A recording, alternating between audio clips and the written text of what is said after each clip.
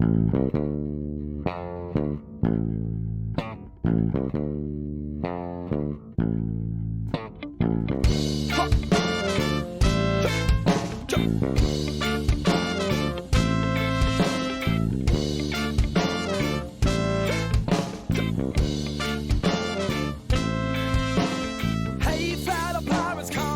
what I say.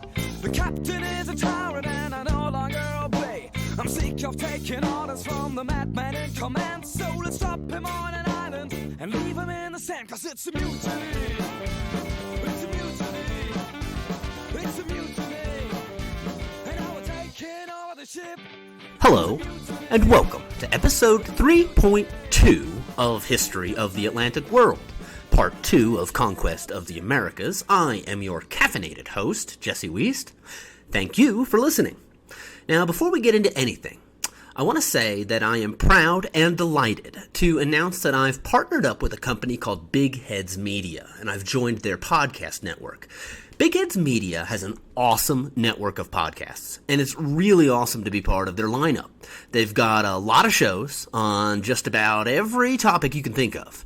And there's a really good chance they've got a few shows that you would enjoy. Now, I'm a huge sports fan. So myself, I've been listening to a couple of their sports shows, the Franchise Tag NFL Podcast and the Dogcast, both of which keep me up to date on my beloved New York Football Giants and my even more beloved Georgia Bulldogs, respectively. Now, of course, Big Heads Media is more than just sports. They're sort of like a Netflix of podcasts, because what they do is sift through the great sandbox that is the internet to find the best podcasts and collect them for people who enjoy listening to podcasts like you and me. Now, needless to say, Big Heads Media has an awesome lineup of history shows. Now, I mean, really, it is an honor to be amongst them. Now, one in particular I've been enjoying is Dear World, Love History, and being the lover of maritime history that I am, I've particularly enjoyed their episodes about the Titanic. Anyway, here's a quick promo for that show.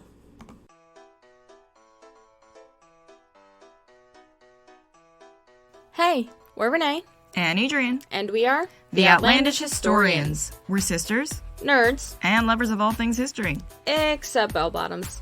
Keep that in the past. Come hang out with us on the Dear World of History podcast, where we'll frolic through time as we chat and geek out over the good, the bad, and the downright ugly history of the world. We promise you don't have to be a licensed historian to travel through time with us.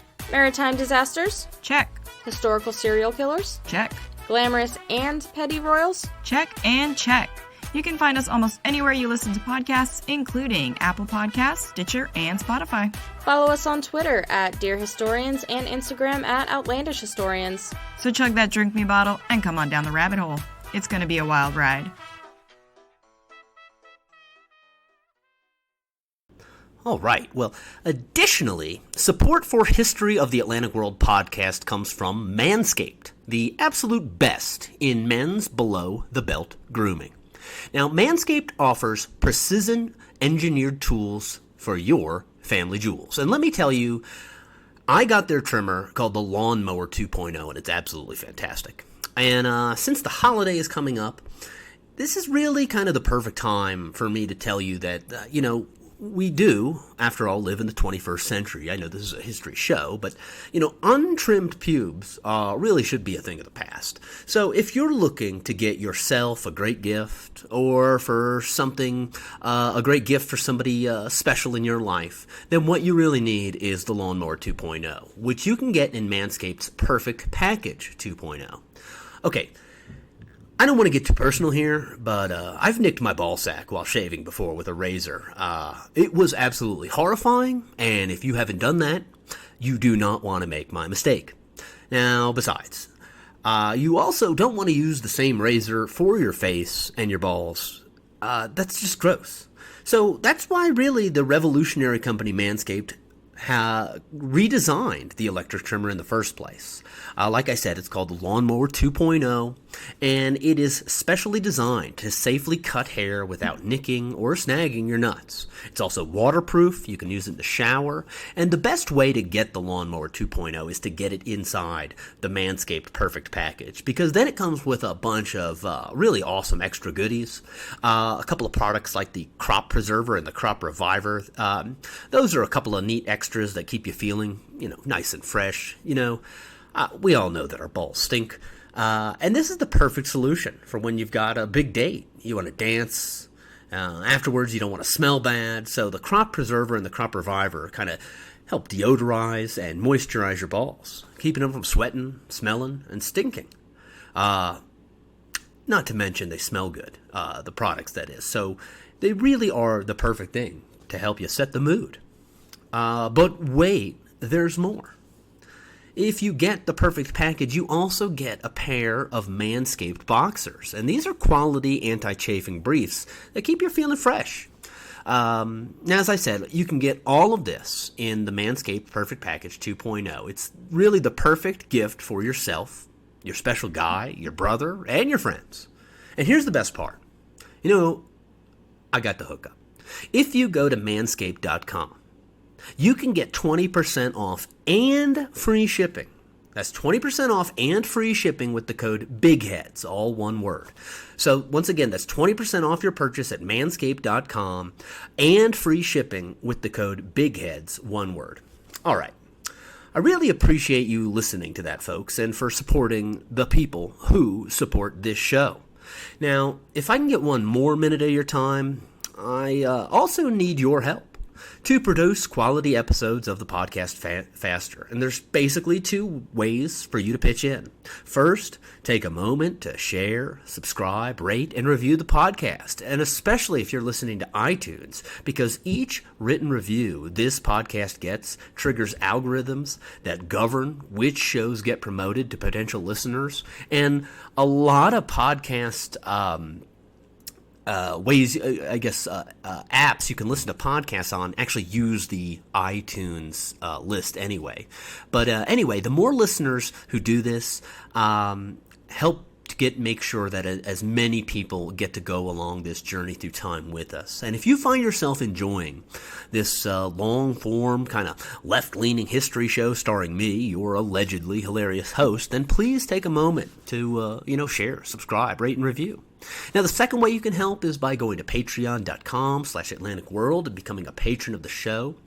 You can do that for as little as $1 per month. And for the amount of content each episode is, that amounts to a tiny amount of money for some excellent history. Now, in addition, I'm weighing a few options as to how to best provide some extras to my patrons. And I don't want to give anything away just yet. But if you check out patreon.com/Atlantic World for updates, I might have a big announcement regarding that very soon. Maybe even on next episode.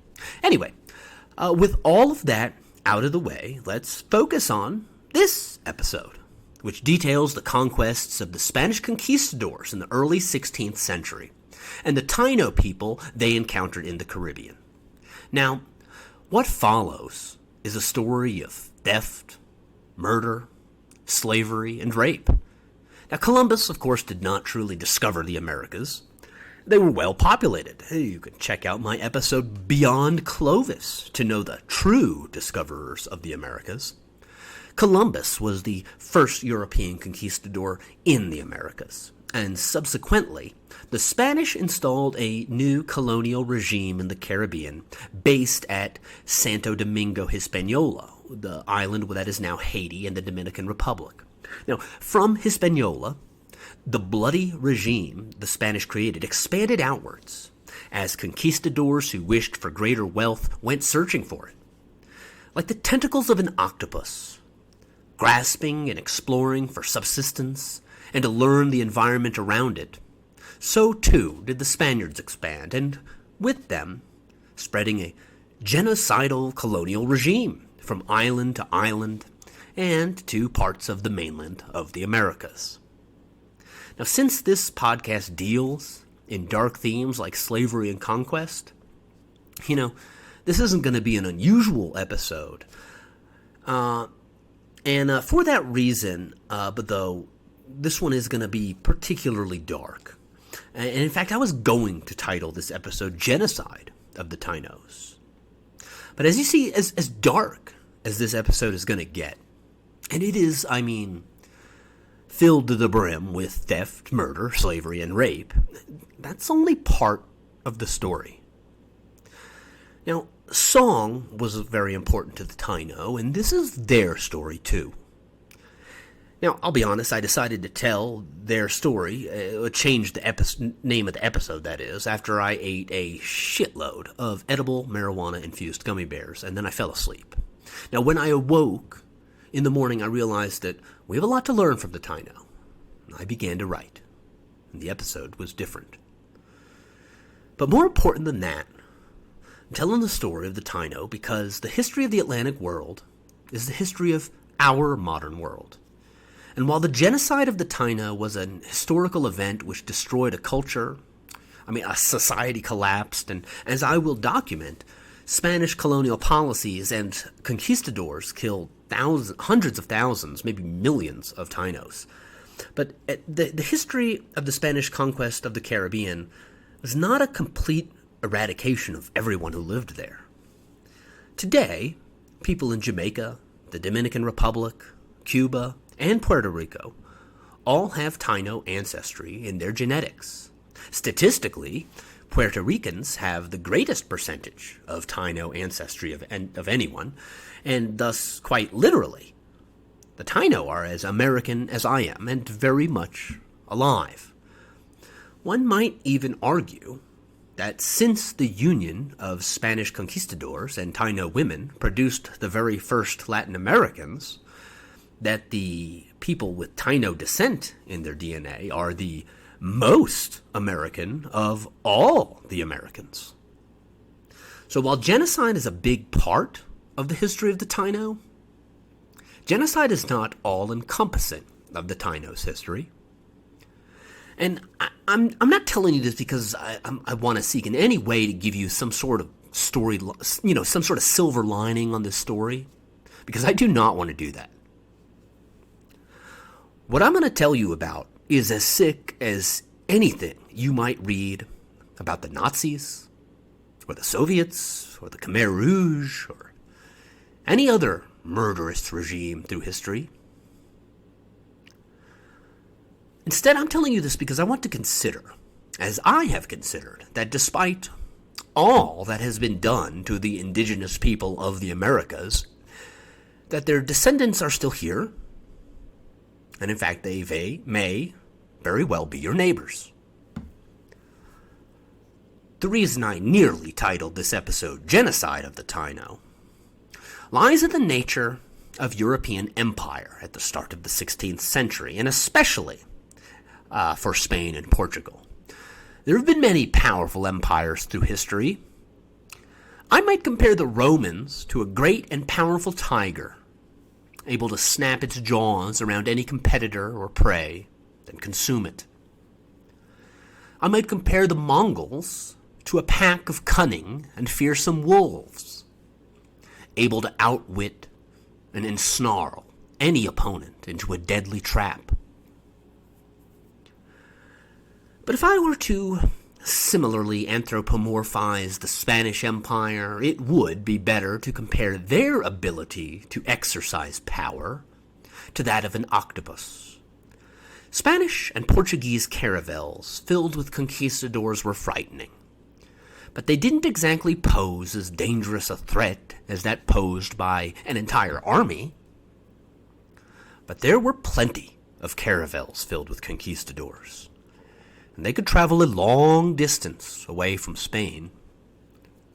And while often those Spanish caravels ended up accomplishing nothing more than a bit of exploration, maybe mapping some coastlines and engaging in light trade and raiding, sometimes those Spanish tentacles managed to secure themselves in foreign lands, and from those beginnings began to wrap around and squeeze distant parts of the globe, and once that happened, Spain was able to siphon off whatever it wanted from such a place. Now, part of this episode deals with the expansion of the Spanish octopus from Hispaniola, where Spanish conquistadors meander about, enslaving people and looking for gold, and sometimes pearls, in the Caribbean and along the American coastline. They slowly discover the enormity of what they have stumbled upon. Now, basically, I'm going to stop there, because our next episode is going to focus on conquistadors like Vasco Núñez de Balboa, the first European to gaze upon the South Sea, or what you would probably call the Pacific Ocean. But anyway, relatedly, we're going to talk about the nature of the Spanish colonial system that developed in the wake of these successful conquests. The Spanish colonies were focused on obtaining gold and other sources of easily transferable wealth. And they were focused on this to such an extent that, in my opinion, many of the Spaniards, most of the Spaniards who engaged in the colonial enterprise kind of lost their humanity out in the Caribbean. This is the principal reason why the Spanish colonial system directly led to genocide on a massive scale for the Taino and other people who lived in on the Caribbean islands. Now, our guide to examining that genocide is Bartolomé de las Casas, a conquistador who participated himself in the conquest of Cuba before becoming disillusioned with the entire enterprise and spending decades fighting for the rights of Native Americans. Now, before we get into the guts of that discussion, though, we need to talk about the Taino. Because in truth, part of what I'm doing with this whole episode is using the topic of genocide, on all the horrific tales of torture, rape, and murder that go along with it, to introduce you to a culture that I think everyone needs to know better. Now, I know what you're saying. Jesse, why do I really need to know about the Taino? They are just one of the numerous losers of history.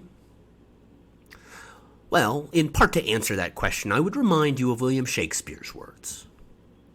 Quote, "There is more in this world, Horatio, than can be dreamt of by your philosophy," unquote. Now, the Taino were a seafaring people whose gigantic canoes plied the oceans. Now, if you've ever been in a canoe or a kayak, then you are likely familiar with the design of their paddles. Now, at night, while most Europeans slept on the floor like a savage barbarian, even the poorest of Taino slept suspended in the air in a hammock. And if you have ever relaxed or napped in the sun while the sun set in a hammock, you can thank the Taino for inventing them. Caribbean meals were cooked in a way, likewise, that was unique to the inhabitants of that region. A means of cooking which the Taino called barbacoa. If you enjoy barbecue, then by all means, thank the Taino for inventing it. Taino society consisted of large allied populations of sedentary agriculturalists who grew diverse crops and who left a far smaller ecological footprint on their surroundings than our own sedentary society, based instead on mono-agriculture and mining the earth, two processes which have destroyed ecologically viable parts of the globe and replaced them with burnt-out, fucked-to-death wastelands. Now, the Taino were an inventive people. They were generally healthier, they ate better, and were happier than most people in the 21st century. So I think we have a lot to learn from them. Also, in part to answer the question of why we should learn about the Taino, I would ask you a question. And that is, have you ever seen the movie White Men Can't Jump? Because in that film, Wesley Snipes' character questions whether Woody Harrelson's character understands the difference between the word listen and the word hear. Now, similarly, while I'd like to thank you for listening to this episode, what I'm hoping for is that by the end of it, you're going to hear the Song of the Taino. But first, let's talk about sources. Now, I use a lot of different texts here because we're covering some diverse territory. Starting with John K. Thornton's A Cultural History of the Atlantic World, 1250 to 1820, which is a fantastic overview of just the subject of Atlantic world history as a whole. Dr. Eric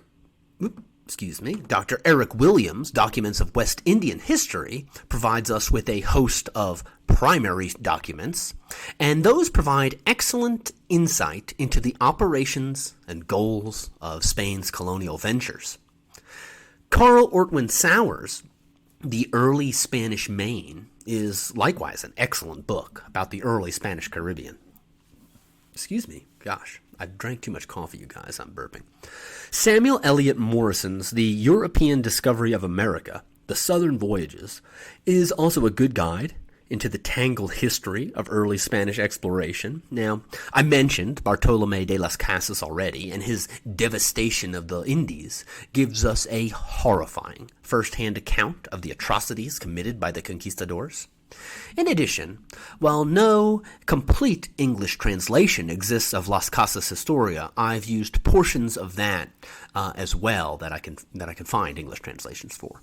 Now, Peter Martyr was another 16th century historian. He wasn't in the Caribbean, but he interviewed an awful lot of the conquistadors, clergy, and merchants who did voyage there. His De Orbe Novo was critical to the construction of this episode.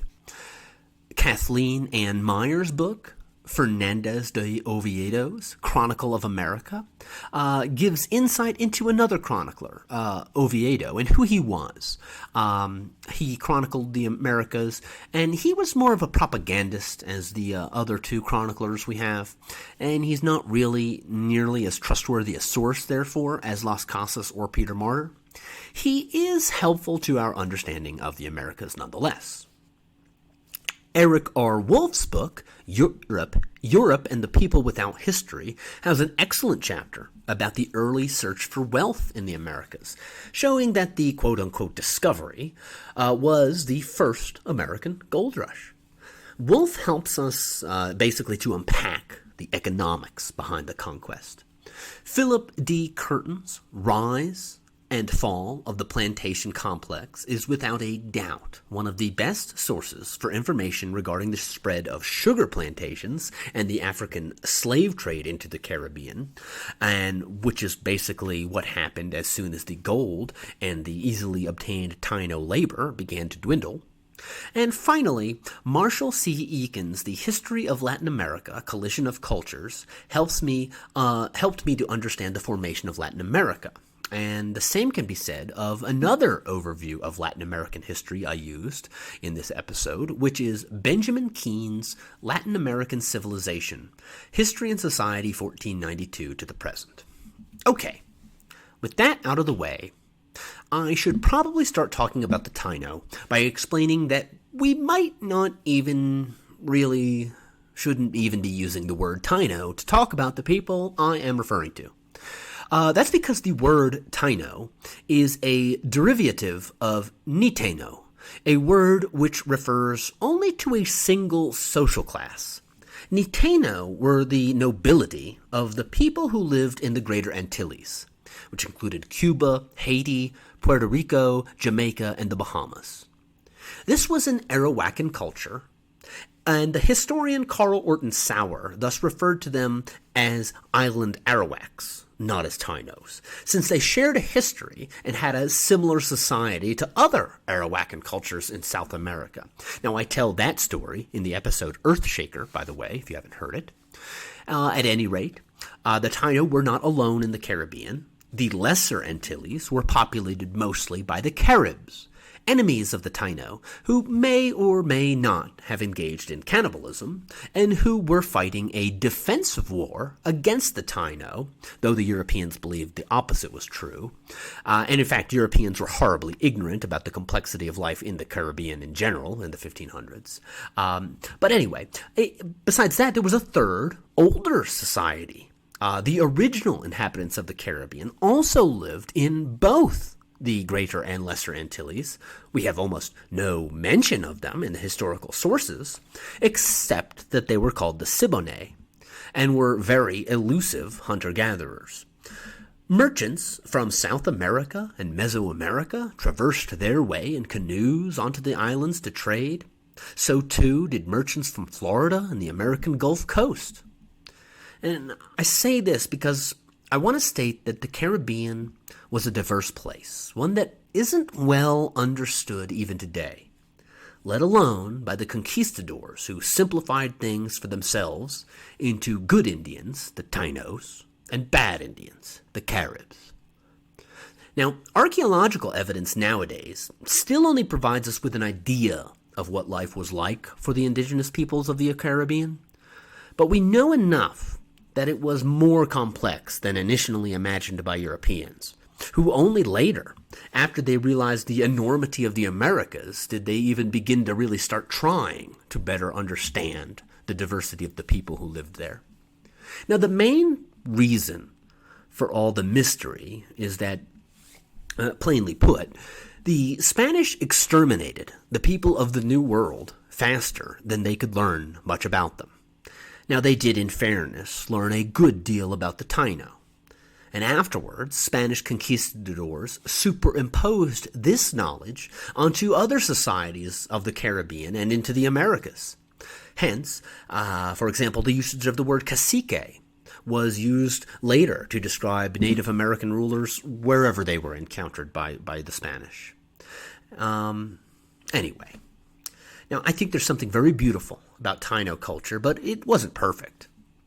I don't want to give you the idea that these were people living, some sort of perfectly pacifistic life before 1492. For example, the Taino attempted to invade and colonize at least one island where Carib people lived, and that is what started a broader war between the two societies. Taino society was also very aristocratic. At the very top were the caciques. There were 5 on Hispaniola, each who ruled a substantial part of the island and who collected tribute from a number of sub-chiefs, each of whom ruled a particular village or district, and who also held the title of cacique. One king or cacique on Hispaniola, named Behechio, ruled 300 lesser caciques. Below the caciques were the Nitanos, the noble class from which Taino is derived. Below the Nitanos were the commoners, and in some Taino chiefdoms, beneath the commoners, was another class called the Naborias. Naborias were slaves captured in war, and since not every Taino society went to war, let alone went to war victoriously, not every Taino society contained Naborias. Peter Martyr tells us that, despite their nakedness, the Taino could be very competent warriors, and further wrote, quote, "It must be admitted that in some places the natives have exterminated entire groups of Spaniards," unquote. Now, their occasional fearsomeness aside, this hierarchical social structure was one of the chief things that the Taino had in common with the Spanish. In both societies, social class was largely determined by birth, especially in the highest ranks. And so the conquistadors often substituted their own terminology for Taino leadership, calling the highest-ranking caciques kings, for example. On the other hand, one thing that made Arawakan culture unique was their highly advanced agricultural complex. Taino agriculture was remarkably different than almost anywhere else in the Americas, except for, other Arawakan societies. The plants grown in the Caribbean were different than the set of crops grown elsewhere. Largely corn, beans, and squash, the 3 sisters, which were nearly omnipresent in giant parts of the Americas. But they were rare in the Caribbean. The Taino instead were the most northernmost example of South American root agriculture. The Taino cleared and prepared their agricultural grounds and then heaped that earth into round, large mounds that were not packed tightly, but were instead built with loose, well-aerated soil where root crops could grow very well. Different plants were grown in the mounds. Inside were roots, on top were upright plants, and on the sides, creeping vines. Now, this variety ensured the soil remained full of nutrients, and since the mound wasn't just planted, but fully covered on top and the sides, it meant that the mounds were well protected against soil erosion. Now, the Taino built clusters of mounds on tracts of lands known as conocos. The mounds worked well on sloped land as well as flat land, and even today there are farmers in Haiti and the Dominican Republic and Jamaica who build conocos still to grow bananas, coffee, and cacao. Now, it was from the conocos that the Taino paid much of their tribute to the Spanish when they arrived. Yucca and sweet potatoes especially were demanded as tribute. Peter Martyr relates that conocos were created by digging a hole, knee-deep in the ground, and the dirt from the hole was then piled in 9-foot square heaps. In each of these, a dozen yucca plants were planted in the center of the mounds.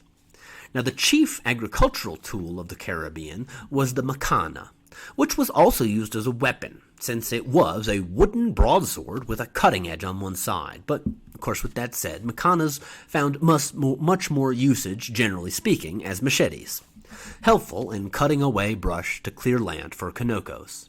On Hispaniola, the Taino built an extensive irrigation systems, quote, with no less art than those built in Spain, unquote, according to one Spanish observer.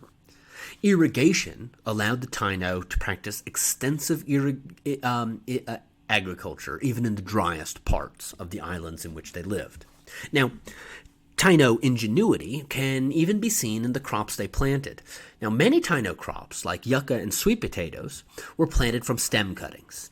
The Taino literally selected what foods they would eat by selecting what plants they would grow. Now, that means that the Caribbean environment was carefully crafted by the Taino. I mean, they exercised a control over their environment.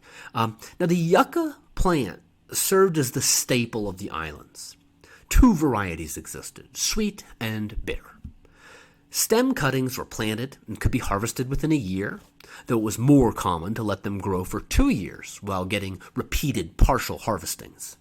Las Casas stated that the first crop was available in a year, the best crop in a year and a half, and the plants would continue to produce for 3 years in total, and were in production throughout. The yucca is indifferent to acidic and alkaline soils. Some varieties are very tolerant of drought conditions. Once harvested, the roots were grated, drained of their juice, and baked into unleavened flatbread. Yucca bread keeps without deterioration for months, even in humid conditions, and it's much more nutritious than bread made from, say, wheat or corn. But modern commerce, organized for mass harvests, and which was first practiced in the Caribbean by the Spanish in the form of the sugar plantation, isn't really suited for the yucca, which in contrast of one big harvest offers continual mini harvests. And so it's kind of really been overlooked by the modern world. It's a little hard to find, but tasty. Now, the sweet potato was second in importance to the yucca. It produced fewer calories than a yucca plant overall, but it had the advantage of being ready to harvest in only 4 months' time. The leafy vines also helped cover the conocos, which prevented erosion. Now, the sweet potato also came in 2 varieties, the age, which was not technically sweet, and the batata, which we are familiar with, which was sweet and highly prized by the Spanish, which is why it's much more common than the age. The Spanish loved making sweet potatoes into conserves. In addition, other roots like yautia, which is popular in Puerto Rico today, arrowroot, yeren, and yampi were also grown in the conocos, as were peanuts.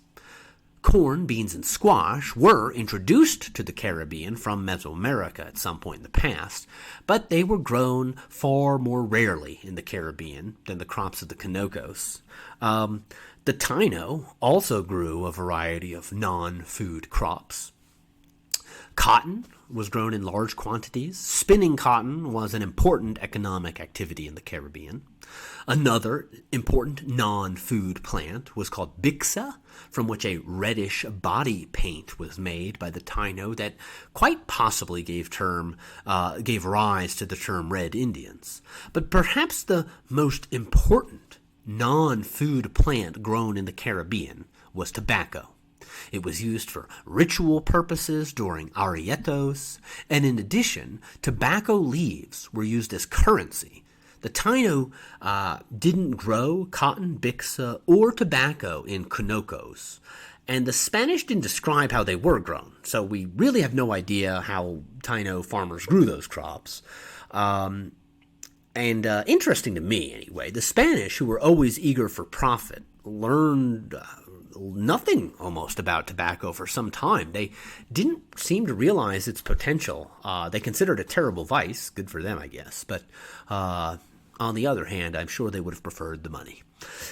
The Taino probably grew their cotton in orchards amongst the pineapples, apples, and endless other tropical fruits, which the Taino also grew in orchards.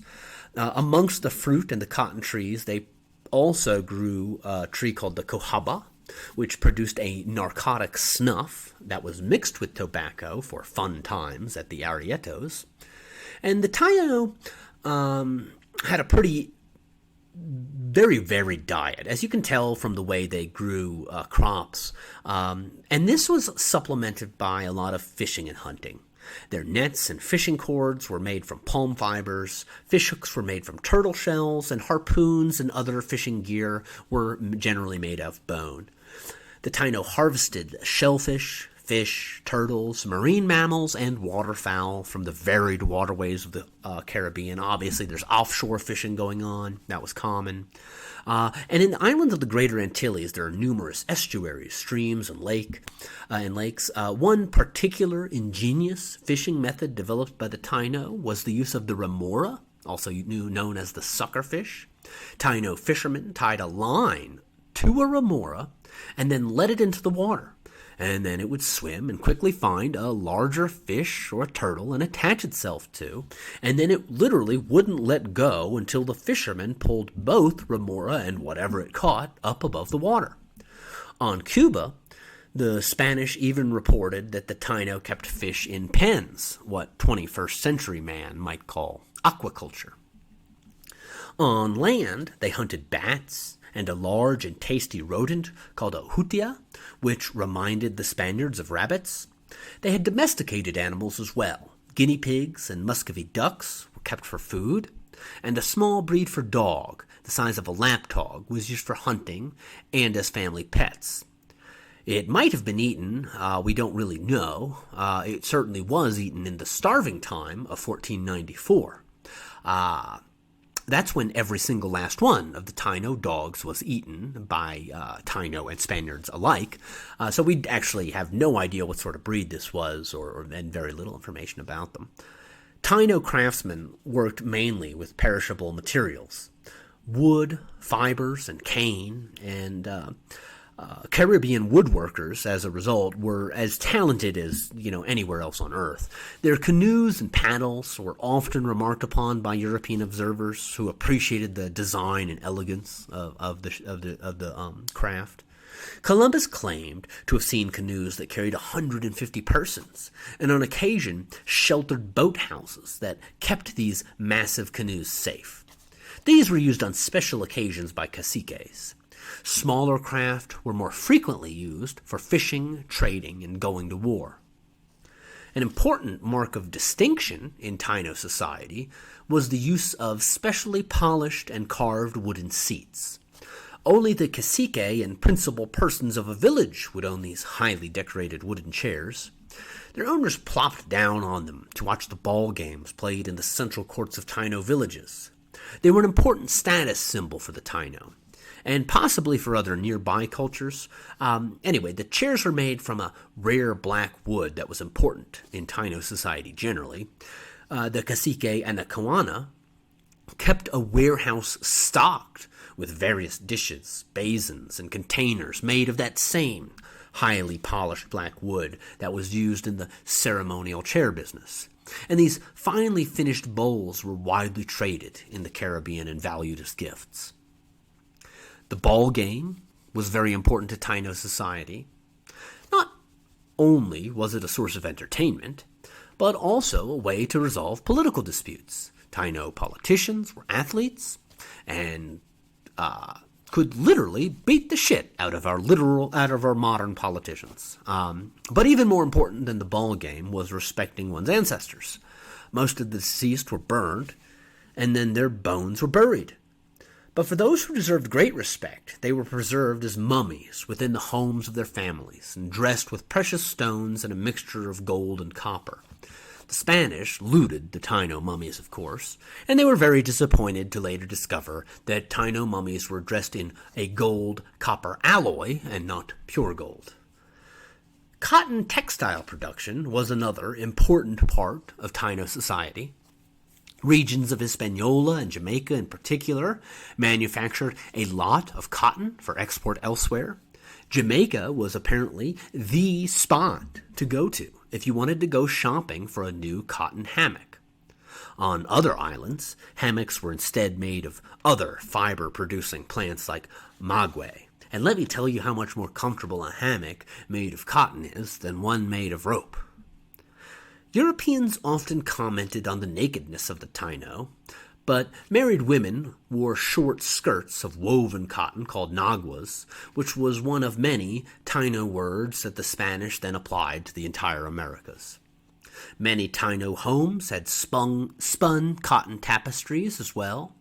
These could be very ornately decorated with gold and gemstones, and so, of course, they were all stolen by the Spanish. Now, the gold-copper alloy that was made not by the Taino, but by metalsmiths in Central America and modern-day Venezuela, and Colombia as well. It was the most valuable metal in Taino society. The Taino didn't create metal compounds themselves. Gold was the only important metal that they used. It was used as decoration and for jewelry and art, so it was highly valued, but not in the same way as it was by Europeans.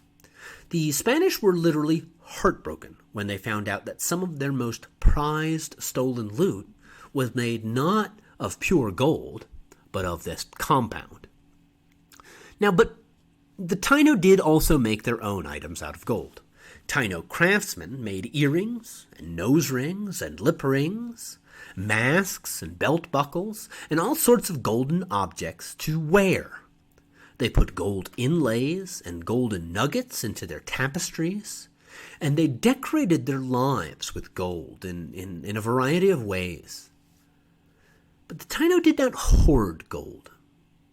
They did not base their currency upon gold, and they certainly didn't lust after it. Gold did not hold intrinsic value in the Caribbean, nor not much. But golden objects did have value for their artifice. So for the Taino, a ceremonial golden belt buckle that a cacique owned was a very valuable item. A Spanish gold bar, which might weigh 4 times as much, was practically worthless. The Taino hammered gold nuggets into very thin sheets. It was a tedious process, and this was used to create a thin gold foil, and they used that to create jewelry and art. The golden belt buckles used by the Taino were badges of distinction. These were golden images made of pounded golden foil that were attached with pitch to a belt. Taino women similarly distinguished themselves as being important nitenos by wearing gold headdresses or armbands. The Taino were familiar with where they could get gold when they wanted it, and it was plentiful enough for their purposes. But they didn't systematically exploit the land to obtain every ounce of gold they could find. In contrast, The conquistadors were obsessed. They could barely understand why the Taino did not spend their days digging for gold in the heat, why they did not ruin fishing grounds or farmland to systematically dig up riverbeds and sift through tons of sand to find individual grains of gold. But most perplexing to the Spanish was that the largest gold nuggets in the Caribbean often went completely unused because the Taino found that the largest gold nuggets were just too large to be used for jewelry in the first place. The Taino lived in villages, in circular bell-shaped houses that were kept clean. Most of their homes were wood and thatch, with a ceramic chimney placed in the center of the roof. Their belongings in these homes were likewise often made of wood or ceramic pottery or cotton or bone. But most of village life did not exist within the Taino home, but outside in the town square. This is where the ball game was played, where the arrietos were held. And these two events, essentially music, dance, and sport, were the most important entertainments in Taino society. Peter Martyr gives us a great description of an arrieto, which was a huge party where everyone in town sang, danced, and got completely smashed. But the arrieto was far more than just a way to have fun, let loose, and find a good dance partner. The arrieto was also the chief means of Taino education. Martyr tells us that the Taino educated the children of caciques in two principal subjects at the arrietos. The first being a general history and mythology of their people. The second being more biographical and focused on the exploits, quote, in time of peace or time of war by their fathers, grandfathers, great-grandfathers, and all of their ancestors. Each of these exploits is commemorated in poems. These poems are called arrietos. As with us, the guitar player, so with them the drummers accompany these arrietos and lead singing choirs. Some of the arrietos are love songs, others are eulogies, others are war songs, and each is sung to an appropriate air. They also love to dance, and they are more agile than us, first, because nothing pleases them better than dancing, and second, because they are naked and untrammeled by clothing, unquote. Now, I find a lot to admire in studying the Taino, but what really impresses me about Taino society was the size of their population. The earliest European observers who saw the Caribbean, as it was in its original condition, were all very impressed by the population of the Taino, especially on Hispaniola. And likewise, they noted that the Taino population was least on Cuba, which goes along with the archaeological evidence, incidentally. However, until very recently, modern historians and scholars of the, past 100 years or so, and beyond, have asserted that the Caribbean was far more sparsely populated. And if you're of that opinion coming into this episode, you might find what follows very shocking. Now, during the 20th century, scholars of the Caribbean settled on a number of about 100,000 inhabitants on Hispaniola before the invasion of 1492. And a similar number was postulated to have existed on the other islands of the Caribbean controlled by Taino caciques. Now, the early Spanish sources put the number at over 1 million. Now, the discrepancy between the early estimates given by the Spanish and the more modern estimates are just irreconcilable. Now, in part, believe it or not, few scholars working in the Caribbean were familiar with Spanish sources until relatively recently. Now, this might seem incredible, living as we are now in an age of information. But the vast majority of archaeologists who studied the Caribbean until, say, about 50 years ago had very little knowledge, if any, about the Spanish accounts. Some didn't read them and had no idea what the conquistadors had to say on the matter. Others read them and dismissed them as boastful overestimations by Spanish knights seeking greater glory.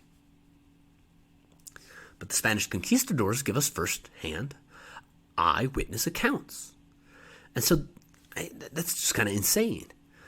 Now, I don't want to get too distracted here, so I'm going to be very brief in saying this, but historians and archaeologists have, until very recently, been working completely separately from each other, much to our detriment, if we want to best understand the past. Angel Rosenblatt was the most well-known archaeologist of the 20th century who operated in the Caribbean and read Spanish colonial documents. Before even beginning to dig, though, Rosenblatt was convinced that the Caribbean held a small pre-Columbian population, and so he concluded that they really had no merit, they weren't barely even worth studying. Rosenblatt believed the Spanish had just magnified their own deeds and by exaggerating the number of natives they encountered. In contrast to Rosenblatt, the earliest Spanish reports state that at the beginning of the conquest of Hispaniola, the island contained no fewer than 1,130,000 inhabitants. That was the number cited in a report by a certain Cardinal Cisneros back to King Charles at the beginning of 1518. Our good friend Oviedo gives us a more rounded number. He says more than 1 million lived on Hispaniola. Oviedo and others worked from information given to them by Columbus, who, quote, repartió la tierra y más de 1 millón de indios, unquote. I apologize for my probably terrible pronunciation, but in English, he repartitioned the land of more than 1 million Indians. This earliest repartimiento escaped historical attention for a very long time, and thus it escaped the later attention of demographers. But now we have access to these documents, and the reports are hard to ignore.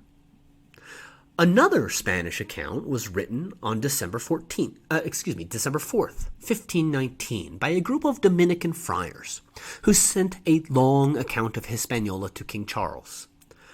The friars noted, quote, with regard to the early days, the number of persons amounted to 1,100,000, and these were counted by the Adelantado himself, unquote.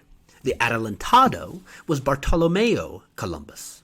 The Dominican letter also referred to other contemporary estimates in the early 16th century.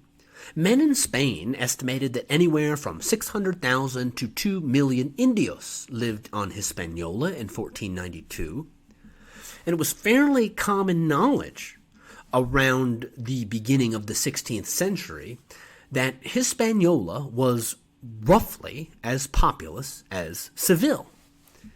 Now, you might be asking me, Jesse, why would you be so certain that the figure of 1,300,000 is correct? Why not 600,000? Why not 2 million? Well, in the words of Carl Ortwin Sauer, the, quote, oft-repeated figure 1,300,000 was not taken out of thin air, unquote. In 1495, Columbus decreed that all Indians on Hispaniola should pay a tribute in gold to be collected through their caciques and then left for Spain.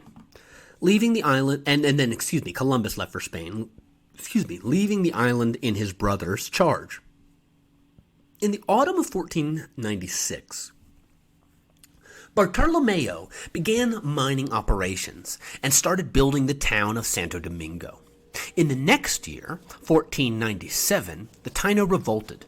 The system of native tribute had broken down, and as such, Carl Ortwin Sauer makes a pretty persuasive argument that Bartolomeo therefore conducted his survey of the Indian population of Hispaniola in the spring or summer of 1496 before he really finished the construction of Santo Domingo.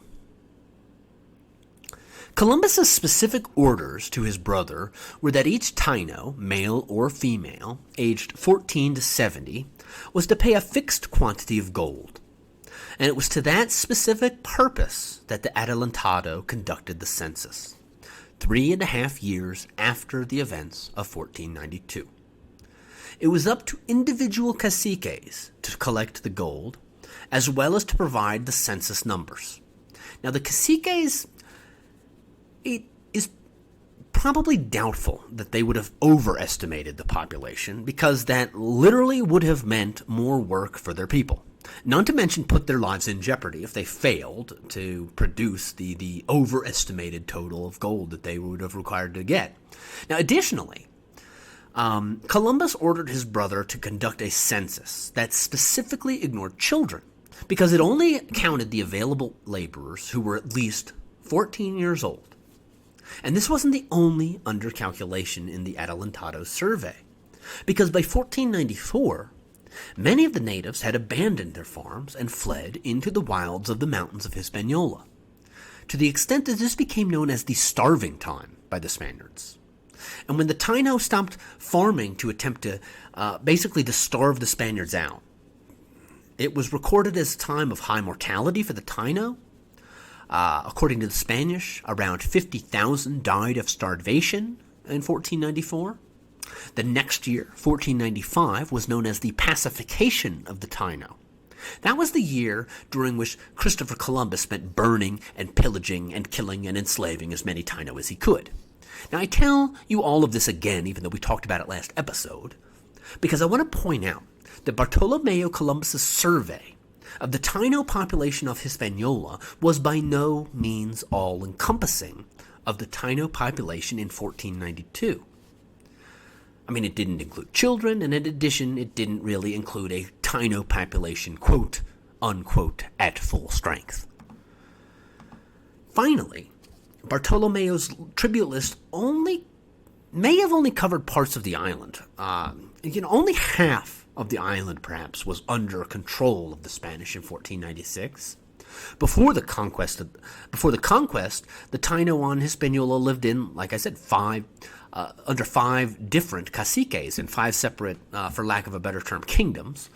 And Bartolomeo's census really didn't include the population, probably, for all 5 of these separate political units. A couple of them were completely free. So the information we have about the other nearby islands to Hispaniola also seems to confirm a very large population in 1492. While he was governor of Hispaniola, Columbus gifted his friend Michel de Cuneo an island which he called Bella Soana. Cuneo reported that his new possession, quote, has about 37 villages with at least 30,000 souls, unquote, which is a very reasonable estimate for that number of villages. Now, during the governorship of Nicolas de Ovando, the island of Bella Soana was depopulated and quickly uninhabited and overgrown with woods and brush. But anyway, Ovando ruled Hispaniola from 1502 until 1509, at which point the indigenous population was in an advanced state of decline.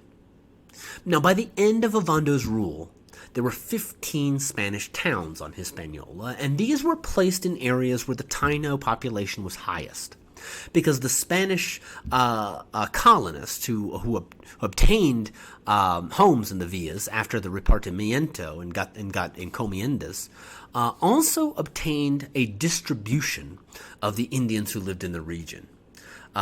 So the 15 Spanish towns were always built near the large Taino population centers, and so that gives us a pretty good idea about the distribution of the Taino population on Hispaniola, but far less is known about the actual number or location of most Taino villages.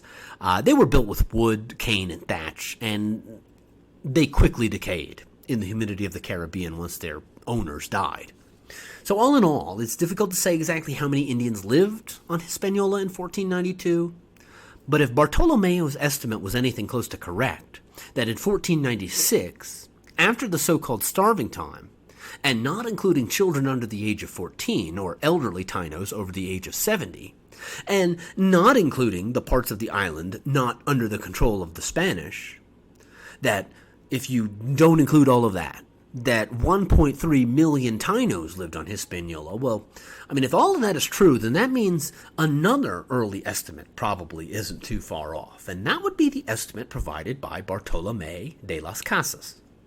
Las Casas believed that Hispaniola, the island in the Caribbean now comprised of the nations of Haiti and the Dominican Republic, had a native population of roughly 3 million people in the year 1492.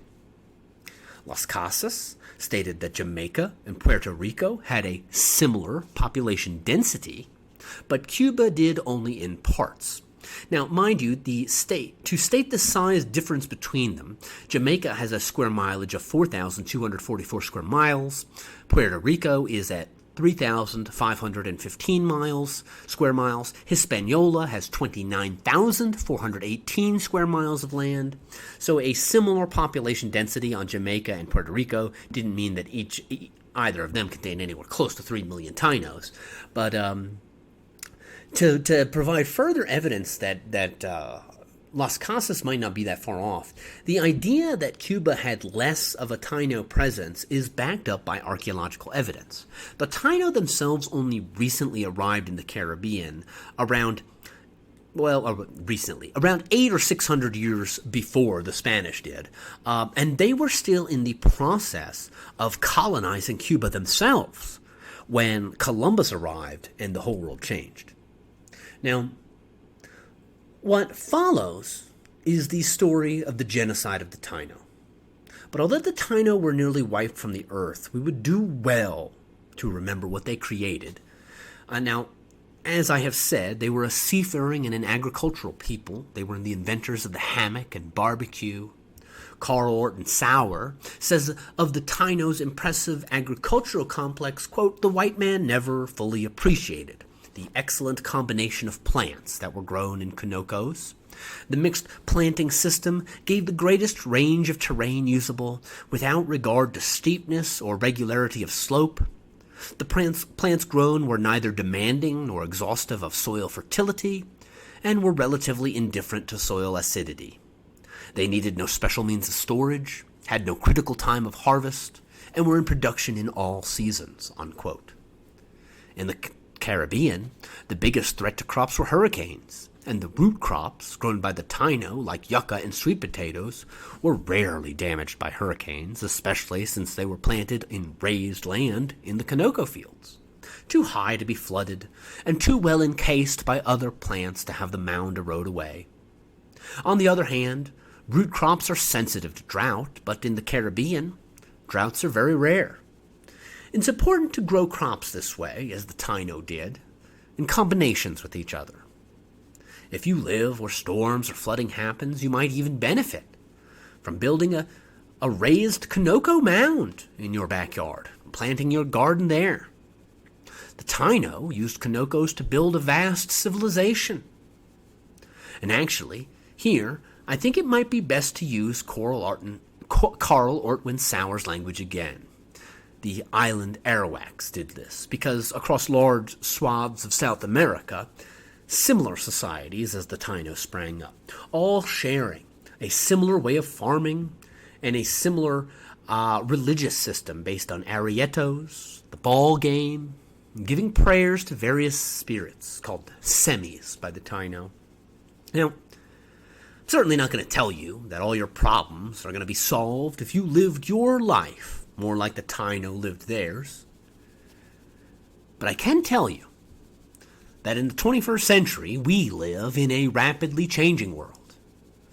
That means we have, and in part, that is a result of the unbalanced relationship that our society has with the natural world. Our food systems are based far too much on mono-agriculture.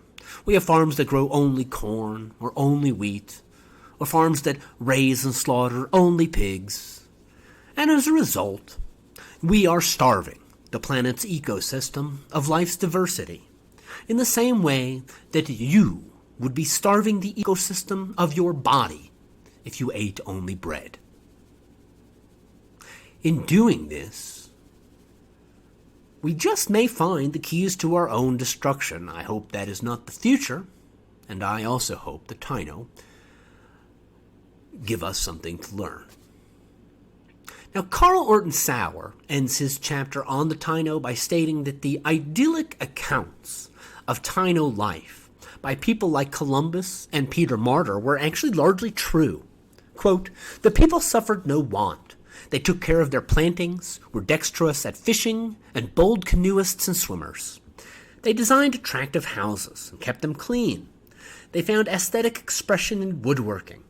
They had leisure to enjoy diversion in ball games, dances, and music. They lived in peace and amity." Unquote. Now that might be taking it a little far. They were literally at war with the Carib peoples at the time. But with that said, he's largely right. Now, before we turn our attention to how all of that changed, first let's do some math. And I really, seriously, I know, nobody hates math as much as I do. But we need to do just a little bit of math. I should say I need to do just a little bit of math. Because I'm making a pretty extraordinary claim this episode.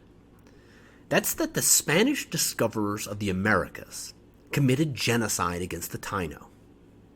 Now, one of the most common assumptions about the pre-Columbian Americas, and I don't just mean by lay people, but even many historians and so-called experts, is that the pre-Columbian population of the Americas wasn't all that big to begin with.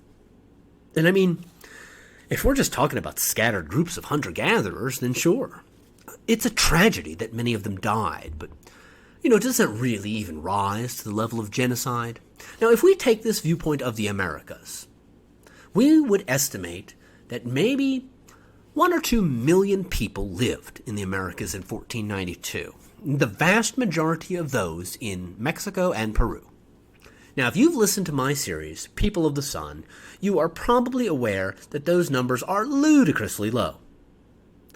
If we instead listen to Bartolomeo Columbus's initial estimate of the Taino population on Hispaniola, we find a number of perhaps 2 million people or more living there in just 1496. And thus Las Casas' extrapolated figure of 3 million Tainos on Hispaniola in 1492 at the first moment of first contact. And here's where some math is going to come in. So let's start with the square mileage of Hispaniola. That's 29,418 miles. Now we have a population estimate, and we have a square mileage. So for Hispaniola, I can find out the population per square mile. And forgive my being American and not using the metric system, by the way. So theoretically, I could extrapolate from that number to get an estimate on the population for all of the Americas, right? Well, let's start with the Caribbean, because that's the most difficult part to measure. Hispaniola was easy, but I have to look up each individual island and add up the sum for the total mileage.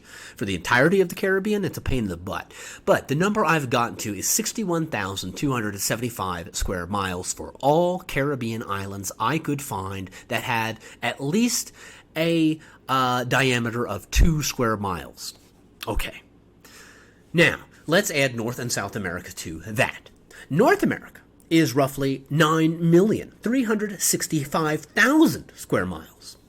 South America is roughly 6,888,000 square miles, and altogether that is 16,314,275 square miles, give or take, if my math is correct. Now, I can't just take the Hispaniola numbers and apply them to the entirety of the Americas. There are mountain ranges, deserts, the Great Plains, tundra at both ends of the Americas. There's plenty of spaces where not a lot of people lived. People kind of did live everywhere, but, villages and cities only emerged in places where enough food and water was available, such as on Hispaniola. So if we're going to make any use of the population number of Hispaniola, I'm going to have to scale down that estimate, I think. Let's take for starters Bartolomeo Columbus's initial estimate of 1496, that 1.3 million Tainos lived on Hispaniola. Now, I think that might even be an undercount based on my readings, but we're not going to go with that figure. Let's say in 1492 only 250,000 Tainos lived on Hispaniola, which would mean that on Hispaniola there were 8.5 people per square mile.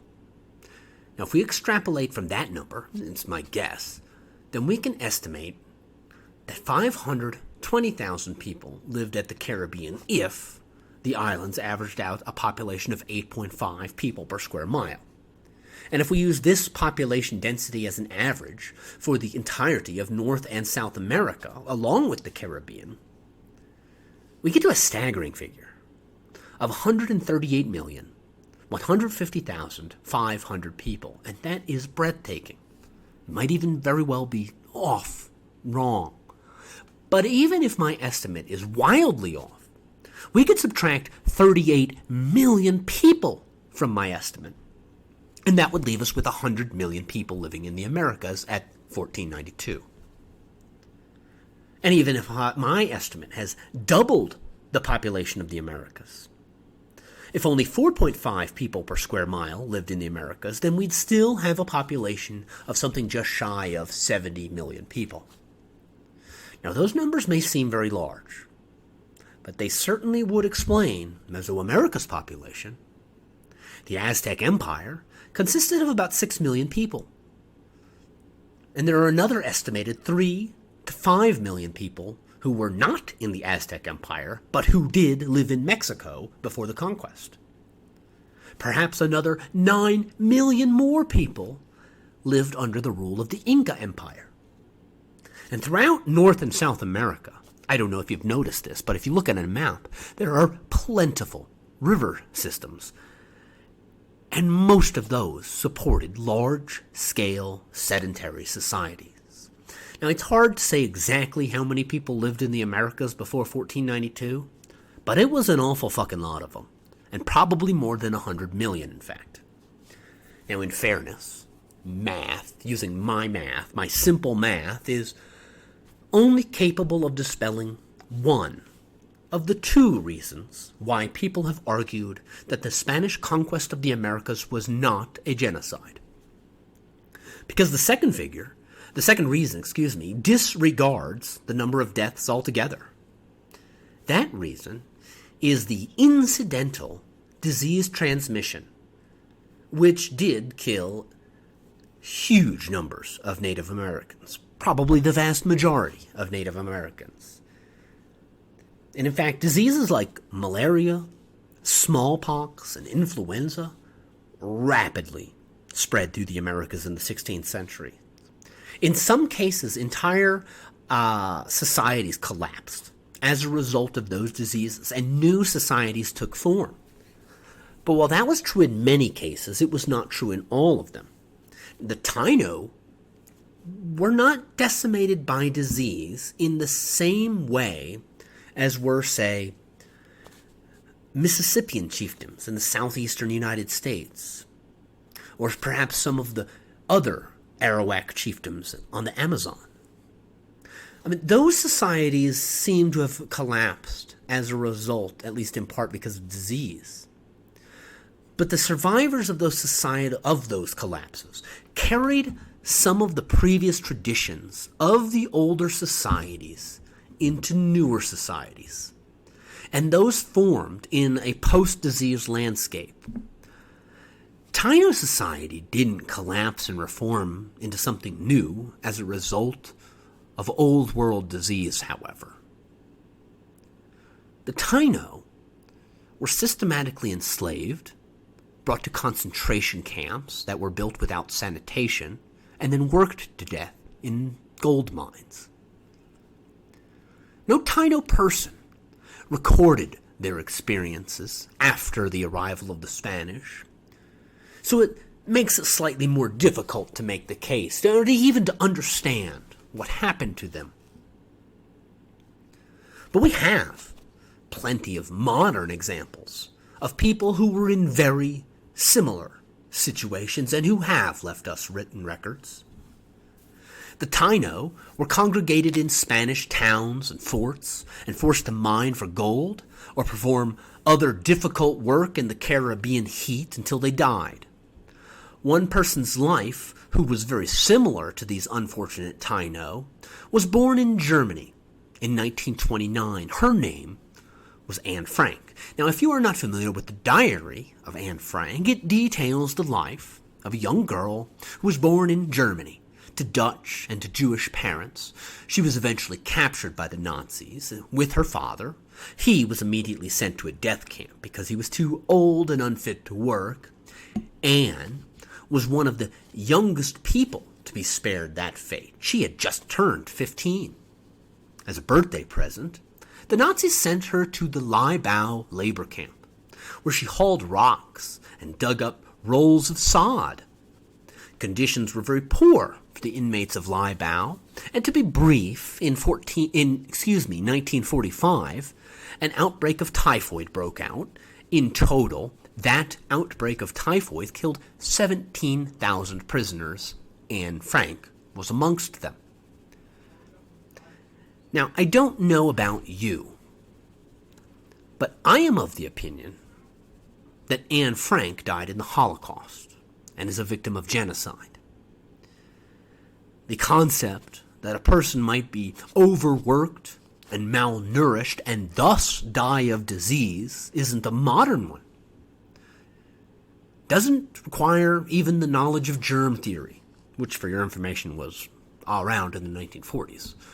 But regardless, while the Spanish might have been surprised at how quickly the Taino were dying, I cannot absolve them of genocide because it was a systematic effort. Now, I'm not saying that all the Spanish conquistadors were just a bunch of Hitlers and Gorings, because that's not true. I mean, some of them were just butchers. But for a lot of them, the genocide was incidental because they were focused on themselves. They certainly weren't focused on the humanity of the Taino. They were focused on obtaining wealth, getting gold, and the Taino were a means to wealth. And that was what was really important, gold, getting gold. And you gotta crack a few eggs to make an omelet. That's basically the attitude that most Spanish had towards the colonization of the Caribbean. So that's basically why the Spanish octopus spread out, to look for more gold. This gold-seeking, colonizing force conquered the Taino and then continued strangling the life from them in an effort to extract every ounce of gold from the Caribbean as was possible.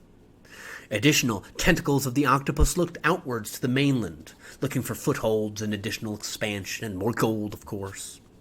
That's why I've coined the term the Spanish octopus. Marshall Eakin, author of the History of Latin America, writes, quote, "The Spanish moved through the conquest of the islands in what he called a stepping stone process," unquote. Now, we all know that my metaphor is better, but that, admittedly, that's still a pretty good way of describing the process by which the Spanish moved outwards. Now, Hispaniola was the base of operations from which the conquest of Cuba was enacted, and likewise, Cuba the base of operations from which the invasion of Mexico stemmed from. And the conquest itself operated on a seniority system. The senior members of an expedition got the most land, Indians, and gold. In turn, those who got smaller shares often led later arrivals to the Caribbean looking for more gold and land to conquer. The crucible kind of served as the crucible of the Americas for the Spanish, to again quote Eakin, a place where the Spanish developed the colonial processes and policies that were then replicated on the mainland. Philip Curtin, who is an absolute giant in the field of Atlantic history, by the way, argues in his book The Rise and Fall of the Plantation Complex that the Spanish colonial process was in constant tension between two forces within Spain. One, who wished to break out of imperial control, and these were the freelancing conquistadors who wished to plunder the Americas. They wanted to capture whatever booty they could find and escape whatever obligations to the Spanish crown and government they could. And also the other force, the force within Spain who wished to extend imperial control, bureaucrats and agents of the crown who sought to create institutions capable of governing these overseas territories. Now, the tension between these two forces within Spain meant that as soon as the monarchy was able to establish control of Hispaniola, the freelancing conquistadors escaped by fanning out across the Caribbean to Jamaica, Puerto Rico, and Cuba, as well as onto mainland North and South America eventually. And in turn, the Spanish bureaucracy followed. Now, the genocide of the Taino began under Christopher Columbus, as we talked about last episode. And it accelerated after he was removed from power. Francisco Bobadilla was made governor on May 21st, 1499, and he spent the 2 years of his governorship of the island warring against rebelling Tainos, and through war and enslavement, he was able to get the gold mines fully operational and profitable. Back in Spain, Bobadilla, though, was thought to have allowed the colonists perhaps a bit too large a share of the gold. And I don't know if that's true or not, and perhaps that was the incentive which got the gold mines working so well. But either way, Bobadilla was recalled to Spain, and if you will also remember last episode, he never did make it back. Bobadilla and all the gold collected during his reign and before, except for one tiny ship which happened to also have Christopher Columbus's treasure on it. All of those the whole fleet was lost when a hurricane struck in July 1502. And that's basically where we left off. On the arrival of the third governor of Hispaniola, the Fray Nicolas de Ovando. Ovando was along Columbus's second voyage and greatly aided the old Almirante as one of his chief captains in the so-called pacification of the Taino. There, Ovando earned a reputation for cruelty. He literally collected human ears at that time, but he was also apparently quite a charismatic and fairly handsome fellow, and Queen Isabella adored him despite his murderous ways. Anyway, the new governor arrived in April in 1502, along with the fleet carrying 2,500 other people or so. Some were administrators, others intended to settle. Most came to pillage and rape. Before Ovando's arrival, only about 300 Spaniards were alive on the island, which is roughly the same number that had lived there since Columbus was removed from power, and was a fraction of the number who had come in the decade since 1492. These 300 were scattered about the island, some at Santo Domingo, which had port facility and administrative offices, but although otherwise the capital of Hispaniola consisted of little more than some military personnel and a few encomenderos along with their slaves, other Spaniards were scattered about the island in the other Spanish towns, and a few were living in various Indian communities, living as they pleased and where they pleased. And generally speaking, the Spaniards preferred to live as they pleased, as close to as possible as one of the two mining districts. Now, the landing of Ovando and the 2,500 newcomers put an immediate strain on Hispaniola's economy. The soldiers, cocky young hidalgos, government officials, various artisans, religious men, and even a few families, since women and children were for the first time brought from Spain in 1502, well, they all needed to find their way into a place on Hispaniola.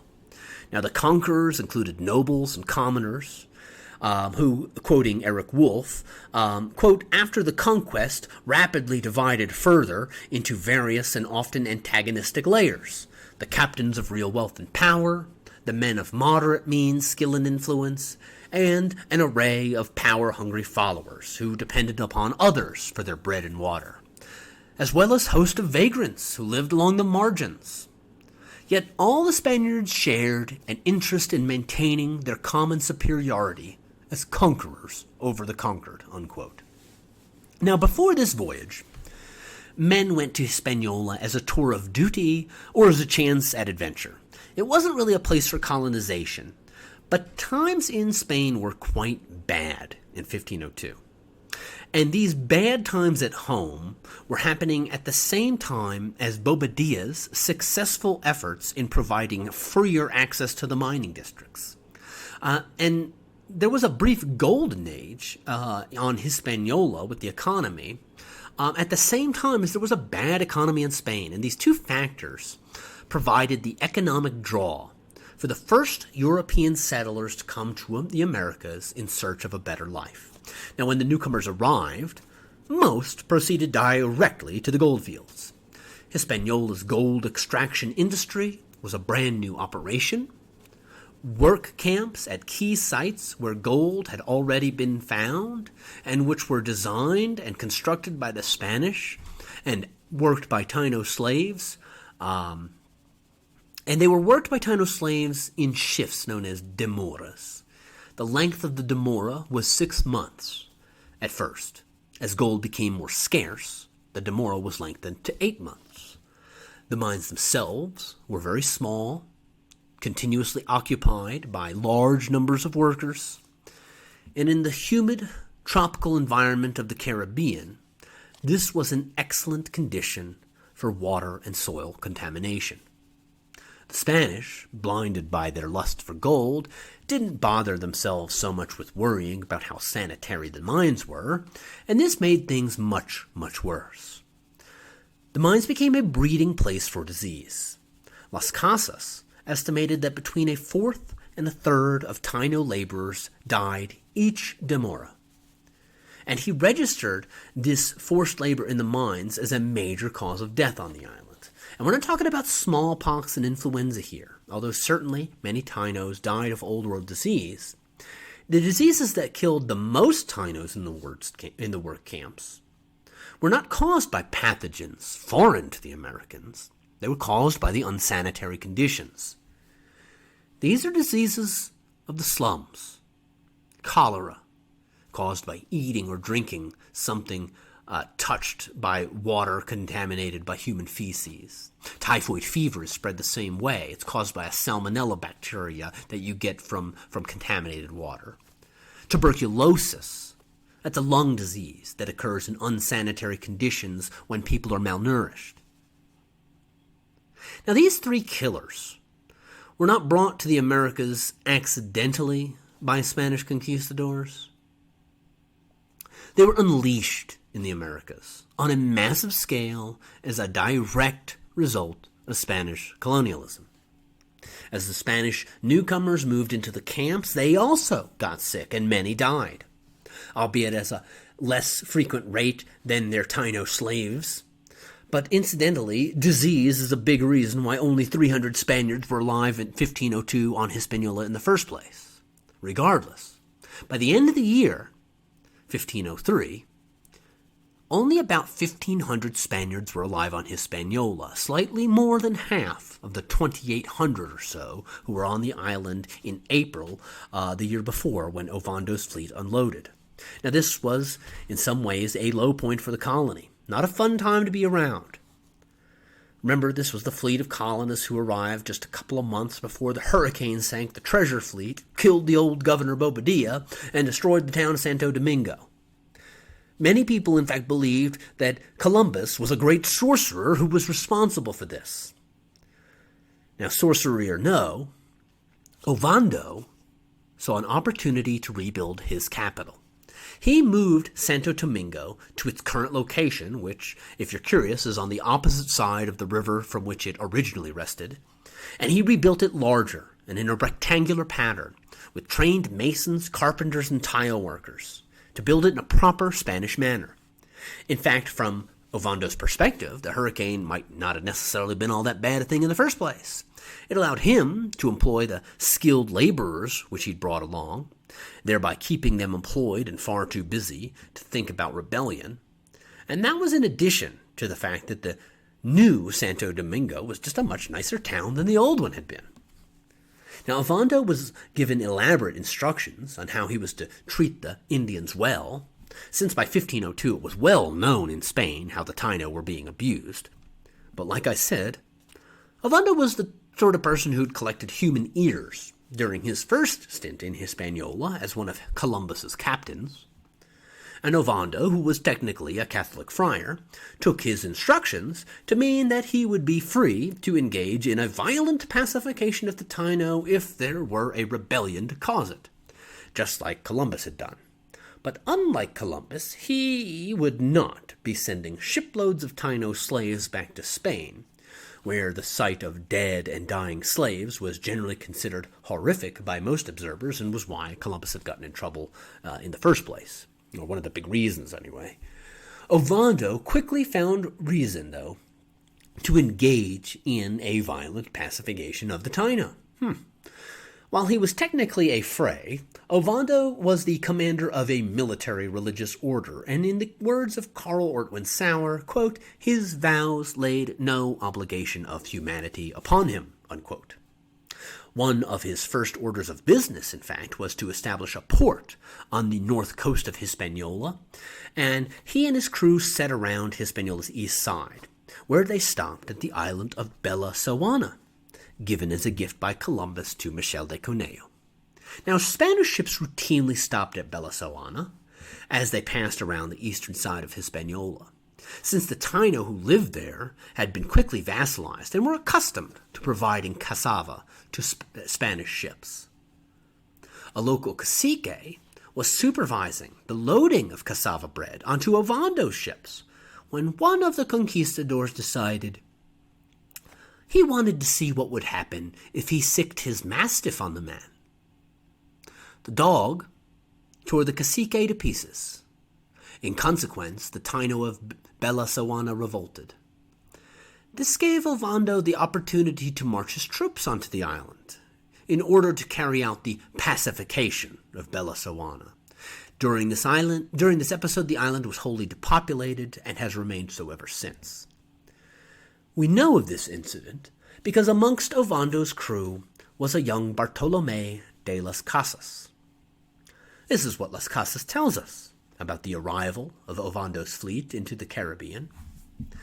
He says the Spaniards disembarked on Hispaniola like ravening wild beasts, wolves, tigers, or lions that had been starved for many days.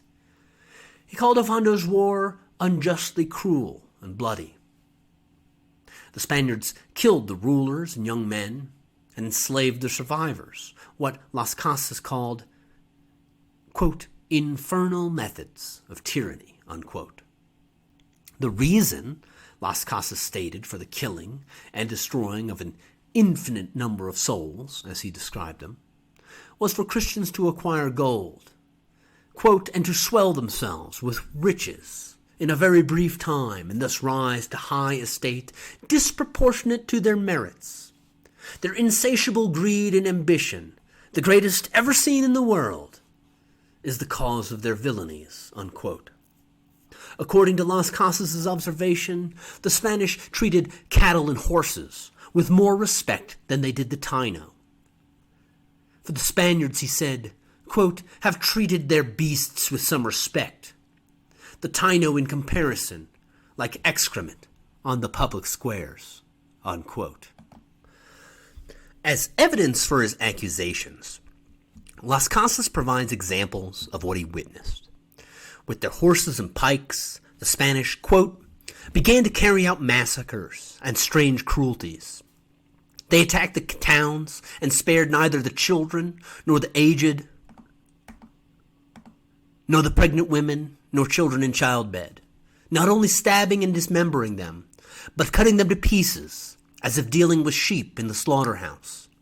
They led bets as to who, with one stroke of the sword, could split a man in two, or cut off his head, or split out his entrails with a single stroke of the pike. They took infants from their mothers' breasts, smashing them by the legs, snatching them by the legs, and pitching them headfirst against the crags, or snatched them by the arms and threw them into the rivers, and roared with laughter, saying as the babies fell, "Boil there, you devil of an offspring."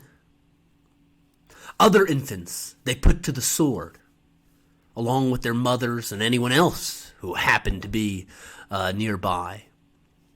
They made some low, wide gallows, on which the hanged victims' feet almost touched the ground, stringing up their victims in lots of 13, in memory of our Redeemer and his 12 apostles, and then set the burning wood at their feet, and thus burned them alive. To others they attached straw, or wrapped their whole bodies in straw and set them afire. With still others, all those they wanted to capture alive, they cut off their hands and hung them round the victim's neck, saying, "Go now, carry the message," meaning, take the news to the Indians who have fled to the mountains. They usually dealt with the chieftains and nobles in the following way. They made a grid of rods, which they placed on forked sticks, then lashed the victims to the grid and lighted a smoldering fire underneath, so that little by little, as those captives screamed in despair and torment, their souls would leave them. Unquote. This is the so-called just war that Las Casas and others fought against. And this, as much, if not more so, than any disease, or all the diseases put together, is what happened to the Taino. Las Casas was not done with what I just read describing atrocities he saw in Hispaniola. Quote, I once saw 4 or 5 nobles lashed on grids and burning. I even recall that there were 2 or 3 pairs of grids where others were burning. And because they uttered such loud screams that they disturbed the captain's sleep, he ordered them to be strangled. But the constable, who was worse than an executioner, did not obey that order, but instead put a stick over the victims' tongues so they could not make a sound, and then stirred up the fire, but not too much, so that they roasted slowly, as he liked. Unquote. The Taino who could fled to the mountains. After the conquest of Bella Sawana, Ovando went to war with the natives of Higüey, the still free Taino state on the eastern peninsula of Hispaniola that was not under the control of the Spanish, but which some of the Taino in Higüey had supported the revolt of Bella Sawana. Bella Sawana was completely depopulated before Ovando offered terms of the peace to Higüey. Henceforth, Higüey would take Bella Sawana's place, supplying cassava and other food as demanded by Spanish ships. The surviving people of Higüey after the war agreed to this, likely hoping that by provisioning the Spanish, they would be able to keep their lands from being placed under repartimiento. After the successful conquest of the East, Ovando marched to the western part of the island in late 1503 to visit the Queen Anacawana in the Taino state of Zaragua. Anacawana played a long role in the history of Hispaniola. She was the widow of Kaunobo and the sister of Behechio, so she was related to 2 of the 5 highest-ranking caciques on Hispaniola in 1492. When her brother Behechio died, Anacawana took his place as the ruler of Zaragua, and the Taino state, which was, like I said, the Taino state on the western side of the island.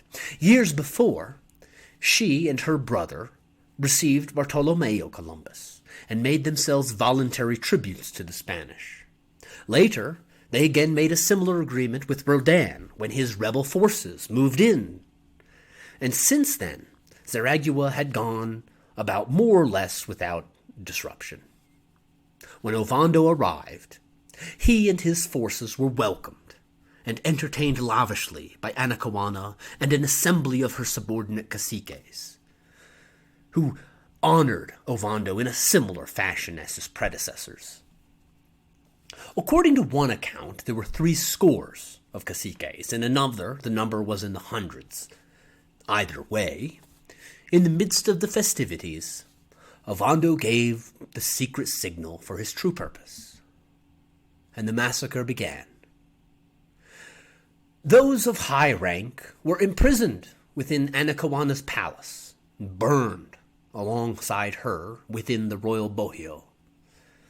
Those of lesser rank were cut to pieces. The queen was not burned in the palace. The queen alone, quote, was reserved for a decent hanging, unquote, according to Las Casas. Quote, those who did not perish in the conflagration were put to the sword or the pike, along with a countless number of the common people, unquote. This was during Columbus's 3rd voyage, and was when he was shipwrecked on Jamaica.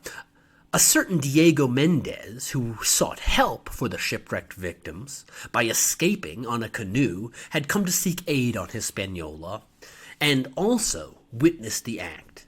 He reported that Ovando, quote, caused to be burned and hanged 84 caciques, and with them Anacawana, unquote. A few people managed to escape the slaughter. They fled to a nearby island.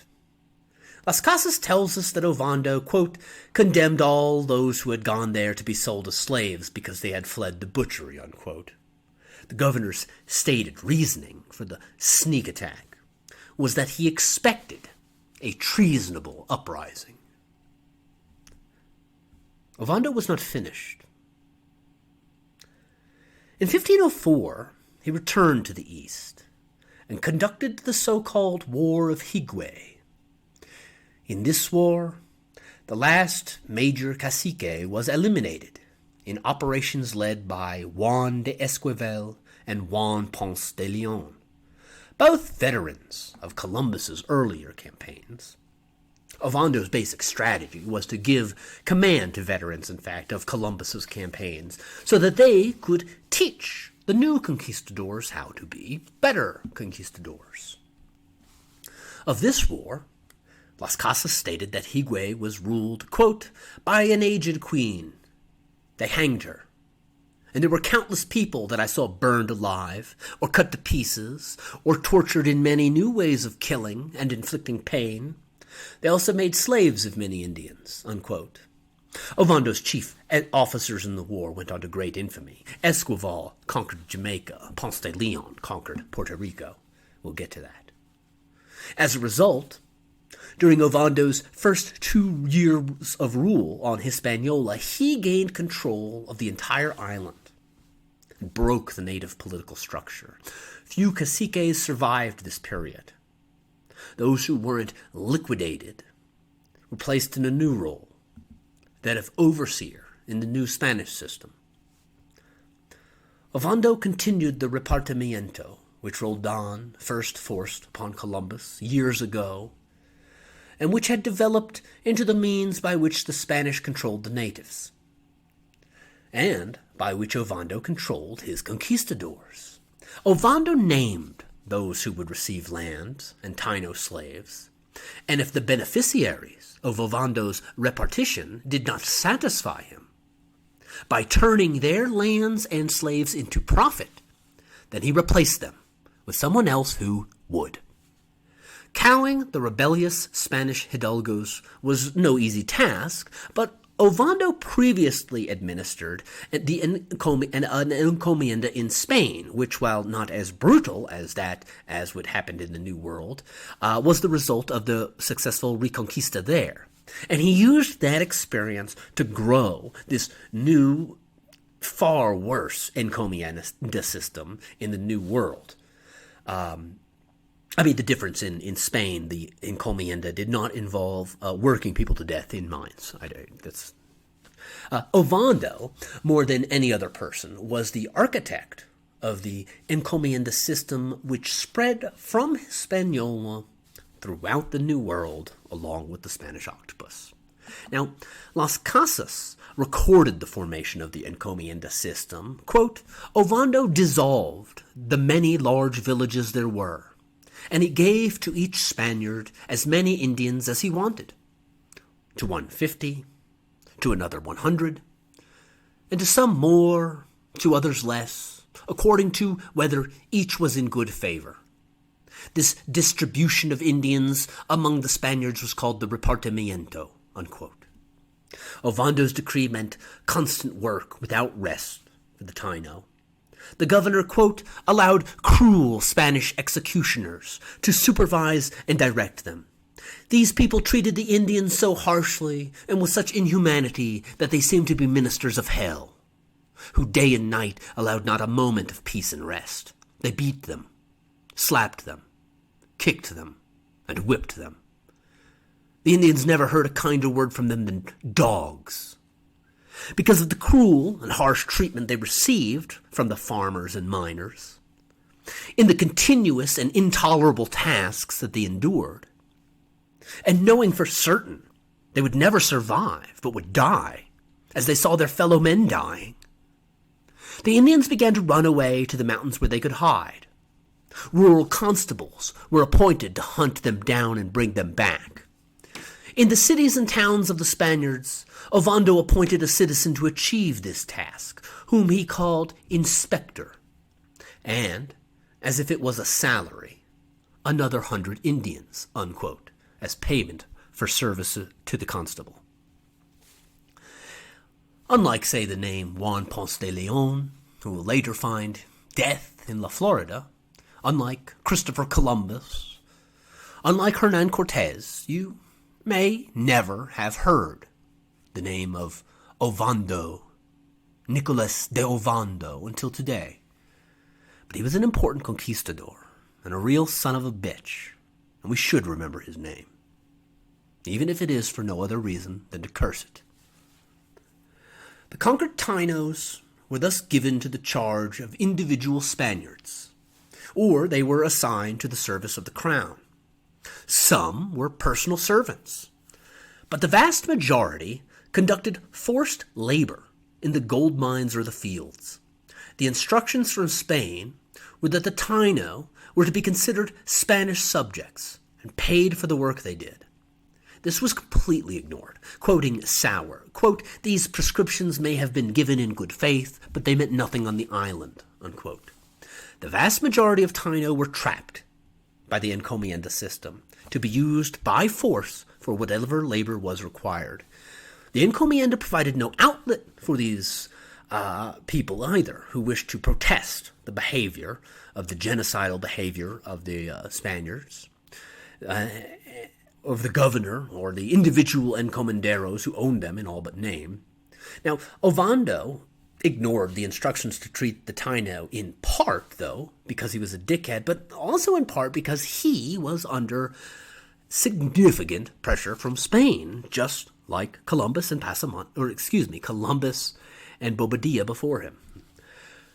Queen Isabella didn't really like Ovando's tactics, but she was on her deathbed.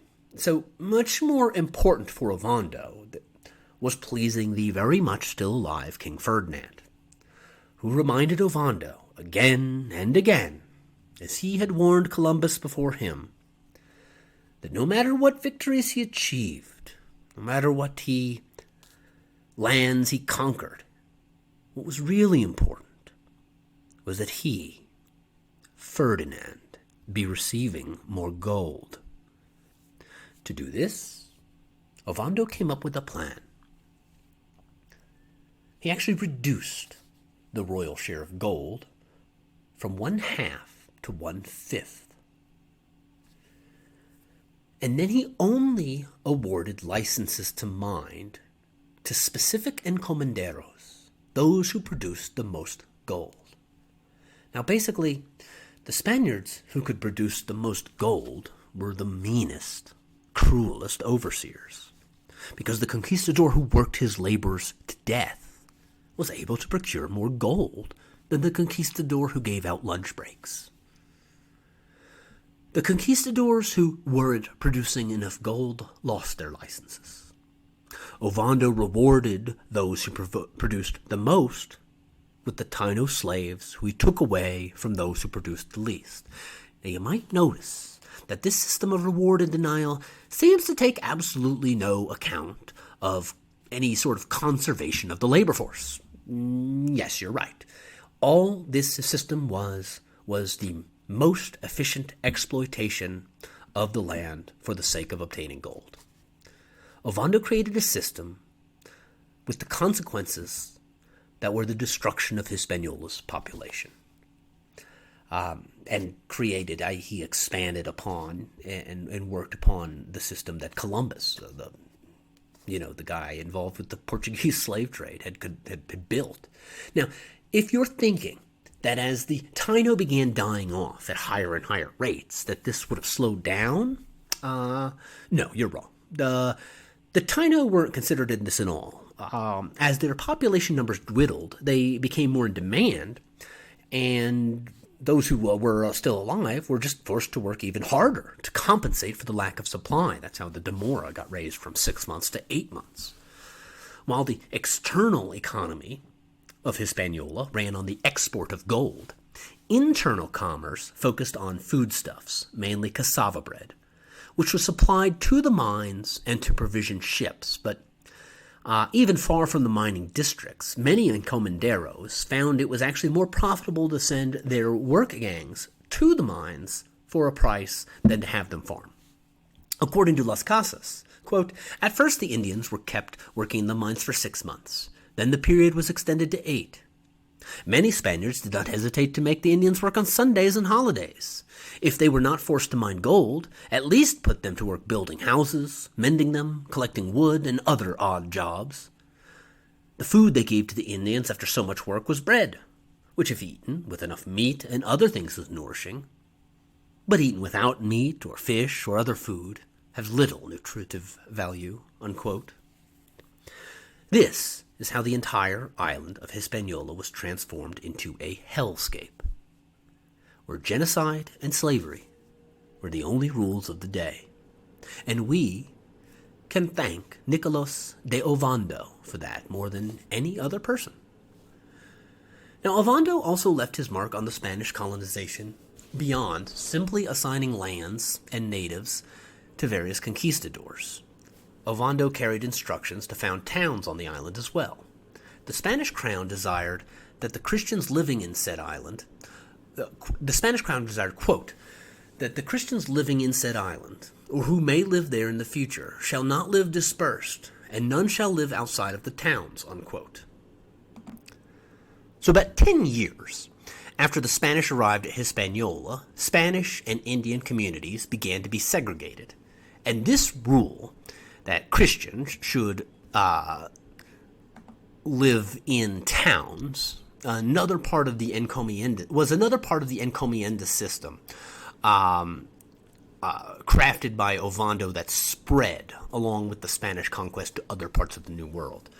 Spanish communities were known as villas, and the Indian settlements became known as pueblos, although technically not until a little bit later. Santo Domingo became the prototype for Spanish-American cities. It was laid out on a grid, with the cathedral on one side of the main square, the governor's palace was on the other. A third side was comprised of the city council, and a fourth side of the square had the residence of the most important families of the community. Now, after this, the repartimiento was completed, Ovando moved the Spanish into the villas, with the encomenderos then controlling the surrounding land, except for lands filled with minerals, which were reserved for the crown. This made the repartimiento under Ovando different than what Roldan had forced out of Columbus, because previously the repartimientos did not involve the creation of villas or the setting up of local governments for the villas. In 1508, the villas of Hispaniola asked for and received official corporation into the Spanish Empire. Each received its own royal coat of arms. Each villa was situated in or near the most populous Indian districts. Ovando founded 7 towns in western Hispaniola after massacring the caciques assembled by Anacaona. The governor followed the same pattern on the other side of the island, founding 2 towns after the conquest of Higüey on the southeast of the island. From 1505 to 1508, Ovando built a flurry of towns, bringing the total to 15 on Hispaniola at the height of the island's economic golden age. Now, Santo Domingo remained the capital, and it began to take on the appearance of a Spanish city, with rectangular blocks, public buildings, and houses built with masonry. 2 towns, Buenaventura and Concepcion, served as the headquarters for the business of gold mining, though by this time the production of gold in some places at Hispaniola had changed from finding large nuggets to the production of fine gold, which is gold small enough to be poured through a salt shaker. The 7 new towns in the west were mainly profitable as sources of labor for the mines, though a small amount of copper mining was also taking place there when it was discovered, and towns near forests were able to additionally profit by selling Brazil wood. The towns in the southeast were prized for having lands good for producing crops, thus they became the breadbasket for the island, producing cassava, which was loaded onto ships or carried overland to the mines. And all in all, for the conquistadors, things were going well under Ovando. Santo Domingo saw population growth even. At his arrival in the Caribbean, Ovando's that is, maybe 300 Europeans lived at Santo Domingo. By the end of his administration, the population of Santo Domingo was around 8,000. Gold miners were able to retain 4/5 of any gold they found, and the system of Taino labor, the demora, had become very organized. Some conquistadors were able to acquire significant wealth during this time, and those conquistadors would later use that wealth to organize and finance additional conquests. The Taino were also relocated, in many cases to the Spanish towns so that they could serve the Spaniards. It is difficult for me to put a name to such policy without using words like ethnic cleansing and concentration camps, because when you take a people and you force them to move off their lands, and the only term I know how to describe that is ethnic cleansing, and when such a people are forced to congregate and remain in work camps so that they can be used for slavery or rape or whatever else, the only word for such a place is a concentration camp. The fact that 80 to 90% of the Taino died of disease doesn't excuse this behavior. Anne Frank died of disease. The entire Spanish venture into America was dependent upon treating the Taino as expendable. Spaniards grew wealthy as Taino were exterminated. Las Casas wrote that from between 1494 and 1508, he believed upwards of 3 million people died. Regardless of whether or not his estimate was correct, Columbus stated upon his visiting return to the island in 1504 that he was shocked.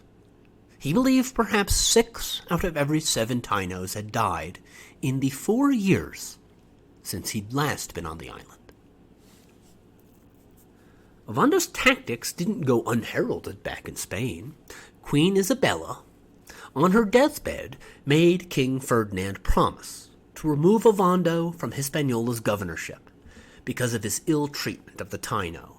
It is noting the guilt she felt, I think, at death's door about her complicity in all that had occurred on Hispaniola since 1492. Ferdinand honored her request, eventually, after she died, and he recalled Ovando. But before he did that, he sent Miguel de Pasamonte, a royal treasurer, to Hispaniola in November of 1508. Now, you might think that the royal treasurer would be a little bit below the governor in rank, and that would normally be true. In title it was. But for several years, Miguel de Pasamonte controlled Hispaniola in fact, if not in name, because he controlled the purse strings for the entire colonial enterprise. At any rate, the reason I bring Pasamonte up now is that he conducted a survey upon his arrival of the population of the Tainos, and he found that 60,000 were all that were left, all of whom were under the control of one encomienda or another at one of the 15 Spanish villas. The reason Pasamonte had so much power in the Caribbean was because Ferdinand and Isabella decreed that the logical support for Spain's colonial enterprises were going to be centered in the city of Seville. On January 20, 1503, the monarchs commanded that, quote, a house of trade, unquote, be constructed, which would store and provide all equipment, supplies, and provisions needed for trade with the Indies, and which would send those supplies there as appropriate. Incidentally, this gave a few powerful merchants in Seville a very powerful monopoly on trade with the West Indies, and it made Pasamonte, the royal treasurer, a very important power broker on Hispaniola. Not only was a steady stream of reinforcements and supplies necessary for the health of the colony, Pasamonte could also decide to pay or not pay for the necessary supplies that any future colonial ventures in the Caribbean required. So unless a conquistador was so wealthy he could finance a conquest all by himself, and that did happen, though rarely, the only other option was through Pasamonte. And so, Miguel de Pasamonte took control of most of the Spanish octopus. Now, in the absence of all the human beings on Hispaniola, livestock grew and reproduced at incredible rates. The growing season for pasturage was year-long in the Caribbean, with delicious grasses that grew in the savannas of the larger islands. The vast fields of Conoco farms became pastures as the Taino declined. There were only alligators and crocodiles or whatever to prey upon the cattle, horses, and pigs, and a pattern of livestock ranching quickly formed on the island, which, like the encomienda system, was also transported to other parts of the Americas. Now, Ovando set up a basic policy that stated that grazing land was not private property. But if any conquistador owned a herd of cattle or horses, then he could enjoy grazing rights. And if he did a good job, he could eventually obtain a land title. So this basically worked the same way as Ovando's gold mining policy, where encomenderos had to prove to Ovando that they could get a bunch of gold, and then Ovando rewarded them with more labor. Similarly, if a conquistador proved to Ovando that he was a competent rancher, then he would obtain a land grant. Now, with that said, it wasn't really the horses and cows so much that completely took over Hispaniola. It was the pigs. The hardy hogs introduced from Spain and the Canary Islands reproduced at a rapid rate. They rooted out plants and conocos, literally speeding up the destruction of Taino farms, and as they wandered away from Spanish villas, they ate everything they could find from seashore to mountaintop. The pigs also quickly went feral. By 1508, in fact, Spaniards were issuing licenses to hunt pigs, since they'd become such a problem. Pigs, more than anything else, transformed the Caribbean landscape like nothing else, and later, the rest of America. The reason I bring this up is important, or at least it will be later, because radical transformations are going to occur in the Americas as a result of the Native Americans dying and their fields being abandoned. And these transformations will, for later settlers in the Americas from Europe, who will make them see a virgin landscape in some cases.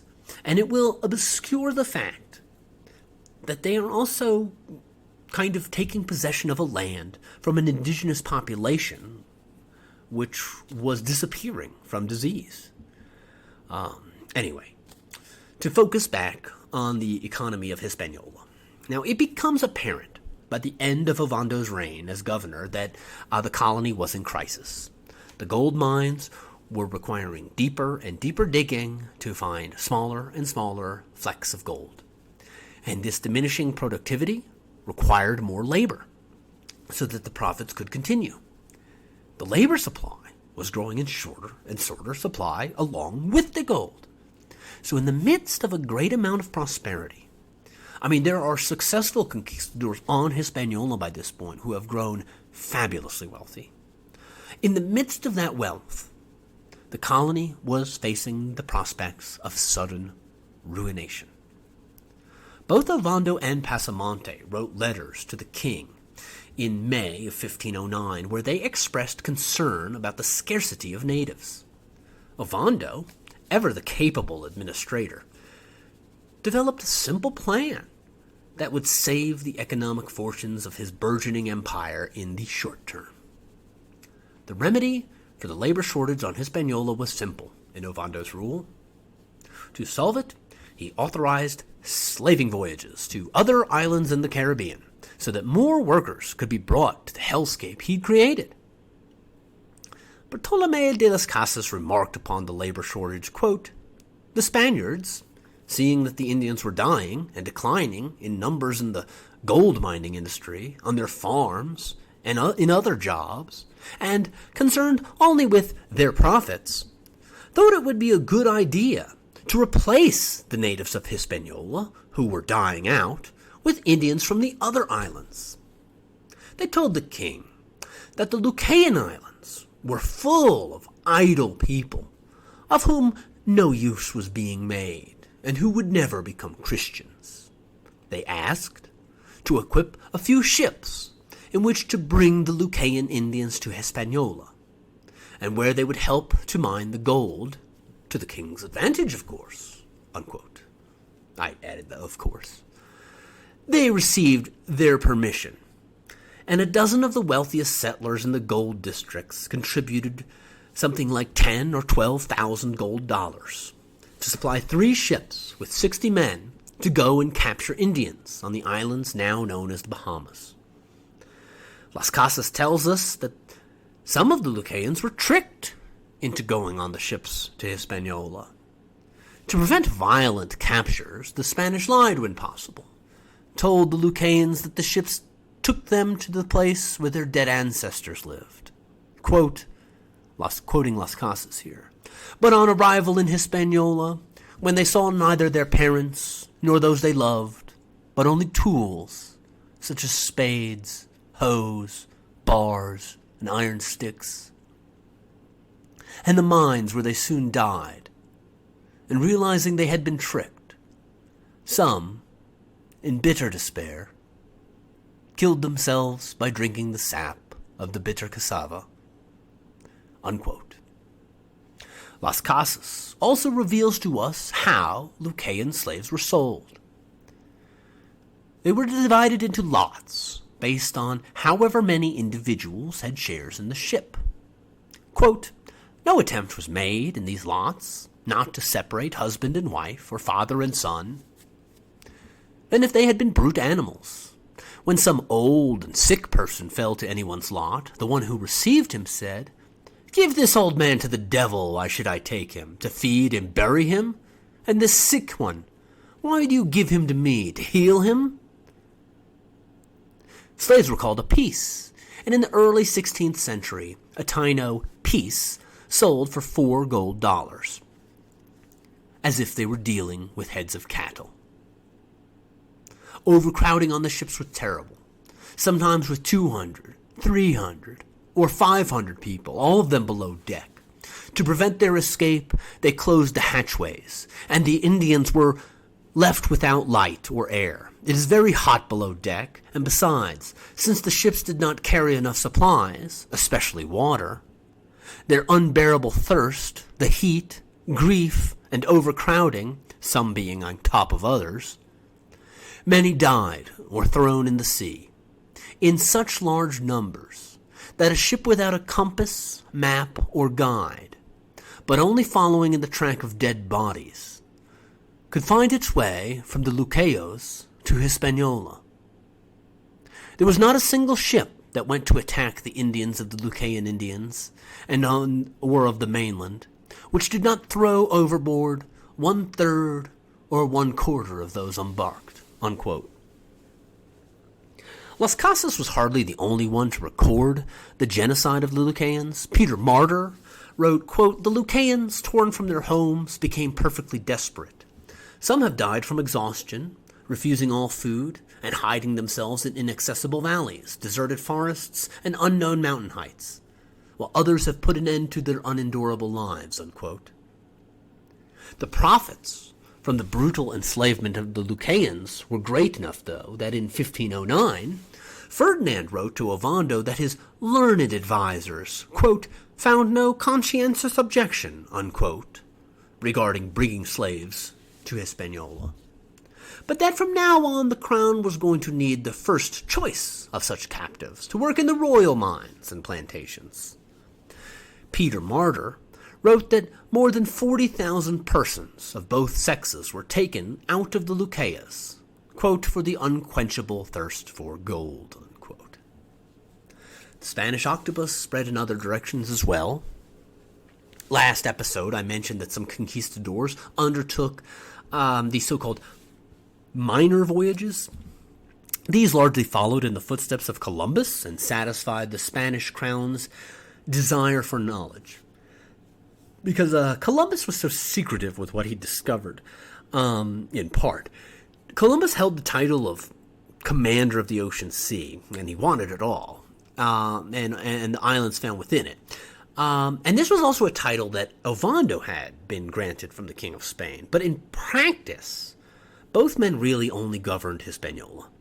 And that's why men like, quote-unquote, the Merry Devil, Alonso de Ojeda, and Columbus's old pilot, Juan de la Cosa, obtained patronage to explore. Ojeda followed in the footsteps of Columbus, but then actually went ashore and explored parts of Central and South America, unlike Columbus. And by explored, I mean he and his men pillaged and plundered their way from place to place, visiting what is now Guyana, Trinidad and Tobago, Curacao, Aruba, Colombia, and most famously, Venezuela. He gave the nation its name, which translates into Little Venice, because of how the indigenous population was living in buildings built on top of a network of canals and other waterways similar to the Italian city. Now, Ojeda committed all sorts of piracies. He founded a colony, went to war with the natives, but then abandoned his fort to die in poverty back in Cuba after being shipwrecked. Actually, as a result of Ojeda's war hawking, 69 of his men were actually killed by poisoned arrows, and amongst them was Juan de la Cosa. Alonso Nino, the original pilot for the Santa Maria, likewise obtained patronage for voyages to the Caribbean. He did so along with some partners, the brothers Guerra. They went about slave raiding at what at the time was known as Paria, basically the area around Trinidad, the southernmost Caribbean island in Venezuela, where it nearly touches, and the two landmasses form a bay. This was known as the Pearl Coast in the 1500s. Alonso Nino returned to Spain with buckets of pearls, quote, some as big as hazelnuts, unquote. The human cargo was, like Columbus's attempt, nearly all dead or dying by the time they were unloaded in Spain. And as outrageous as this was to many in Spain, Queen Isabella amongst them, profits won out over humanity. Isabella issued an order in 1503 that permitted the enslavement of Indians from Central and South America on the grounds that they were incorrigible pagans and a menace to honest Christians. Rodrigo de Bastidas was another captain of one such minor voyage. He sailed to what is now Colombia, called Darien by the Spaniards. There he obtained gold and pearls, just before barely making it back to Hispaniola in worm-riddled ships. Bastidas was perhaps one of the luckiest conquistadors for that reason, but also not just because he didn't die on the way back from Colombia to Hispaniola. Also because he, when he arrived back in Hispaniola, was sent back home by Ovando on the treasure ship called the Aguja, which was the single ship in the fleet which contained Columbus's treasure as well that survived the horrible hurricane of July 1502. Now, even a conquistador who's really, really lucky, though, still can have some bad luck sometimes, because you'd think Bastidas would have lived happily ever after with all his treasure, right? No. He went back out to the New World. He founded the colony of Santa Marta. This happens way in May 1526, just in the future, years later from where we're kind of talking about. He avoided danger from the local Indians by promising them protection from enslavement, but he made the mistake of forcing his Spanish hidalgos to do hard work, like hewing lumber and digging in the ground. When an epidemic of dysentery broke out, the colonists had enough, and one of them, Juan de Villafuerte, started a rebellion. Bastidas fled the colony for Santo Domingo and died of dysentery before he got there. Anyway, now, we'll be talking a lot more about what happens, a little bit more about those episodes, and more about what happens after, as a result of those so-called minor voyages next episode. But I think it's worth mentioning a bit about this here, because what becomes clear from examining the early ventures of the Spanish elsewhere from Hispaniola is that despite King Ferdinand's giving Ovando the same impressive titles as he had Columbus, the king was also clearly beginning to realize that the scope of the discovery was a lot larger than he initially believed, and he was very much interested in setting up other colonial governments that would not be subservient to Ovando, to prevent Ovando or any of his governors from becoming a king of a realm greater than Spain. Now, at any rate, Ferdinand's instincts to prevent any of his vassals from accruing too much power was exactly how Yanez Pinzon was given charge of Puerto Rico, known alternatively as San Juan and Boriken at the time.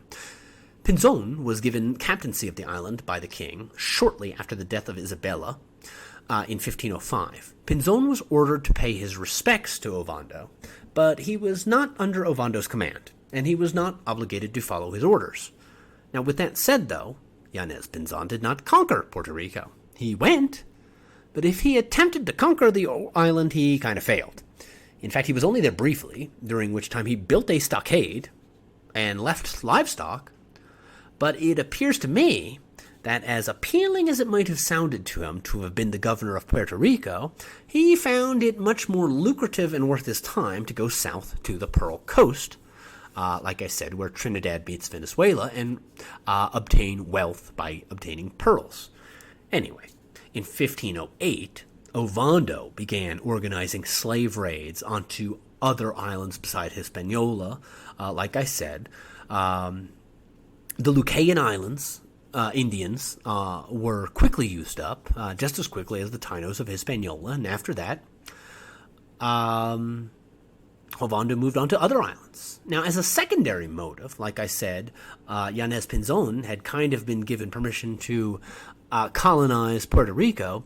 Ovando was kind of interested in becoming the sole authority in those islands as well. He certainly wasn't a big fan of King Ferdinand's decision to gift the island of Puerto Rico to Pinzon, and he sent Sebastian de Ocampo to survey Cuba.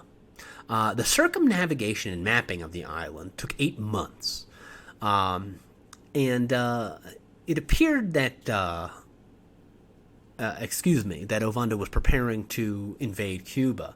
But as it became clear to him that Yanez Pinzon was not going to be conquering Puerto Rico anytime soon, Ovando then also sent another hidalgo, a very wealthy encomendero named Juan Ponce de Leon, who to perform a similar exploration of Puerto Rico. Leon set out in July 1508, and he learned that there was gold in Puerto Rico. His report back to Ovando in May of 1509 was one of the final events of Ovando's administration in Hispaniola. He was recalled. Now, we know very little about how the conquest of Puerto Rico operated, but Juan Ponce de Leon and Cristobal de Sotomayor were the two conquistadors in charge of the invasion. They had the money to finance it. And when they arrived, they made alliances with some of the local caciques. It wasn't until 1511 that they went to war with their new allies, and it appears this war was either between Taino tribes or a civil war within a Taino tribe. We're not really sure. The Spanish picked a side, helped, and won. We do know a bit more about the effects of the conquest. Sure makes Juan Ponce de Leon look like a giant prick. Las Casas reports that the Spanish on Puerto Rico, quote, perpetrated the same acts of aggression against the Indians as on Hispaniola, adding to them many outstanding cruelties, massacres, and burnings of the people, or executing them by flinging them to the fierce dogs, torturing and oppressing the survivors, condemning them to the hard labor of the mines, and thus eradicating them from the earth, unquote. Ponce de Leon was rewarded by King Ferdinand, also a prick, on February 25th, 1512, for the successful conquest of Puerto Rico. Ferdinand wrote, quote, "You have done me a service by your efforts to pacify the island, and by branding the letter F on the brow of the Indians captured in war, enslaving them, and selling them to the highest bidder, reserving a fifth part of the proceeds for me," unquote. So yeah, branding F's on your slaves, that's nice. So soon afterwards, colonists were taken to the island and began seeking gold. A later governor of Puerto Rico reported later in the 16th century on the fate of the Puerto Ricans. Quote, at the time of the division, which was made when the island was annexed, there were 5,000 Indian men and 500 Indian women, not counting those who were not domesticated and who remained to be distributed. Today, there is not a single Indian left, except for a few who were brought from the mainland, about 12 or 15. Unquote. As a brief aside, the Spanish succeeded in Puerto Rico for the same reasons they succeeded in Hispaniola, because they had Taino allies. Similar processes enabled the Spanish to expand into Cuba and Jamaica, and eventually Taino armies, in fact, were allied with Spanish attacks on the American mainland. Cortez brought Cubans to Mexico. The conquistador Francisco Garay brought Tainos from Jamaica to aid his attack on Panuco, a different part of Mexico. The Spanish sources provide little on the military formations or maneuvers on the battlefield, but what they do reveal is that the Spanish did not, and maybe could not, conquer any indigenous groups single-handedly. Even with their more advanced weaponry and armor, indigenous allied forces participated in every successful Spanish conquest, from Columbus and his ally Guacanagari, and every successful conquest afterwards. No Europeans conquered even a single island of the Caribbean or any parcel of the Americas without the help of the people who already lived there. Now, at any rate, after having instituted a policy of slave raiding, Ovando was recalled back to Spain in 1509, as per the dead Queen Isabella's wishes. Now, by this time, both natives and gold were in short supply. His departure was preceded, as I said, by the arrival of Miguel de Pasamonte, the royal treasurer, and one of his most important jobs was to make sure the new governor did very little. That governor was none other than Diego Columbus, which proves that Christopher Columbus really was paranoid about King Ferdinand's feelings towards him and his family. Diego lacked the official backing from the crown to control the Indians like his father Ovando had. He was the governor of Hispaniola, but he was not the admiral of the Ocean Sea. And neither was he the sort of charismatic fellow who could force his policies into being from office. And so, frankly, with Pasamonte in charge of the purse strings, he accomplished very little. But he does kind of show that the Columbus family was appreciated in Spain.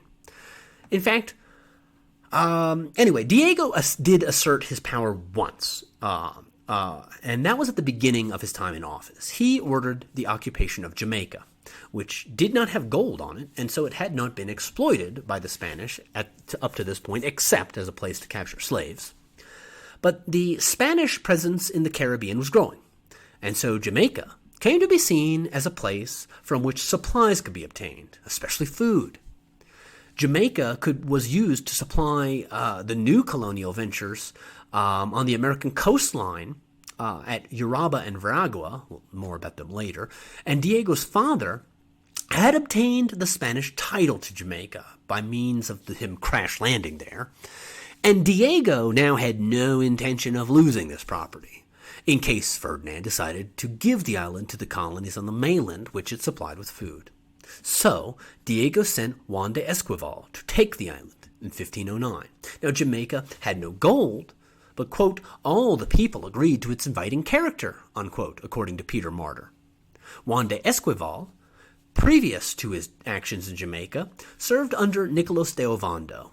And for the previous governor, Esquivel, quote, had broken the natives of southeastern Hispaniola, unquote. Panfilo de Narvaez, who Carl Ortwin Sauer calls a bad actor, was second in authority to Esquivel. And as in Puerto Rico, we actually don't know an awful lot about the conquest of Jamaica. I believe the letters Diego Columbus wrote back to Spain about the conquest, which could enlighten us a bit, were lost in the fire. And King Ferdinand wrote back, though, in 1511, and we do have that letter. His orders were that the natives of Jamaica should be immediately converted to Christianity and employed at providing provisions for the mainland and crews for building roads. At any rate, the hellscape the Spanish created on Hispaniola was duplicated on Jamaica.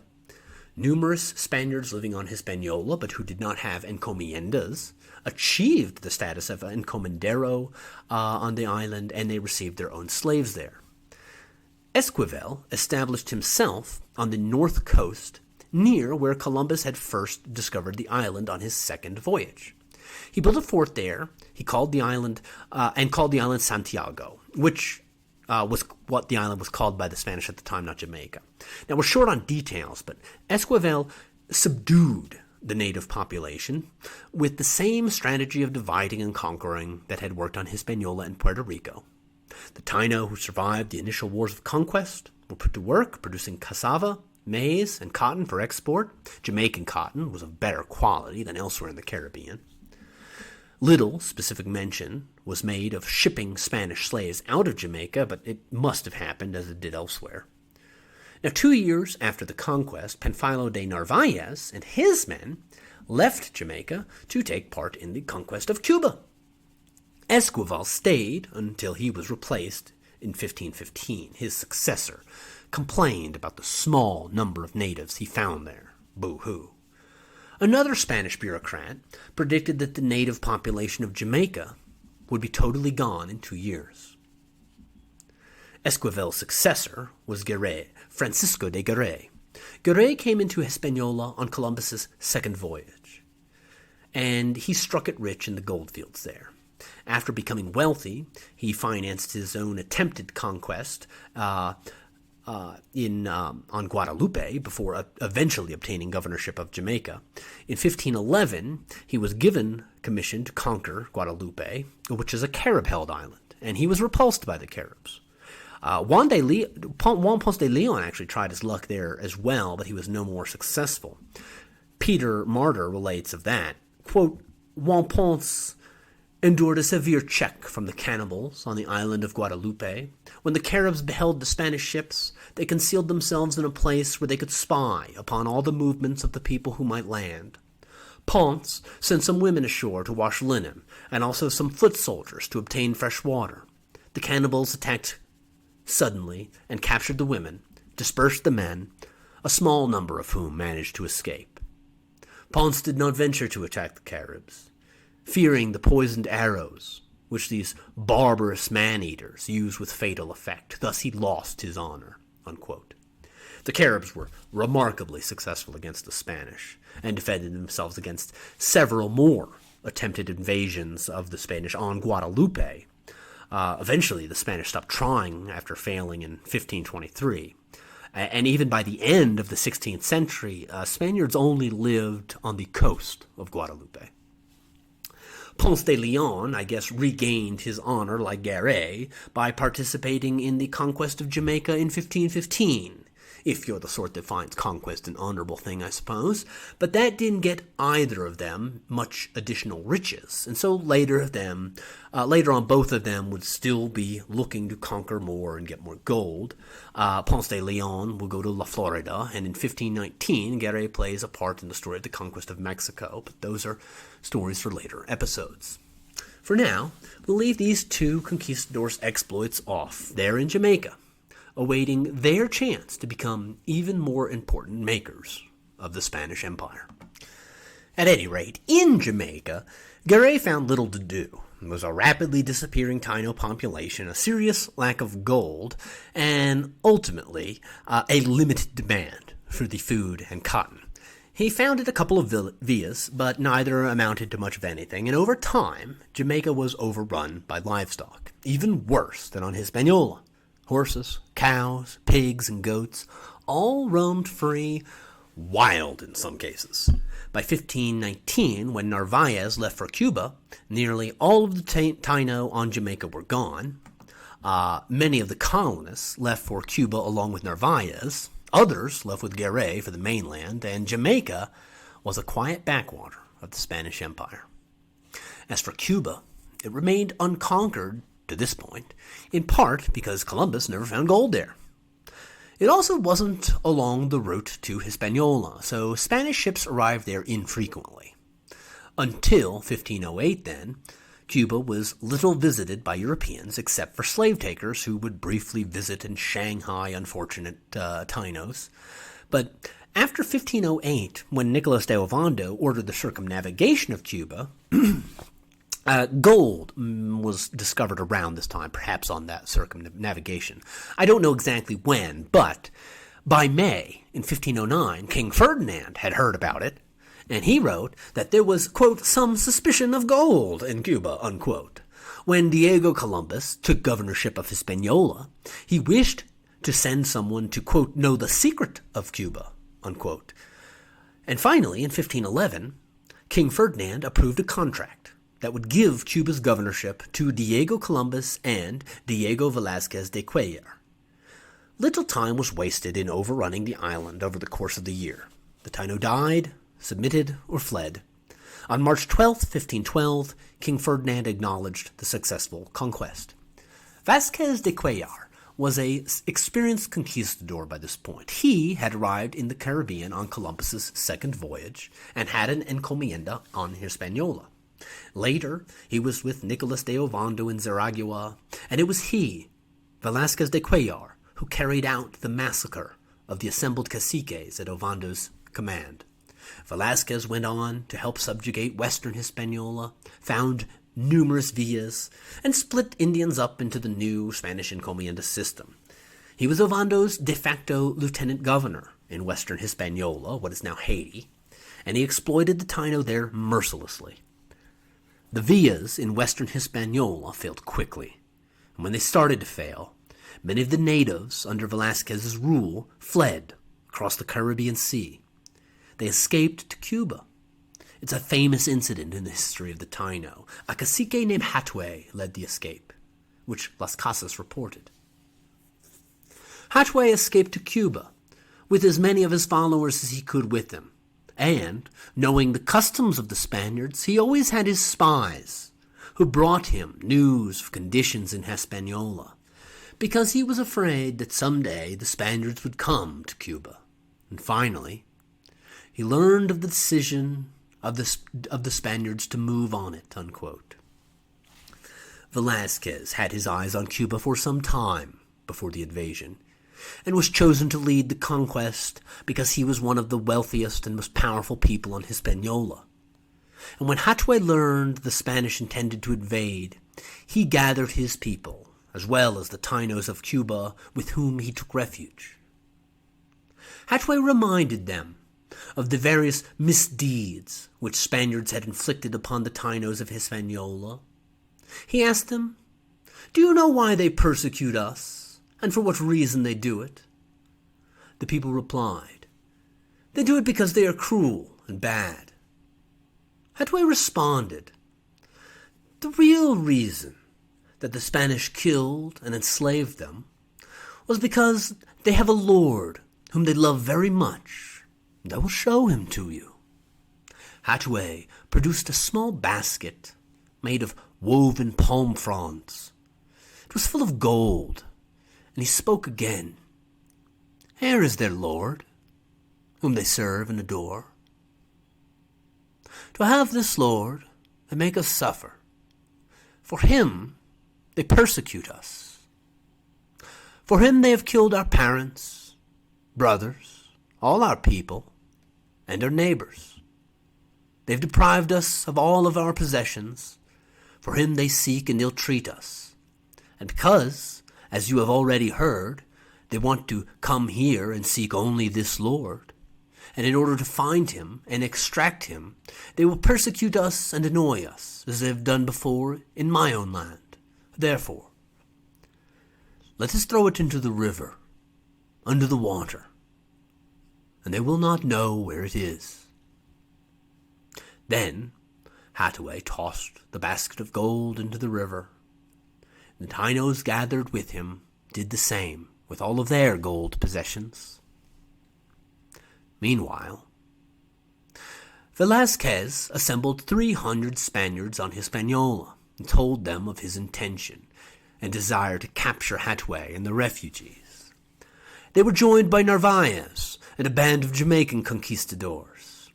Velázquez then sailed to Cuba with his crew, and amongst them was Bartolomé de las Casas, so we know a lot more about the conquest of Cuba than we do about Puerto Rico or Jamaica, since in those places Las Casas only recorded what he learned from other conquistadors he met. Anyway, when they arrived, Velázquez captured Hatway, quote, and as many followers as they could, and burned them, all at the stake, unquote. Afterwards, the Spaniards engaged in an unprovoked slaughter of the village. Hatway has since become an adopted national hero of Cuba. Velázquez went on to set up his capital. Word spread quickly, and across Cuba, Tainos fled in fear of the Spanish. Velázquez sent Bartolomé de las Casas as a man of the cloth, ahead of the war party, with the job of reassuring the Tainos of the Spaniards' good intentions. Las Casas performed this, but the lies he told haunted him, and it was this: the conquest of Cuba, which made him begin questioning the morality of subjecting Tainos to Spanish rule. Las Casas described Cuba's conquest as an orgy of death and violence. Quote, I do not remember how much spilling of human blood marked that road, unquote. On one occasion, Las Casas informs us, quote, we went to claim a big settlement, along with food and maintenance, and we were welcomed with a bounteous quantity of fish and bread and cooked victuals. The Indians generously gave us all they could. Then, suddenly, without cause and without warning, and in my presence, the devil inhabited the Christians, and spurred them to attack the Indians, men, women, and children who were sitting there before us. In the massacre that followed, the Spaniards put to the sword more than 3,000 souls. I saw such terrible cruelties done there as I had never seen before nor thought to see, unquote. Las Casas stated that within 3 months, 7,000 children died in Cuba. Quote, while I was there, some mothers drowned their children out of despair. Others, as soon as they realized that they were pregnant, took herbs to cause a miscarriage. The husbands died in the mines, and the women in the farm due to overwork. The newborn babies due to the lack of milk, unquote. Another incident Las Casas describes on Cuba was one where 200 Tainos hanged themselves out of despair. The reason, according to the chronicler, was that there were conquistadors in Cuba, quote, who, out of avarice, provided no food for the Indians who worked in the fields, and sent them for 2 or 3 days to grace in the country and eat the fruits from the trees on the mountains, and after this made them work 2 or 3 days more without another mouthful. In this way, one of them established a farm which was worth 500 or 600 gold dollars, and he himself related this to me, as if it were a feat of industry, unquote. The Taino population of Cuba was smaller than what it was on Hispaniola, Puerto Rico, or Jamaica.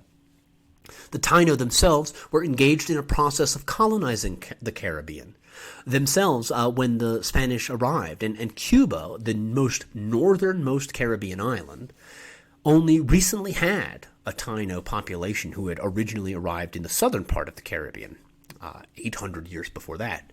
Now, that doesn't mean nobody was there, though. There was an older population called the Siboney by the Spanish, who also made Cuba home.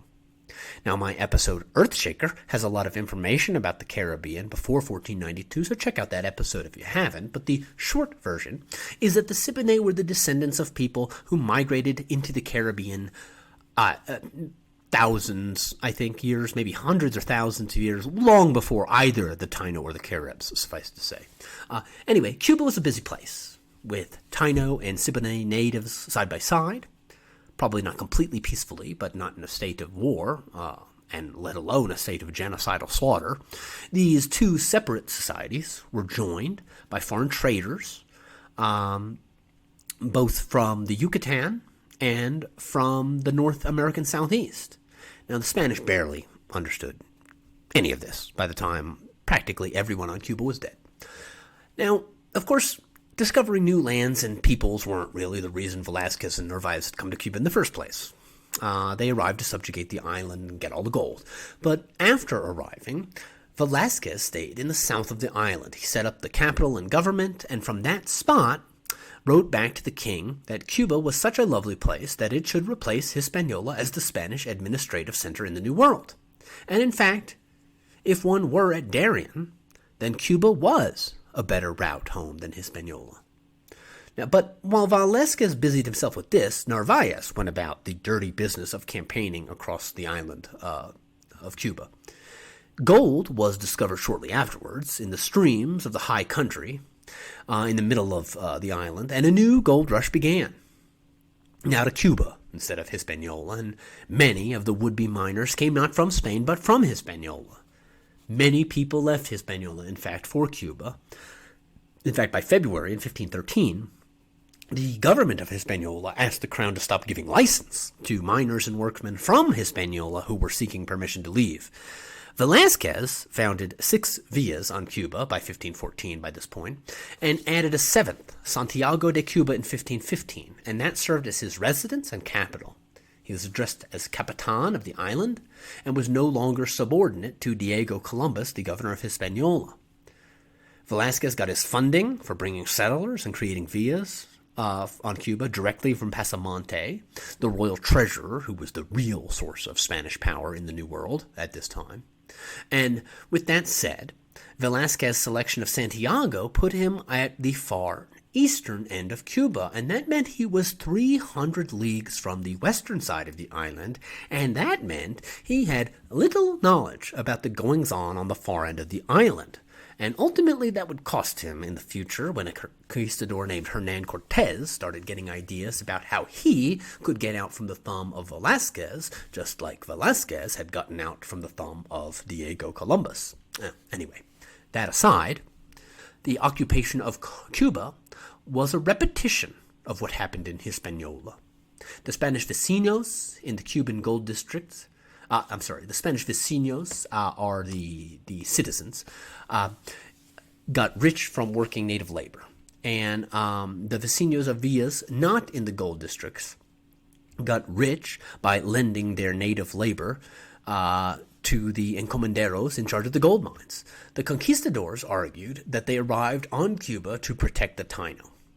Bartolomeo de las Casas received a repartimiento near the placer mines. Nobody is in a better position than Las Casas to understand the brutality of what was really happening. And it sure as hell wasn't protection. Las Casas became so thoroughly disillusioned and disgusted by the enterprise that in 1515 he renounced his encomienda before Velazquez and devoted the rest of his life to protecting the rights of the Indians. Las Casas stated that one immediate consequence of the conquest was famine. Similar to the starving time on Hispaniola, quote, "The perdition of these people was more vehement and accelerated because the captains went about the island pacifying the people, and carrying off many of the Indians, whom they were continually seizing in the villages in order to have a use for them. In response, none of the Tainos were planting. Some fled, others were in uproar, caring for nothing else save that they might not be killed, as was happening to many. Thus the whole land, or most of it, came to be lacking in food and was abandoned. The men and women in good health were taken to the mines and other labor, there remaining in the villages only the aged and infirm." Unquote. Las Casas reported that one of his neighbors put 300 laborers to work in the mines, and in 3 months only 30 remained alive after the Cuban starving time. As on the other Caribbean islands, people were replaced with livestock. In April 1514, Velazquez reported that 30,000 pigs lived on Cuba, which seems like a fucking lot, but Carl Ortwin Sauer says is within the realm of possibility, and I'll take his word for it. Well, his and Velasquez's, I suppose that is.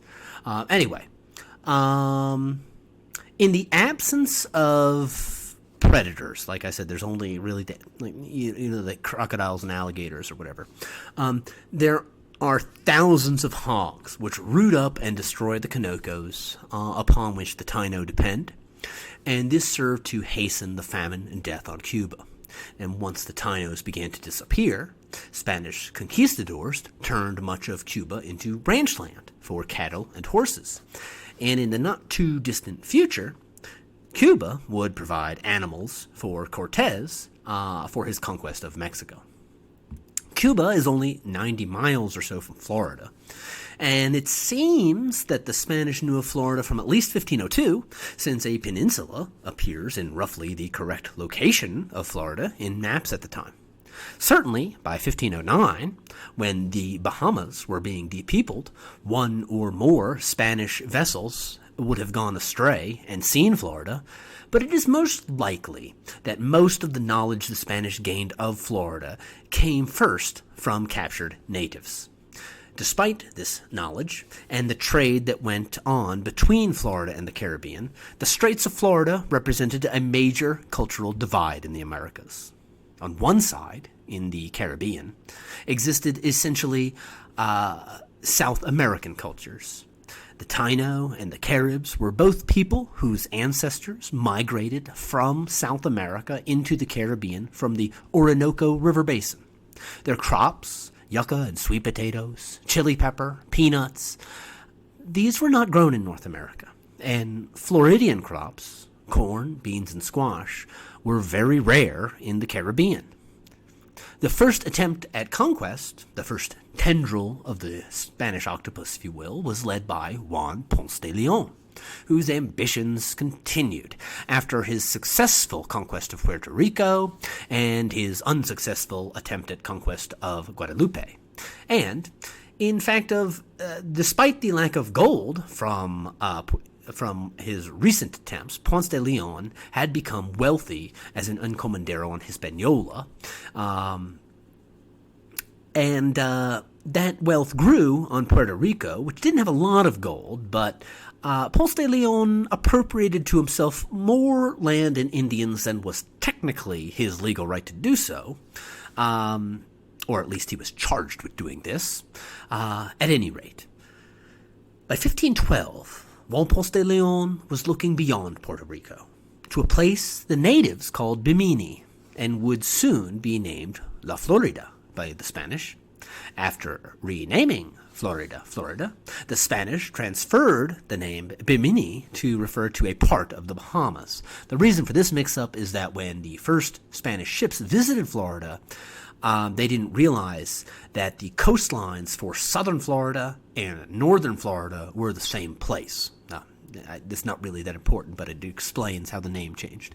At any rate, Ponce de Leon landed in Florida in the spring of 1513. It was the first time a Spanish conquistador landed in what is now the United States. The story of Juan Ponce de Leon, the fountain of youth, and the conquistadors like Hernando de Soto, who later followed in his footsteps in North America, is a fascinating tale, but one that I am going to be saving for a later episode. For now, let's switch our focus south, all the way south to the other end of the Caribbean at the Pearl Coast, where the coastal waters between the southernmost island in the Caribbean, Trinidad, and what now became known as Venezuela is. The Pearl Coast was discovered all the way back by Columbus in 1498, subsequently exploited by Alonso de Ojeda and the Guerra brothers. These expeditions managed to get almost all the pearls that the native population had available for sale.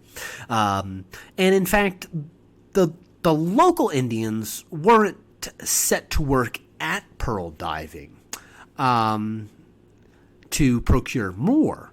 Indicates that the Spanish did not have the upper hand in the relationship between them and the mainland Indians. They still remained interested, but the relationship between Spain and the mainland in the early years before disease ravages the coast was one of more respect from the Spanish.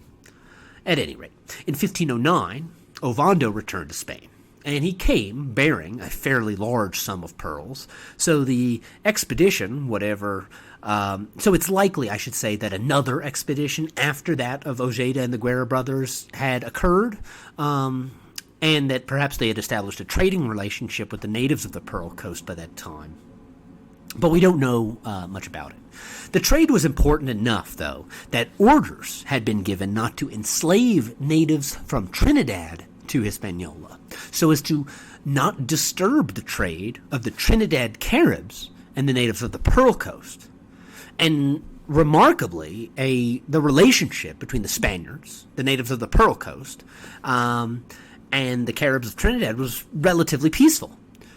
It's tempting to wonder what might have been, in fact, if the Spanish had chosen to interact this way in the Americas overall, in a more peaceful nature with the peoples of the Americas they encountered. On the other hand, the Spanish were getting pearls from the region, and the way they got those pearls was by bringing enslaved Lucayans to the Pearl Coast and forcing them to dive for pearls from dusk till dawn. Las Casas believed this was the principal cause for the extinction of the Lucayans. Quote, "The tyranny exercised in the work of pearl fishing is one of the most cruel things that can be imagined.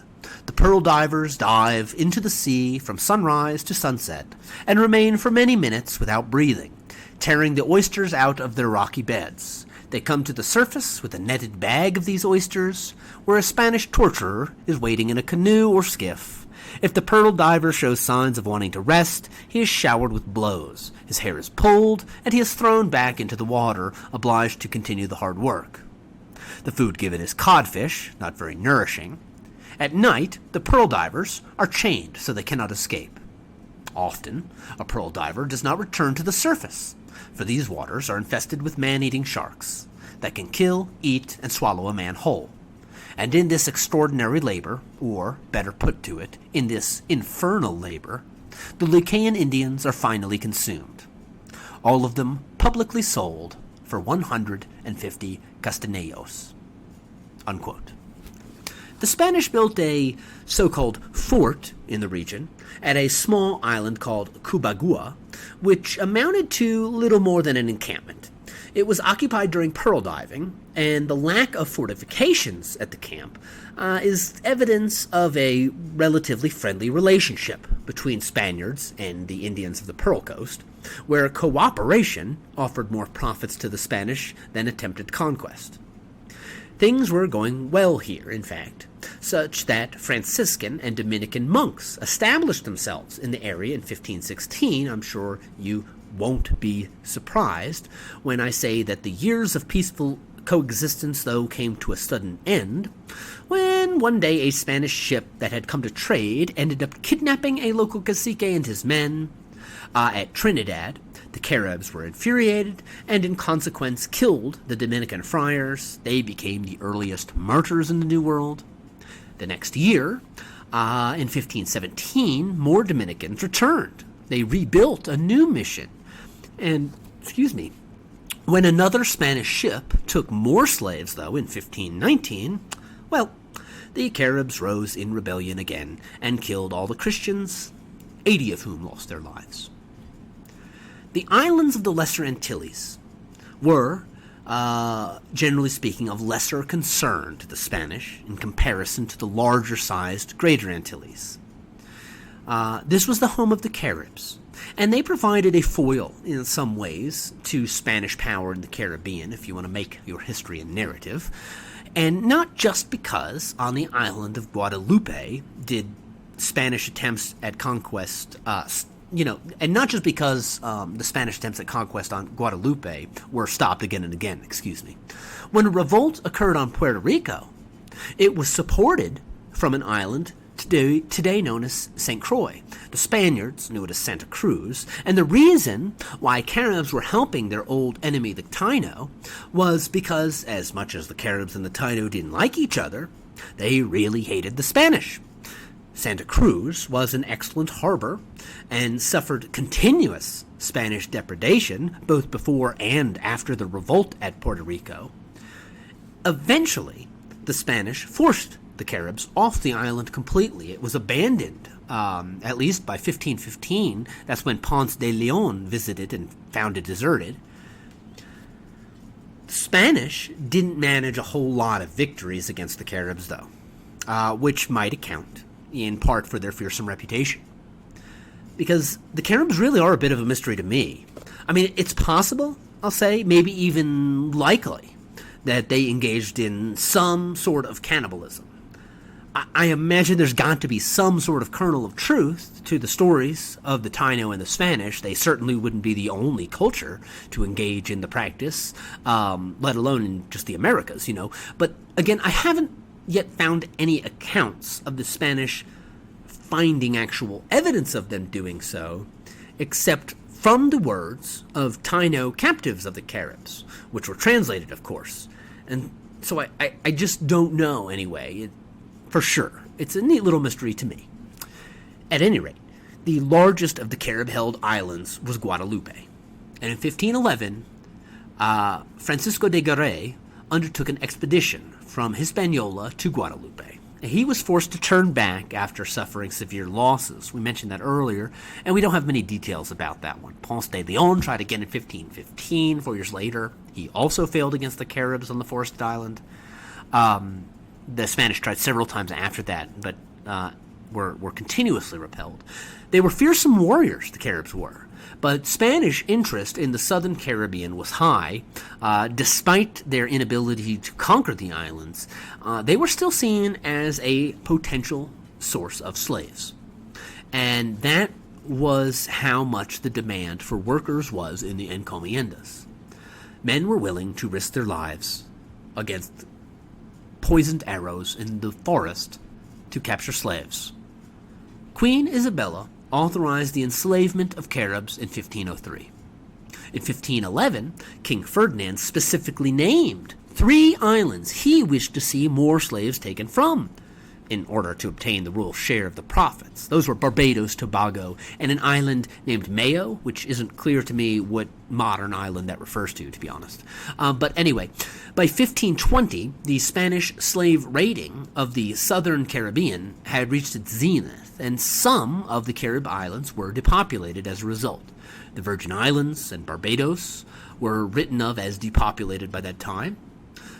Islands owned by the Caribs, but they were devoid of forests, and so those and islands like those were reduced. But the Caribs also held islands such as Trinidad, Guadalupe, and St. Vincent, and these were well forested.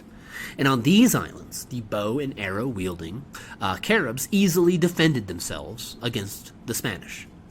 Slave raids were launched out from Santo Domingo on Hispaniola, then, after the conquest of Puerto Rico, from San Juan as well. Finally, when Cuba was taken, Santiago de Cuba represented a third front from which Spanish slavers launched raids in their caravels to bring slaves back to gold mines. Only Margarita Island at this point, in 1520, off the Pearl Coast, was out of bounds for slavers, though nearby Trinidad was well forested and the Spanish basically left it alone as well. Other islands off the coast of Venezuela include Curacao, Bonaire, and Aruba. They were inhabited by an Arawakan people related to the Taino, though they spoke a different language and had a different culture in some ways. I'd love to tell you more about them, but these islands were raided and depopulated quickly, far more quickly than the Spanish could learn about them. The people there were sentenced to death in encomiendas.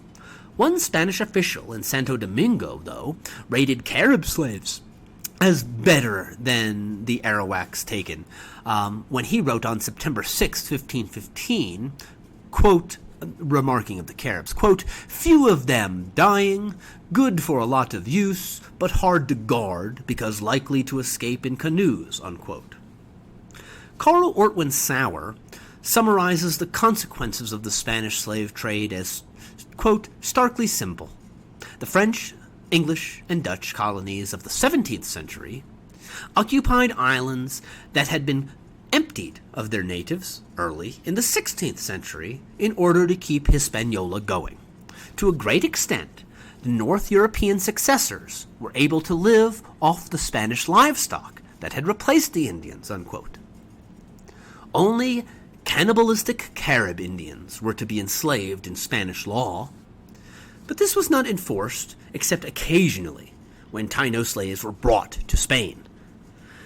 And the conquistadors were perfectly happy to declare an island as Carib so it could be legitimized as a source for slaves. Aruba, Bonaire, and Curacao are prime examples. They were filled with arawaks, but depopulated quickly. The captured slaves sold as Caribs. To say nothing of captives captured in, say, Florida, marked as Carib as well. Now, with that said, there were decent people in Europe utterly disgusted by this, chiefly amongst them, of course, Las Casas, but there were, of course, others.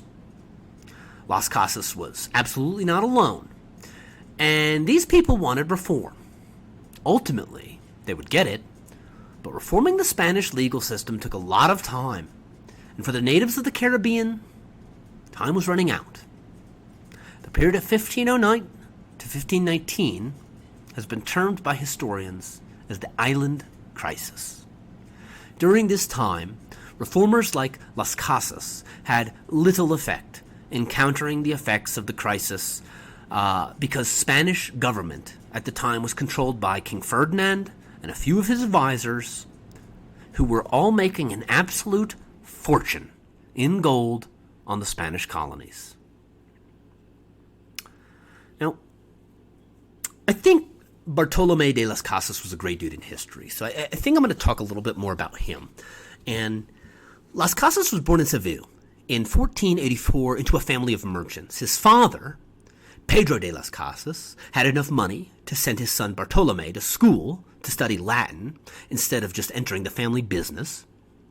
And then, after doing that, Pedro went off with 3 of his brothers with Columbus on the second voyage as conquistadors. Now, what the Las Casas family did exactly in the Caribbean is unknown, but Columbus gifted Pedro de las Casas an Indian slave, who sent the slave back to Spain to serve his son Bartolomé. Bartolomé actually ended up giving his Taino captive back to the Spanish authorities, so the unfortunate man could be returned to the Caribbean. According to Bill Donovan in his introduction to the edition of Las Casas' Devastation of the Indies, a brief account that I used with this episode. Anyway, Bartolomé was 18 in 1502. He left Spain with 2,500 other eager adventurers, along with the fleet of Nicolas de Ovando. He returned to Europe in 1506 and became ordained as a deacon in Rome, and then left for the Caribbean again. In 1512, he became the first Catholic priest ordained in the New World. Bartolomé de las Casas thus met Ovando, who was a first-hand participant in Ovando's repartimiento of Hispaniola under the encomienda system, and ultimately Las Casas became an encomendero, technically charged by the crown to take care of the Indians under him, like all other encomenderos, but as Las Casas reports to us, the encomienda system almost immediately, quote, degenerated into virtual slavery, unquote. During his first stay in the Caribbean, Las Casas met some of the most infamous conquistadors in history. Hernando Cortez, the future conqueror of Mexico, of course. He met Pedro de Alvarado, who participated in the conquest of Cuba and later conquered much of Central America. Las Casas, like Alvarado, participated in the conquest of Cuba. That was where Las Casas received his encomienda. It was a reward given to him by Diego de Velázquez and Panfilo de Narvaez, the leaders of the Cuban invasion. Quoting Bill Donovan again, quote, "By all appearances, he had settled in to become a typical encomendero," unquote. But privately, Las Casas was increasingly concerned with the goings-on in the Spanish colonies, and with his role in it. And in 1514, he went public with those concerns. One Sunday, Las Casas stunned his parishioners. He strongly condemned the treatment of native peoples. Soon afterwards, he freed his own slaves and began spending his time working hard on behalf of the Tainos. It was long believed that a sudden religious experience transformed Las Casas, but we now know that his conversion occurred gradually, over the course of a year or more, and he became increasingly disenchanted with the entire structure of Spanish-Indian relation during this time.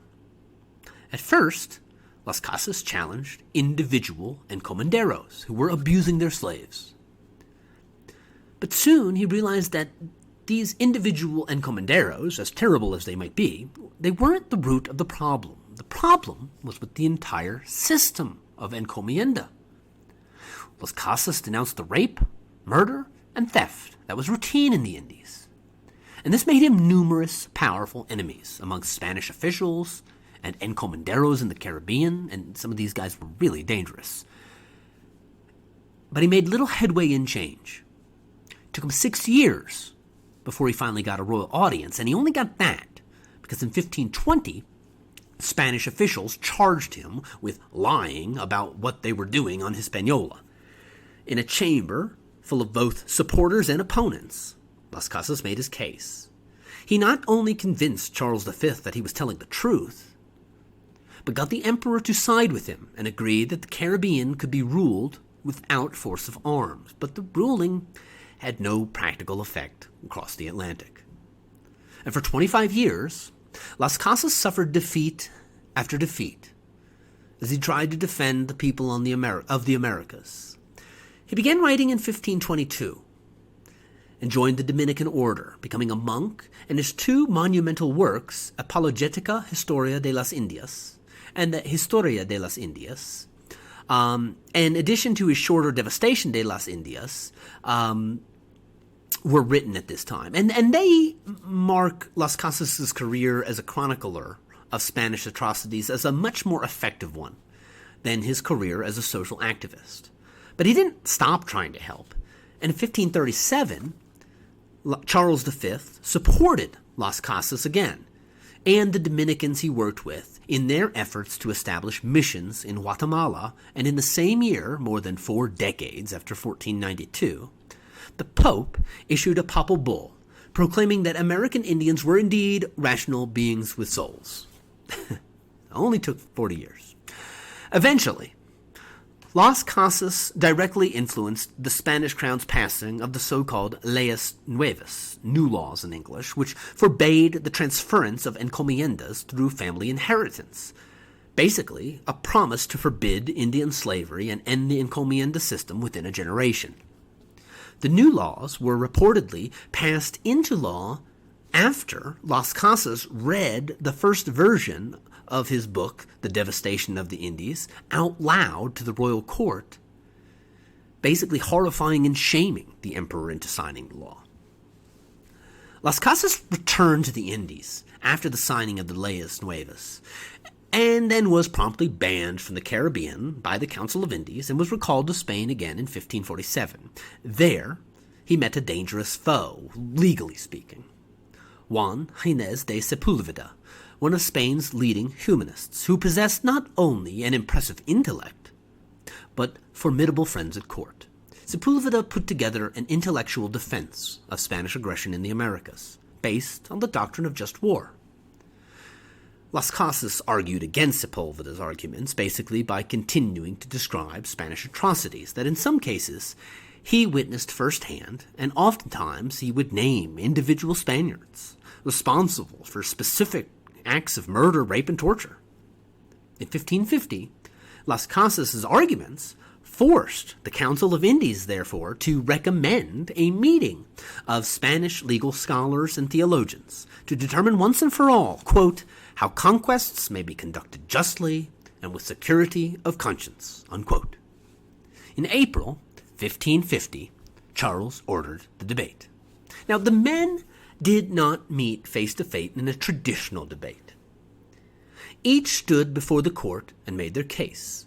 Now you'd think that by definition, a humanist would argue for human rights. Ha ha. Joke's on you, that is not what the definition of a humanist was in the 16th century. In the 16th century, a humanist was essentially someone who believed in natural explanations for things, and that essentially through science you could make life better. A humanist was a Renaissance man who wasn't necessarily someone who was fighting for human rights. Sepúlveda waged a 4-point war against Las Casas' charges. First, the Indians had committed grave sins by their idolatry and sins against nature. Second, the Indians' natural rudeness and inferiority made them natural slaves. Third, military conquest was the most efficient method of converting Indians to Christianity. And fourth, conquering the Indians made it possible for the Spanish to protect the weak amongst them. All right, well, after Sepúlveda finished, Las Casas began his defense. His case was simple, though it took him 5 days to finish up. And what he did was read his history of the Caribbean. In the end, the judges sided with Las Casas, his greatest legal victory. The highest court in Spain agreed that Native Americans were human beings. But even then, Las Casas could not effect significant change to the colonial system. The judges feared controversy, and though they ruled with Las Casas, they refused to render a public decision. And as a result, the abolition of Indian slavery and the encomienda system was slow-walked. As such, Las Casas' end days were not necessarily as happy as they might otherwise have been, I guess. He continued to fight for Indian rights. He believed that God would destroy Spain for its sins, and on the day of his death, July 1566, he voiced his regret that he did not do more. I think Las Casas was great. He wasn't perfect. He was as flawed as anyone. He had the same suggestion that all the other Spanish reformers had, replacing Taino slaves with African slaves, based on the argument that they lived longer.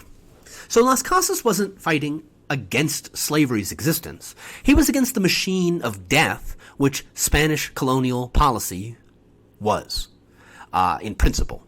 The encomienda system. Las Casas had experience with slavery outside of the Caribbean.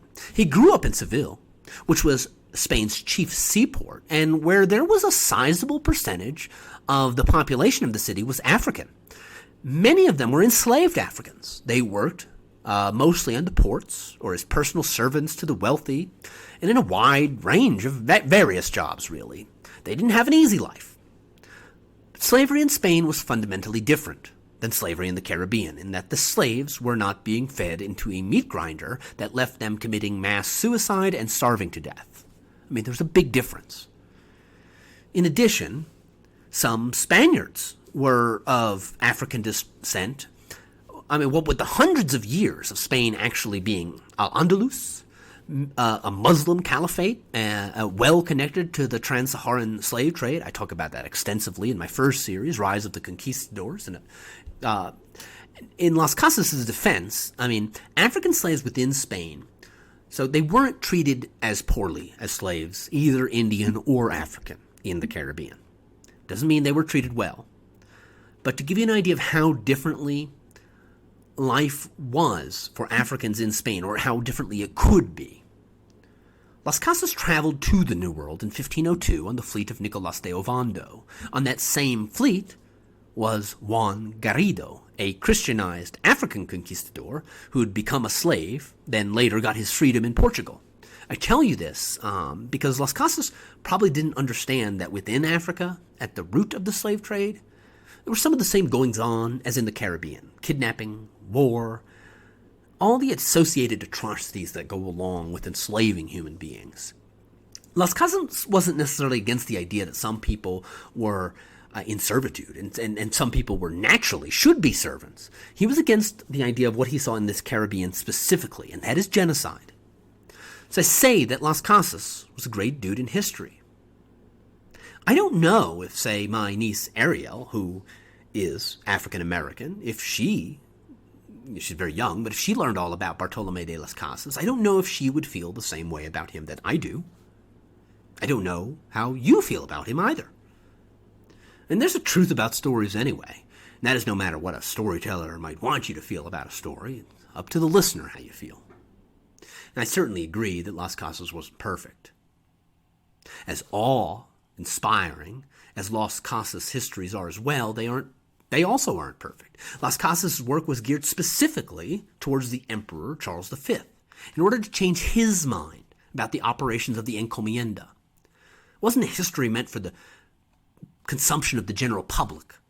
Because of that, Las Casas wrote history with a binary argument. Good Indians, bad Spaniards. And largely that was true, but that's not the whole story, of course. People are complicated. They do complicated things. This binary character results in an oversimplification. So for history's sake,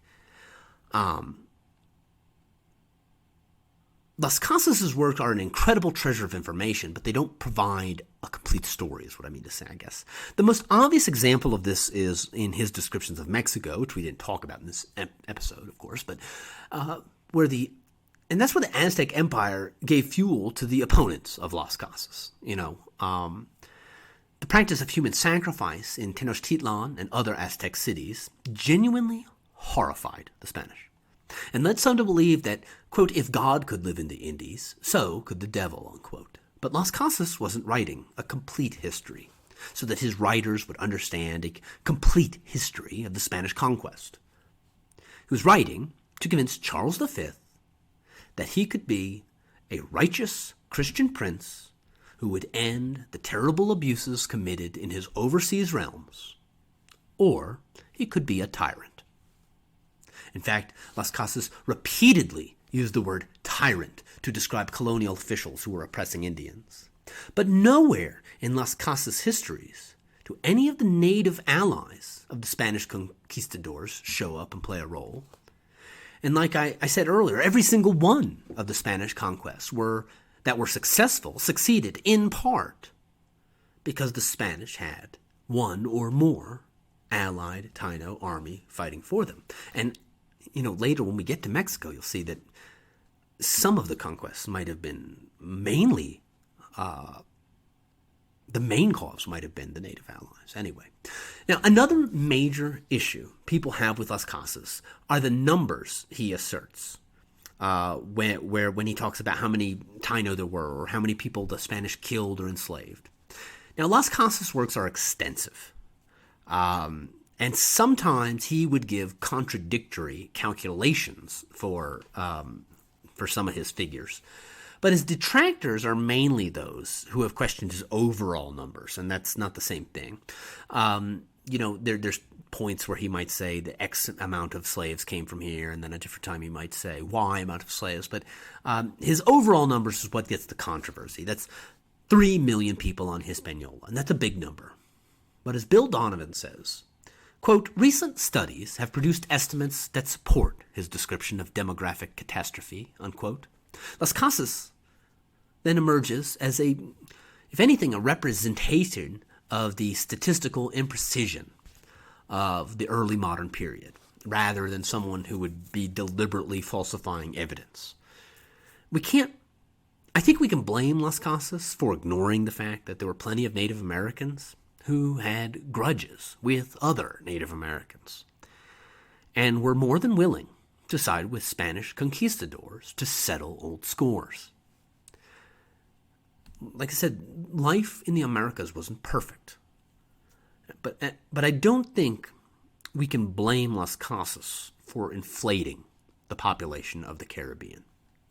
Now, Las Casas, like his contemporaries, had no idea about the role of European or African diseases, exactly what they played in decimating the native populations. And, of course, they didn't understand how germs worked. The biological attack that accompanied, and in many cases preceded, European contact with Native American societies undoubtedly constituted the single most important factor in death in the Americas and in the conquest of the hemisphere. Pandemics killed tens of millions of Native Americans. And in this happening, the pandemics led to violent overturns of the social and psychological foundations of many native cultures. Without disease, Europe's conquest of the Americas, if it ever still occurred, would have resembled Britain's occupation of India or the French rule in Indochina. A numerically insignificant ruling class of Europeans,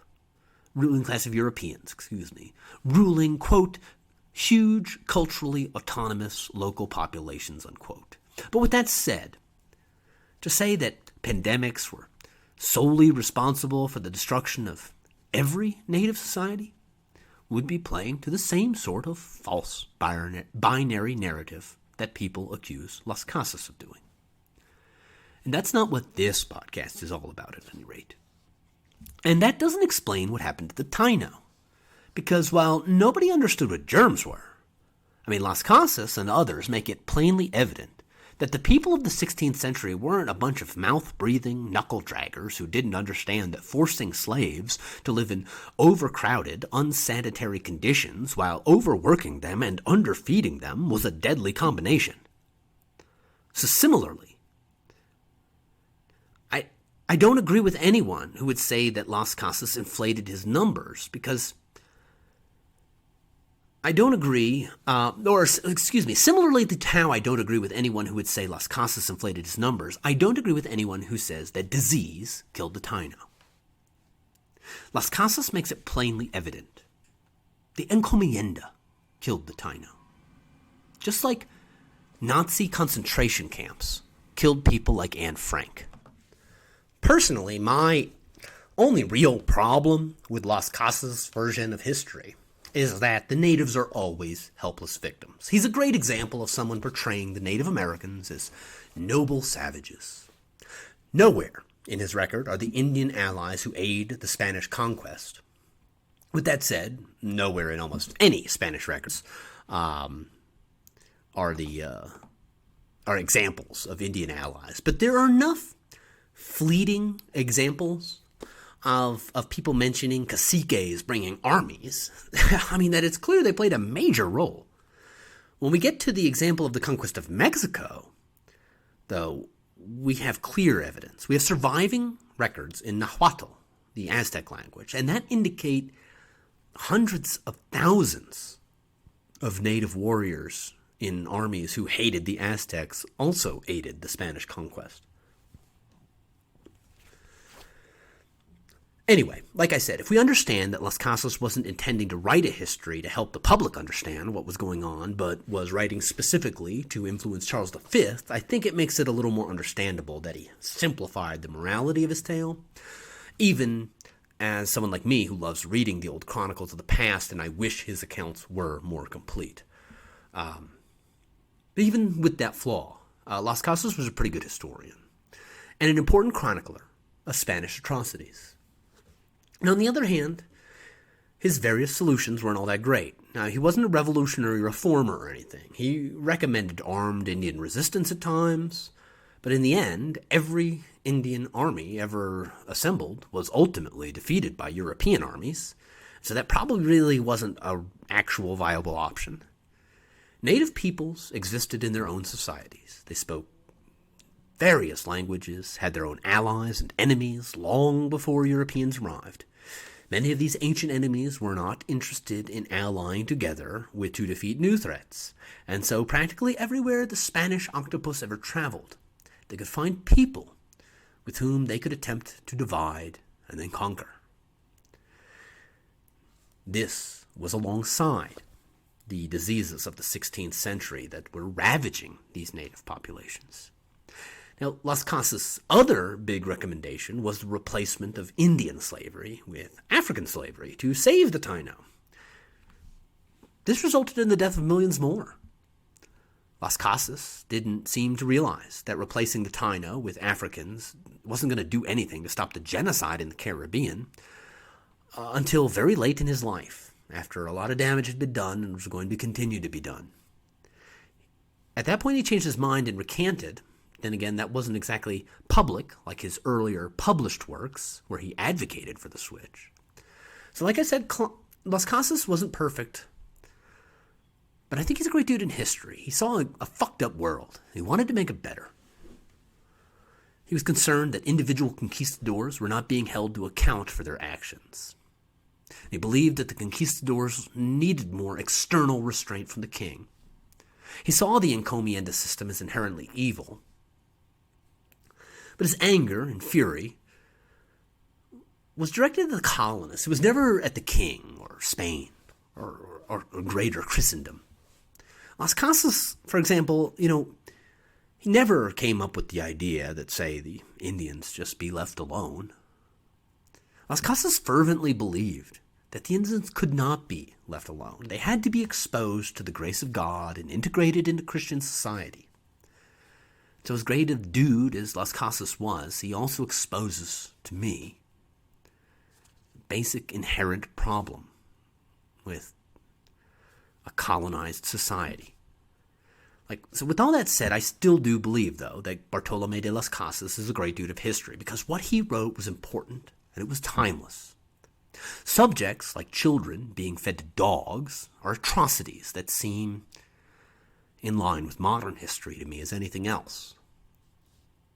Civilized man has firebombed civilian targets, committed the Holocaust, sent millions to gulags, and amongst numerous other tragedies. Today in the 21st century, here in the 21st century, we use flying robots to kill people.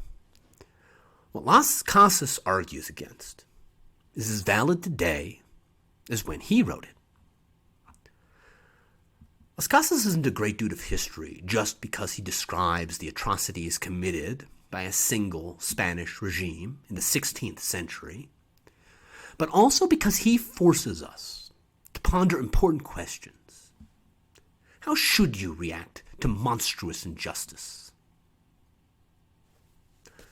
In the United States, there are still, as per the president's orders, children in cages. Some, not huge numbers, but some children have died of diseases in those cages. Some of the same diseases the Taino were killed of. What if the people are far away? Las Casas forces us to ponder. What if the people are nothing like you at all? Civilians in Hong Kong are fighting for their lives, for their freedoms, against an oppressive Chinese state. What does that matter to us? Las Casas forces us to ask. He makes us wonder what our responsibility is as the inheritors of a tragic past and as citizens of a sometimes tragic present. What is our responsibility as the heirs of Columbus? Is it to speak out and work towards ending oppression? I don't know the answers to all of those questions. I hope that we can end these sorts of things. One thing I do know is that regarding the genocide of the Taino, historically, the decision has been made to minimize, ignore, justify, or otherwise not properly deal with the beginnings of the conquest of the Americas. Now, I have chosen in this podcast to instead deal with that tragedy by laying it out as well as I can, because I believe we ought to know the true history of the Americas, and because I have often heard the argument against assigning culpability to the conquistadors that we cannot judge people by the standards of our day. Las Casas certainly wasn't judging people by the standards of the 21st century, but he does reveal the true nature of the conquest of the Americas, a systematic genocide. Ironically, Spain's enemies, Portugal, France, England, and the Dutch, all used Las Casas' work to create something, what the so-called black legend of Spain. Something basically used to justify their own colonial efforts. mainly by pointing to Las Casas' work and saying, look at all the atrocities that the Spanish committed in order to defend their own colonial enterprises. Ironically, there is no equivalent, though, to Las Casas that exists within Portuguese, French, British, or Dutch literature or history. As this show continues, I'm going to do my best to document ways in which these other colonial empires were similar to the Spanish, as well as the ways that they differed. Just going to try and do my best to tell you the history. I'm of the opinion also, though, that the Spanish conquistadors have served in some ways as a point of deflection against what, other Europeans did and other Spaniards who weren't the conquistadors did. Anyway, next episode, Las Casas is going to continue to be handy to us as we talk about the early Spanish mainland and in Venezuela, where, in particular, where a German company were the tyrants.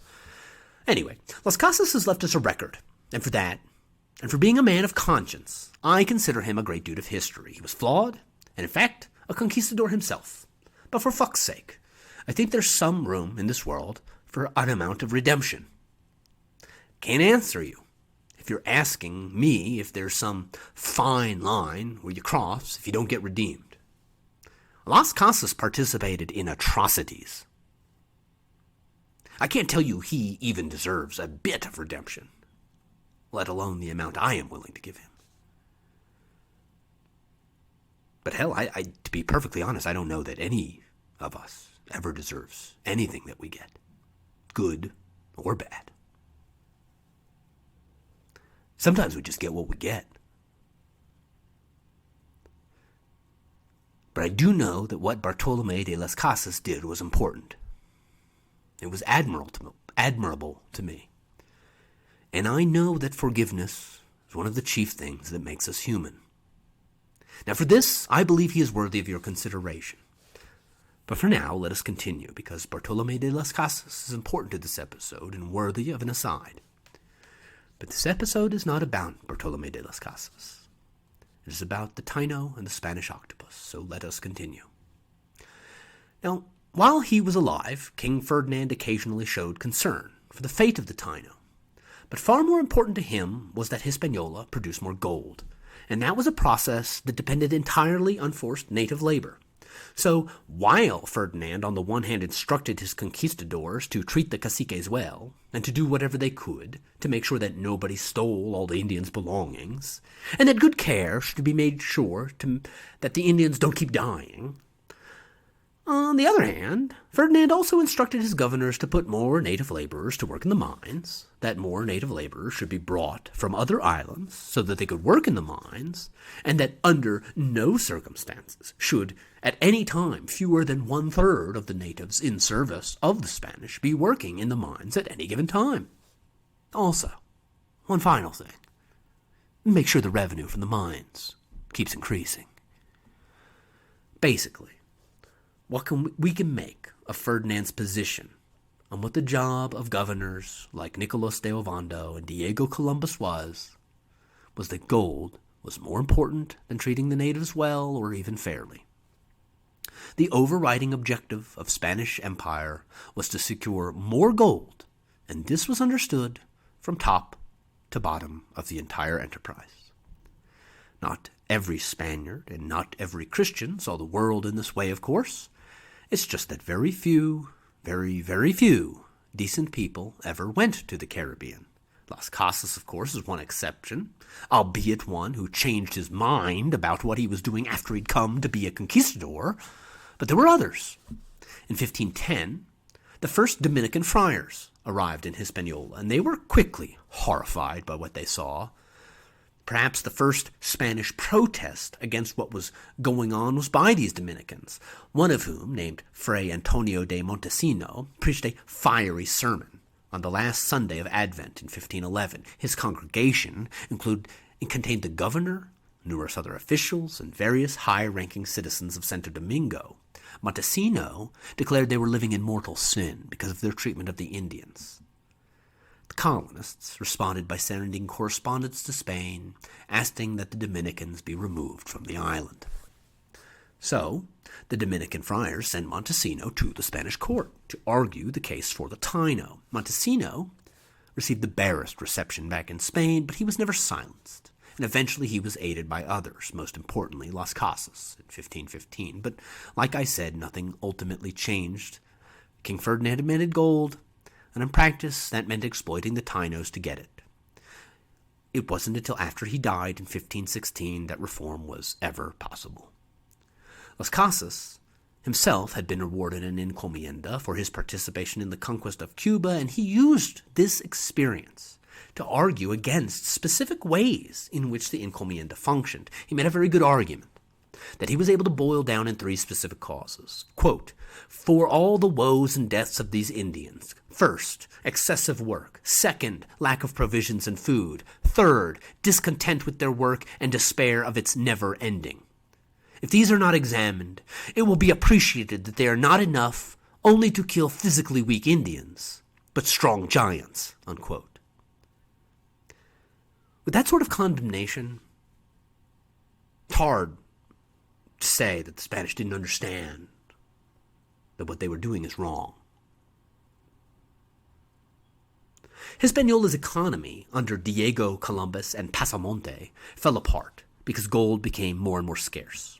The gold in Puerto Rico was quickly exhausted as well, and Cuba's gold supply lasted little longer. The gold of the Caribbean was found in only a few districts on the islands. The deposits were small and slight depth. On Hispaniola and on Puerto Rico, the Spanish immediately learned where the gold was from the Tainos. On Cuba, the Spaniards found the gold themselves by searching stream beds, which was the only reason why gold mines were in operation later in time on Cuba than elsewhere. All in all, the largest and richest gold mines on Hispaniola were worked for about 25 years. Those of Puerto Rico and Cuba, about half as long. Afterwards, gold was never again an important part of Caribbean life. Spaniards oversaw Taino laborers as they dug into sand and gravel to search for gold, as well as perform other heavy labor about the mining camps.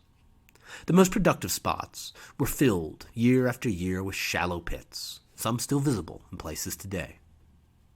As the Caribbean was increasingly squeezed of wealth, the men who came to the Caribbean increasingly left to go elsewhere, to other islands in the Caribbean, to the mainland of the Americas. Nicolas de Ovando attempted to encourage families to come to Hispaniola and had some success in stabilizing the Spanish population there by building villas for the settlers and then forbidding them to depart to other islands. But by the end of his governorship in 1509, he finally relented and permitted Ponce de Leon to colonize Puerto Rico, by which time King Ferdinand sent new colonial ventures, headed by Nicuesa and Ojeda, to occupy Tierra Firme as well. The next decade, from 1510 to 1520, large and continuing emigration happened out of Hispaniola, first to Puerto Rico, Jamaica and Darien, later to Cuba, following the conquest of Velázquez. And as a result, parts of Hispaniola became virtually deserted.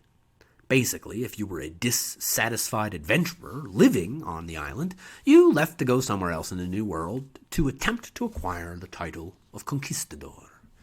Even after 1520, men sometimes still continued to leave Hispaniola for other parts. In 1514, a new repartimiento was ordered by Pasamonte, which was a scandal on Hispaniola, as a brief aside, because it made bare the fact that it was he, the royal treasurer, and not the governor, Columbus, who was really in power. The repartimiento of the native labor revealed how dramatically the Taino population had decreased. But it's also useful to us because it gives a tiny glimpse into life on the island of this time.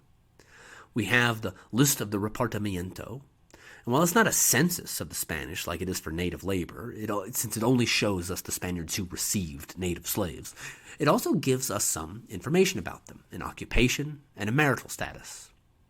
It's probably safe to say that the influx of friars had some effect on moderating Spanish conduct, because roughly a third of the married men listed in the repartimiento were married not to a Spanish wife, but to an indigenous Taino woman. Few, if any, Taino women were, truly willing wives of Spanish conquistadors, what with the dramatic power imbalance, but this nevertheless indicates that there were Spanish friars who sparked some sense of morality amongst some of the conquistadors, however small their consciences might have been. At any rate, the Repartimiento of 1514 is the first record of intermarriage in the New World, and these families went on to produce mestizo offspring. And in effect, these children were becoming the founding fathers and mothers of a permanent colony, the first Latin Americans. Quoting Marshall Eakin, quote, "At its core, the history of Latin America for the past 500 years has been a story of miscegenation, so that today this racial and cultural mixture defines most of Latin America," unquote. The beginnings of this new society were being built out of the failure of the gold economy. One of the 15 towns on Hispaniola was abandoned by 1514, Santa Cruz. Most of the citizens had followed Juan Ponce de Leon to Puerto Rico. Those who remained dispersed to other villas on the island. By 1517, basically every settlement on Hispaniola was little more than 20 or 30 Spanish households, quote, "like poor villages in Spain," unquote, according to one observer, with the notable exception of Santo Domingo, the capital of Hispaniola, which continued to maintain a healthy size and population. By 1520, several more of Ovondo's villas dissolved, and several more moved away from husked-out gold-mining districts. By that time, most Spaniards lived by the coast, the central region of Hispaniola, where gold was discovered, and which was the hub of Spanish cruelty and Taino misery for nearly, almost 3 decades. It was now a ghost town. In 1509, the census of Tainos was 60,000. In 1510, Diego Columbus reported a census of 40,000, though most of those estimates probably only refer to working-age Tainos. In 1514, the new Repartimiento showed there were only 22,762 Tainos, excluding children and the aged. We don't have a population estimate for the Taino children at any point in time from any of the estimates, except from the 1514 Repartimento for the royal estates at Santo Domingo. There were 4 royal estates at Santo Domingo in 1514. In none of them was there anything close to an average of 1 child per family, and of the 4 royal estates, only 1 even achieved an average of 1 child per 2 Taino families. Peter Martyr wrote in 1514, quote, "Many say that once upon a time a census was made of more than 1,200,000. How many there be today gives me horror to say," unquote.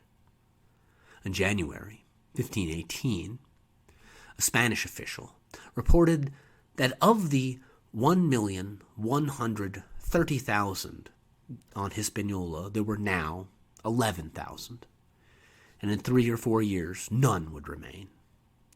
But I think, to me, the most stunning report of any Spanish official of the Taino population on Hispaniola was from a man named Pedro de Cordoba, a Franciscan friar who wrote to Ferdinand on May 28, 1517, quote, "As a result of the sufferings and hard labor they endured, the Indians choose and have chosen suicide. Occasionally, 100 at a time have committed mass suicide. The women, exhausted by labor, have shunned conception and childbirth, so that work should not be heaped on them during pregnancy or after delivery. Many, when pregnant, have taken something to abort. Others, after delivery, have killed their children with their own hands, so as to not place or leave them in such oppressive slavery. These poor people no longer increase or multiply, nor do they bear children, which is a matter of great sorrow," unquote. The contemporary Spanish experts who studied the problem differed on the specifics, but they were all in basic agreement. Spain was at fault, and Spanish men Spanish policies were conducting a genocide. They, of course, did not use the word genocide. It was not invented yet. Neither did they have the benefit of germ theory to help explain the casualties. Specifically, however, major blame was placed on the transfer of Tainos from place to place as a result of repeated repartimientos, where land and slaves were repartitioned amongst the Spanish. From the forced migrations that so many undertook to and fro the mines from the beginning and end of their demora as well, the 6 to 8 month period of work that they endured, the Taino suffered from being changed from one place to another. Secondly, they suffered from that same cause because since they were removed around, the Spanish encomenderos did not know for certain how long Indians would be at their disposal before a new repartimiento could reshuffle the workforce at any time. Thus, the conquistadors were incentivized not to look after their charges properly.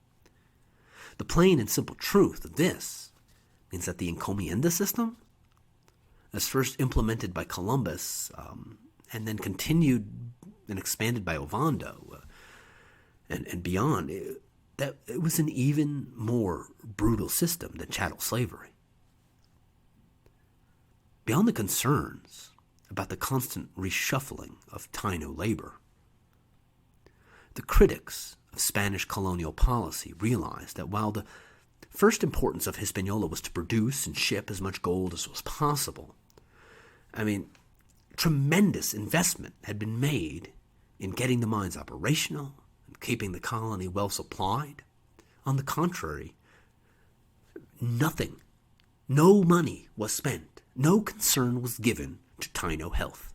There were no sanitation structures built in the mining camps. Very little rest was given to Taino slaves. They received a poor diet at best and were starved at worst. The Spanish also understood that part of the trouble for the Taino stemmed from the fact that they had stopped them from hunting and fishing and fed them practically nothing but cassava bread. Now, cassava is nutritious, but is not a balanced diet. And on Hispaniola, meat and fat was restricted to the Spanish masters.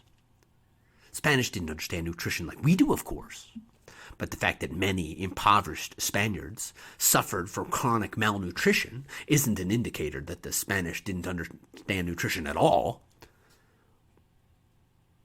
I think rather, that's an indication that the Spanish reproduced on Hispaniola some of the worst parts of their society into the Caribbean.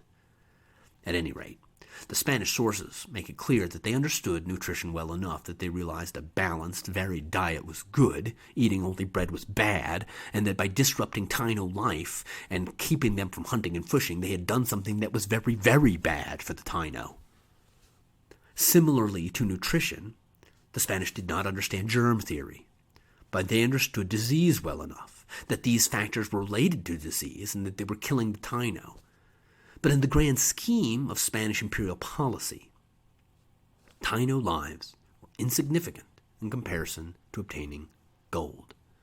Carl Ortwin Sauer states simply, quote, "Different reasons were given for the dying off of the natives, and probably all of them were true," unquote. One critic stated that because of the constant shifting of the Taino workforce, quote, "they have died in infinite numbers," unquote. Las Casas stressed the heartlessness of Spanish officials and the brutality of individual masters. In his own words, the Spanish were guilty of, quote, "cruelties more atrocious and unnatural than any recorded of untutored and savage barbarians. No other reason can be assigned for them than the greed and thirst for gold of our countrymen," unquote. Las Casas used his Historia de las Indias and his devastation of the Indies to single out specific conquistadors and colonial officials for specific deeds.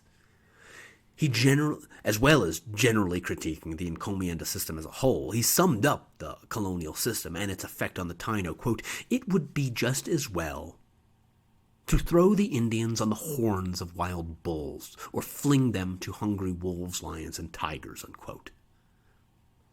Taino social structure had completely collapsed by the 1520s. By that time, all the highest-ranking caciques were killed. The subordinate caciques were either enslaved, killed, or reduced to the status of overseers. By the 1520s, there were no more dances and songs and histories, no more arrietos. In 28 years, the Spaniards destroyed, quote, a well-structured and adjusted native society, unquote, in the words of Carl Ortwin Sauer, replacing it with, quote, a formless proletariat in alien servitude, its customary habits and enjoyments lost, the will to live and reproduce weakened. One way out was to commit suicide by the juice of the bitter yucca, unquote.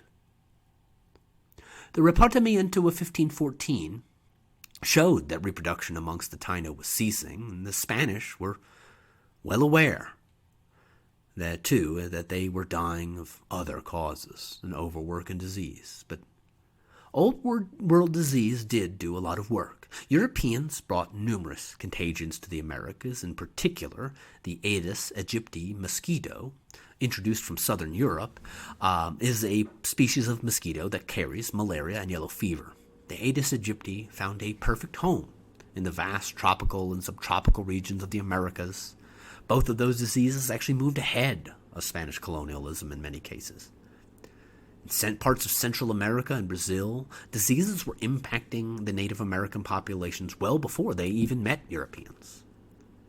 But with that said, I can't help but mention the fact that disease, or not, the human population of the Americas would have rebounded from those diseases, just the way they did in the Old World, except that they also faced constant enslavement.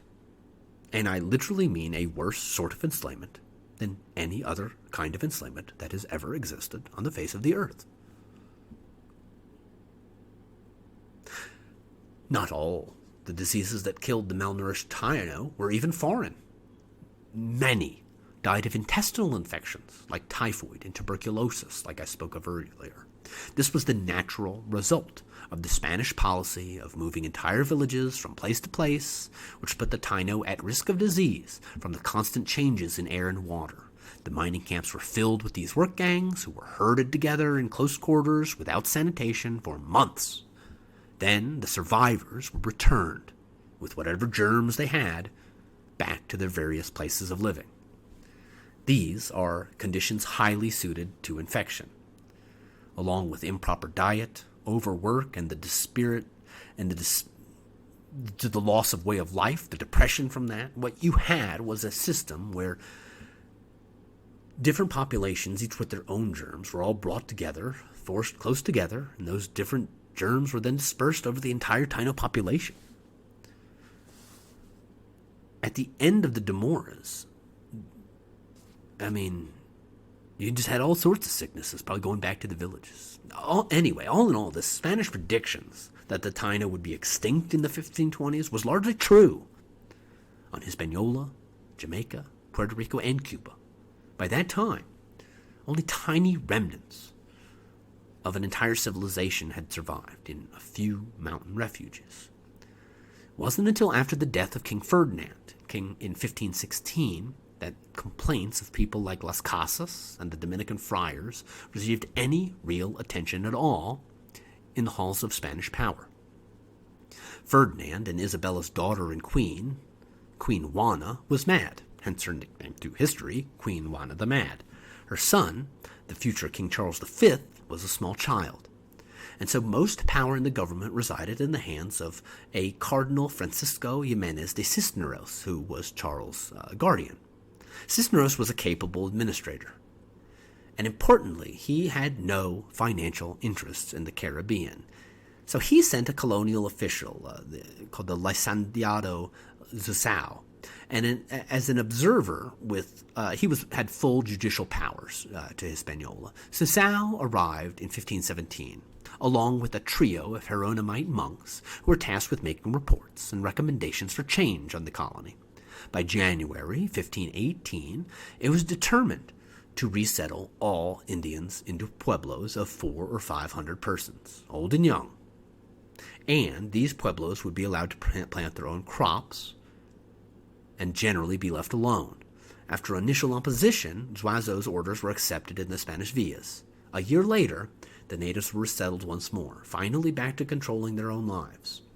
The Spanish reforms are another implicit admission of guilt.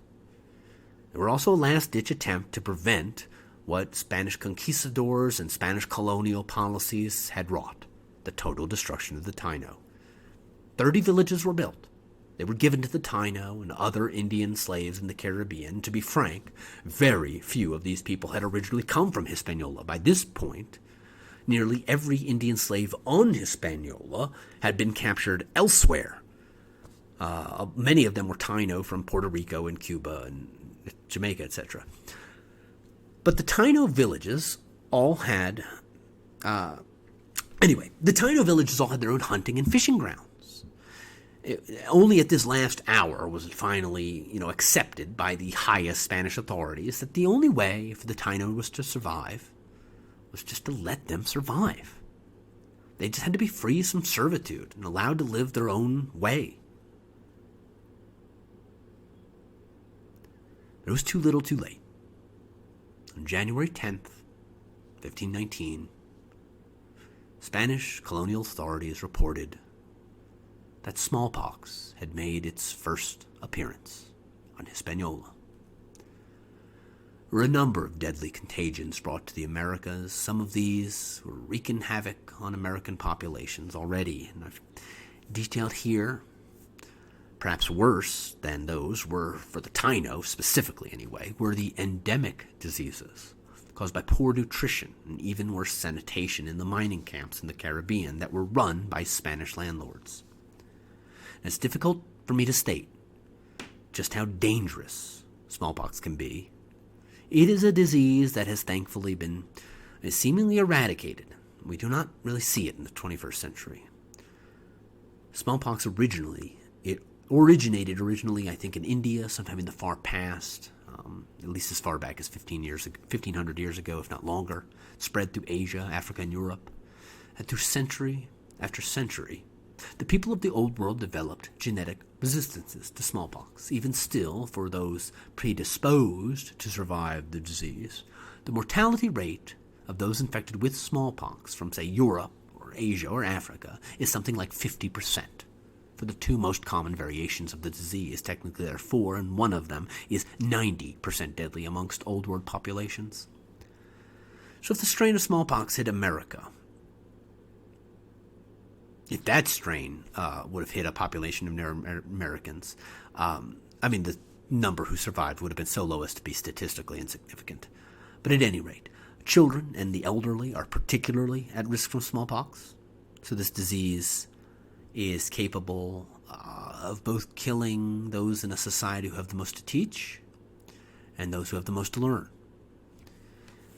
On January 10th, 1519, it was reported that a third of the surviving Indians on Hispaniola were dead of smallpox. On May 20th, 1519, officials made another report several months later. By that time, the majority of the surviving Taino, the precious few thousands who had survived nearly 3 decades of genocidal slaughter at the hands of the Spanish, were now nearly all dead of pestilence. All in all, this was the first major epidemic in the New World. Many more would follow. From 1520 to 1600, no fewer than 14 major epidemics occurred in Mesoamerica, no fewer than 17 in the Andes. The result of this is that entire societies collapsed in the second half of the 16th century. Many of them reorganized themselves. The Americas were changed forever because of the introduction of various diseases: smallpox, measles, malaria, probably the worst as far as numbers of people killed, if I had to guess. But anyway, these horrible epidemics, though, they didn't really begin until about 30 years after the arrival of Europeans. It was after the time at which the Taino had been reduced to a fraction of their original numbers. Their destruction can't be blamed primarily by disease, but instead by colonial policy of the Spanish.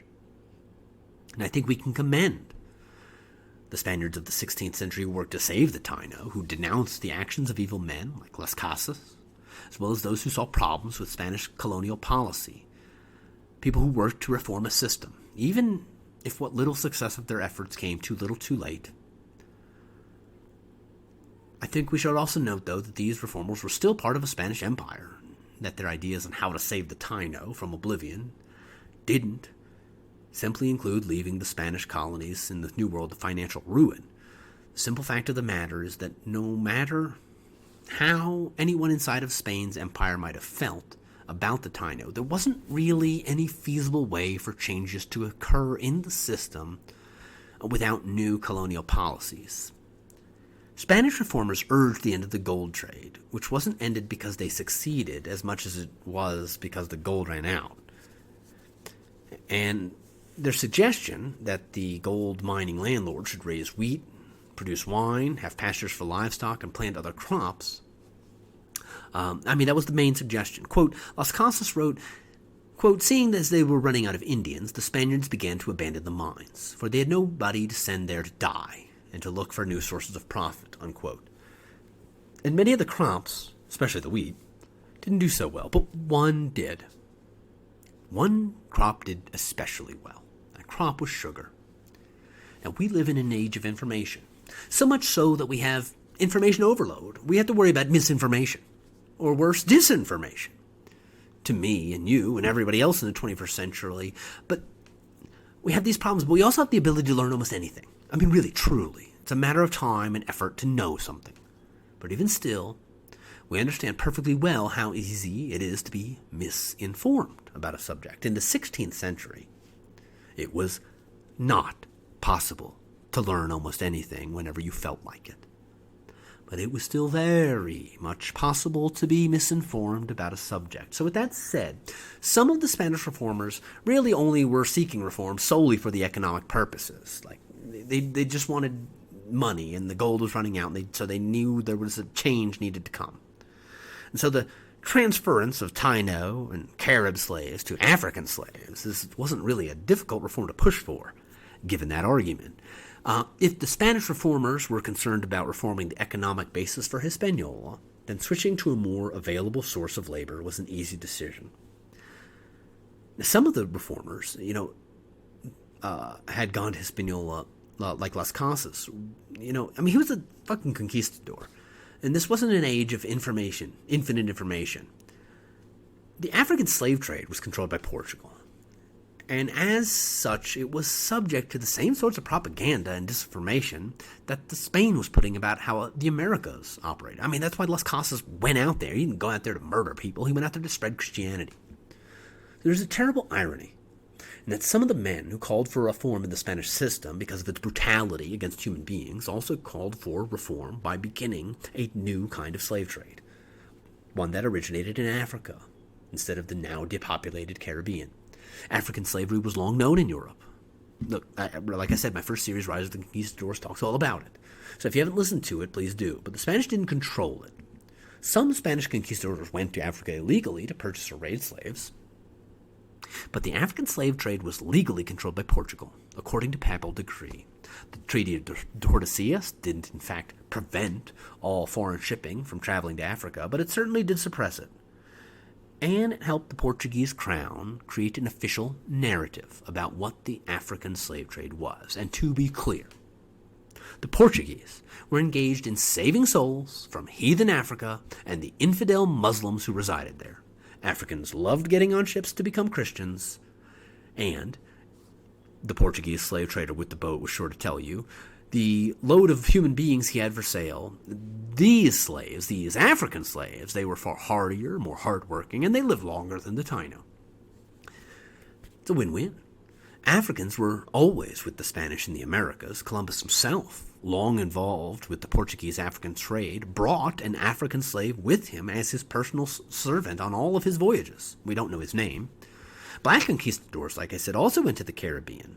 There were numerous African freedmen from the port city of Seville who signed up to go to the Caribbean as conquistadors or as auxiliaries. The most well-known, like I said, is Juan Garrido, Handsome John in English.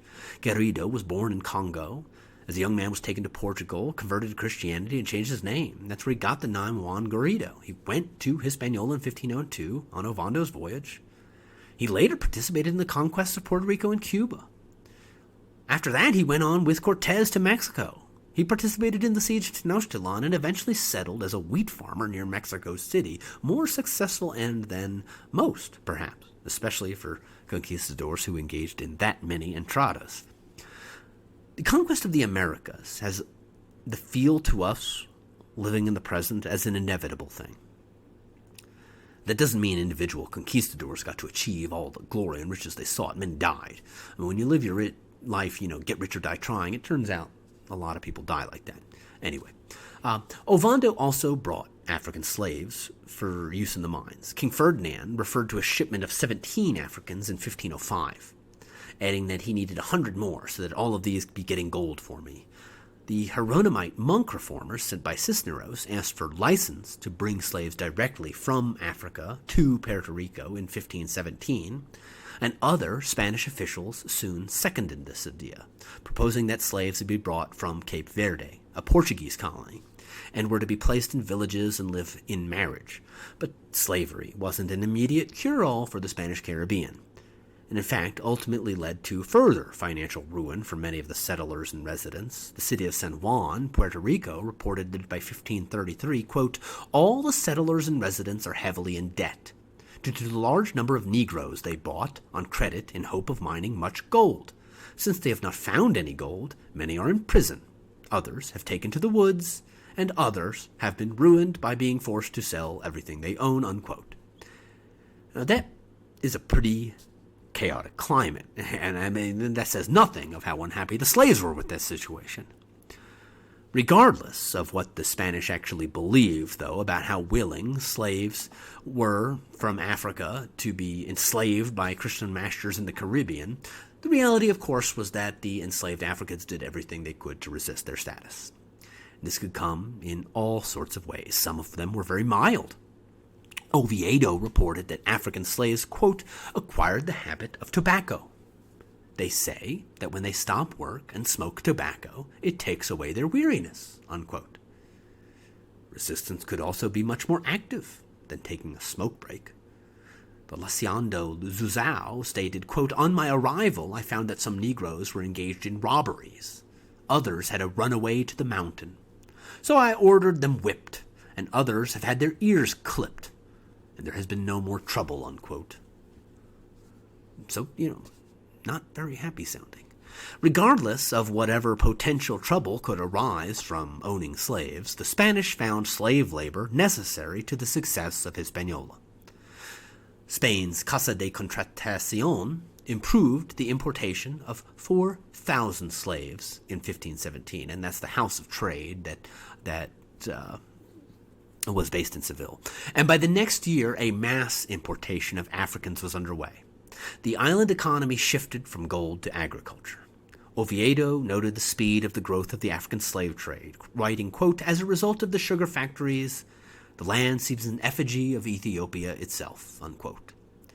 The brutality of the African slave trade would last for centuries more, of course. The end of one genocide led directly into another, helped right along by well-meaning Spanish reformers, as gold mines were replaced by sugar plantations.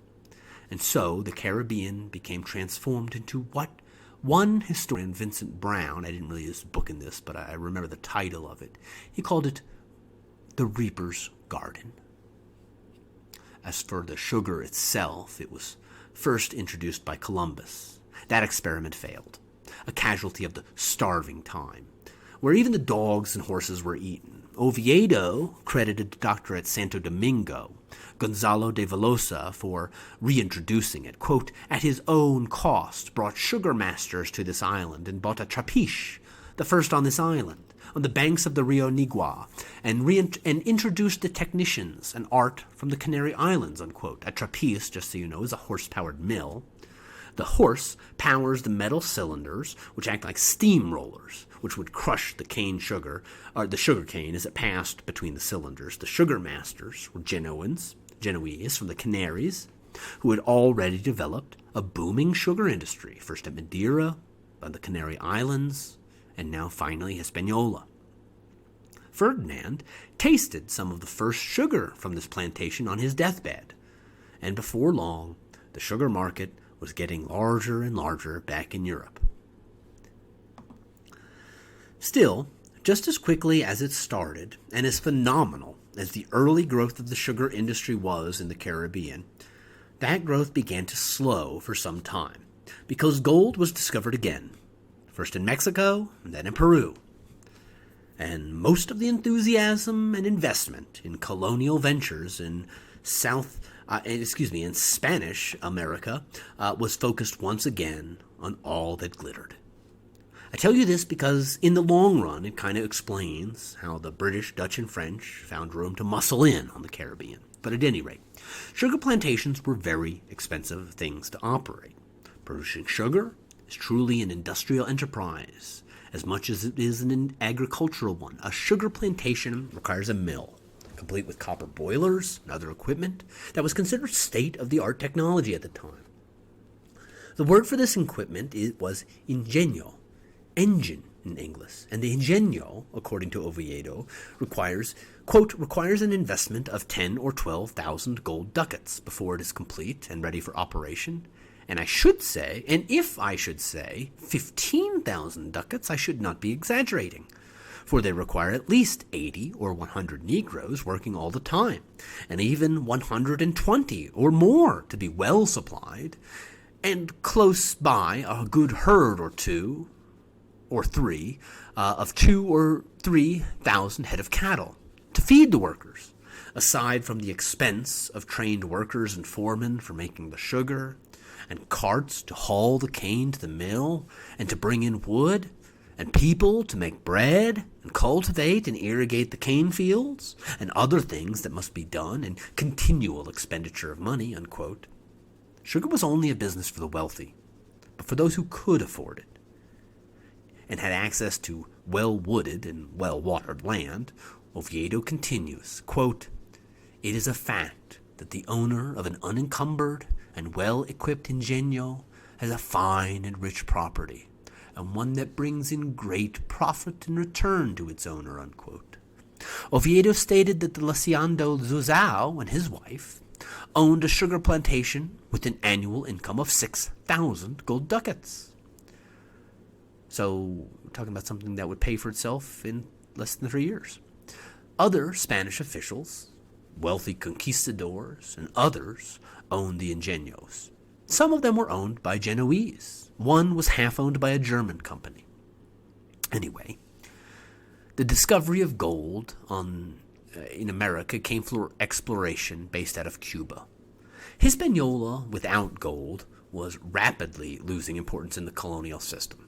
Governor Velasquez of Cuba, technically under the authority of Santo Domingo, but he basically did what he damn well pleased as long as he also kept in the good graces of the Spanish crown. And what Velasquez pleased was basically to plant himself at one end of the island at his capital at Santiago on the eastern side and not explore, to live a sedentary life and basically obtain no more first-hand knowledge of what was happening on Cuba's western side. Sauer says of Velasquez, quote, "He is not the stuff of which explorers are made," unquote. So it wasn't even Velasquez doing any discovering, but rather the loose control he had and general ignorance of what other conquistadors were up to on Cuba's western side is what gave them the freedom to go on their own voyages. The Spaniards probably learned that great wealth existed in Mexico from seafaring Maya traders. At any rate, Velasquez wrote to Ferdinand in April 1514 that Indians had come on canoes from lands unknown to the Spanish. Likely the island was visited by Maya seafarers, and by 1515, ships were leaving Cuba on slave raids to the Yucatan to attempt to replace the Cuban Tainos, who were busy being worked to death, of course. At first, the Spanish believed the Yucatan was just another island, but ultimately, an entrada led by a conquistador named Francisco Hernandez de Cordoba revealed that the Yucatan was a much larger place, and a very wealthy place, with lots of gold. Obviously, the story of Francisco Hernandez is one I'm going to save for our next episode, which is all about the conquistadors who went to the early Spanish mainland, and how eventually Balboa discovered the Pacific Ocean. But I mention all of this here to show why it is that the sugar industry got started so quickly and then promptly stopped developing. took a lot of capital investment to build a sugar plantation, and soon after Spanish capital began flowing into this, more gold was discovered. For now, I think that means this is a good time to start winding this episode down finally. At any rate, I think I've done a pretty good job describing of what I would call the Spanish octopus, so let's bring our focus back on the Taino, who were not, in the end, helped much by the reforms of Cisneros, what with the smallpox, and upon examining the historical sources, to me it's clear that the Spanish colonial policy, like I said, resulted in the genocide, not the introduction of disease. Untold, thousands of Tainos died of diseases that had nothing to do with any old world germs and had a lot more to do with the Spanish decision to build overcrowded mining camps without sanitation. A large chunk of this episode kind of chronicled the actions of those responsible for those atrocities. And like I said, Hispaniola was a place where a lot of the worst people in history got their start. Nicolas de Ovando had a collection of human ears, for Christ's sakes. But that still leaves us with one last question. Why, I think? How? I mean, sure, we understand why Ovando was out there. He liked killing people and collecting their ears and getting rich for doing it. But many people back in Spain found this disgusting and morally reprehensible, or at least they would have.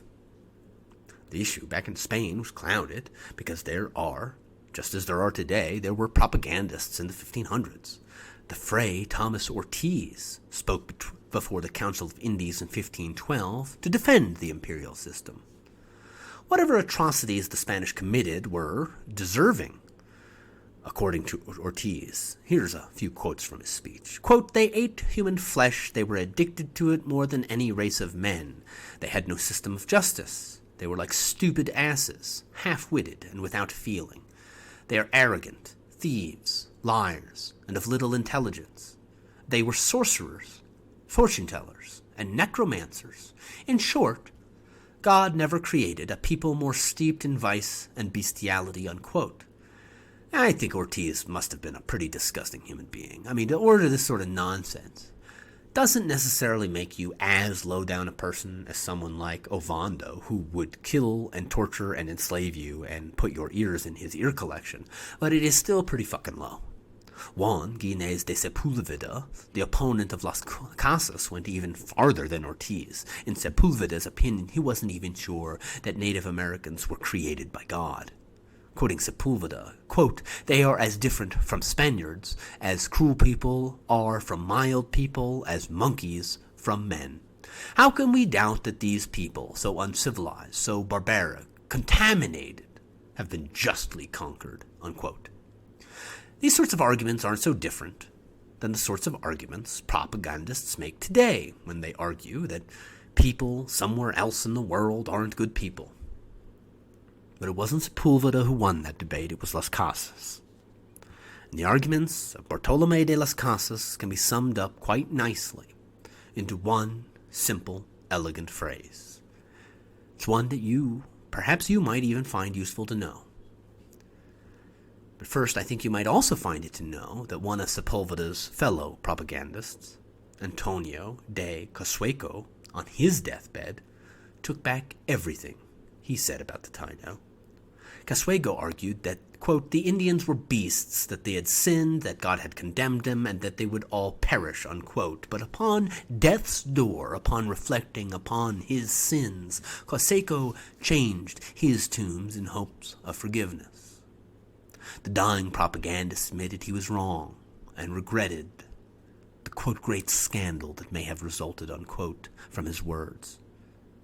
And so he took some responsibility for the, quote, "more evils and injury on the Indians," unquote, which had occurred due to his false testimony before the Council of Indies.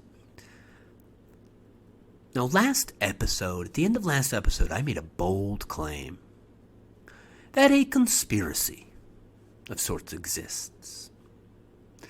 We are still in the historical roots of the conquest of the Americas in this episode, at the end of this episode, and you might think I'm a little bonkers for saying that there's a conspiracy that exists in this world, and that might be true.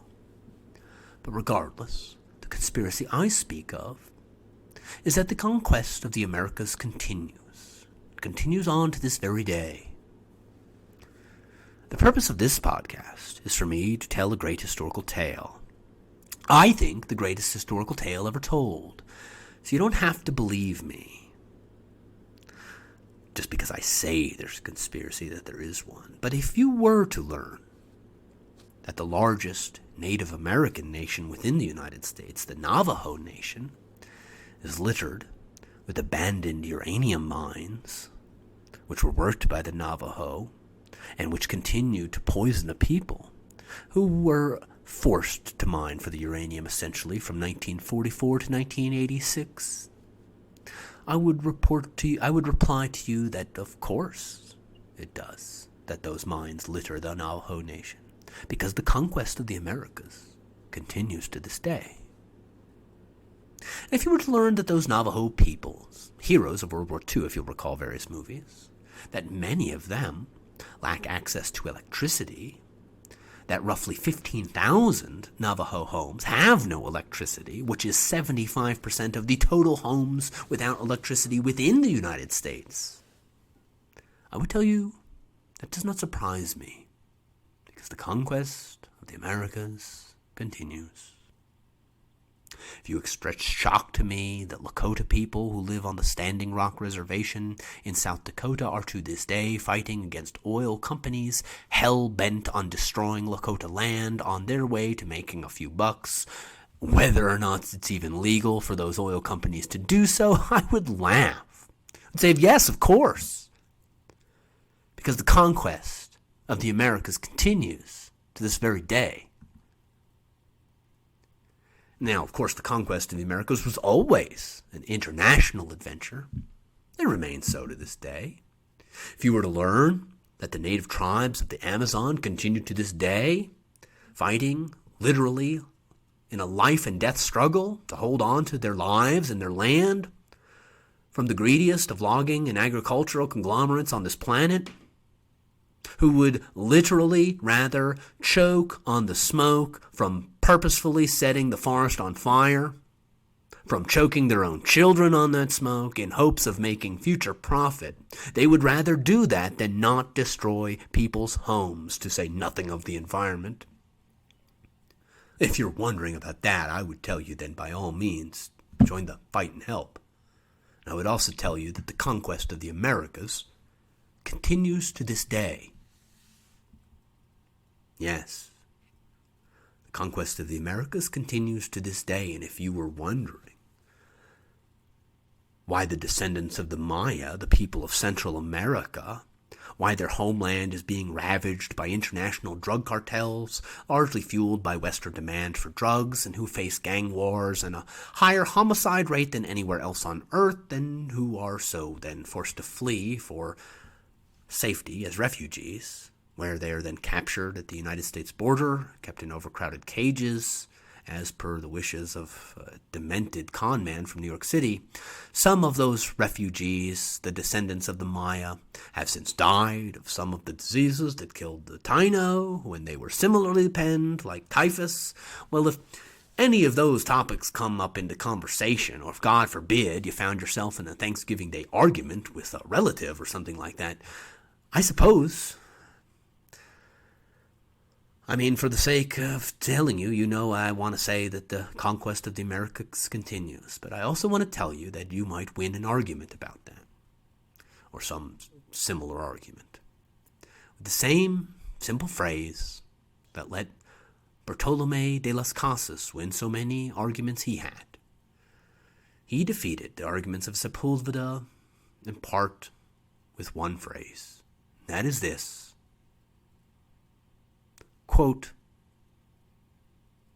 all the peoples of the world are men, unquote.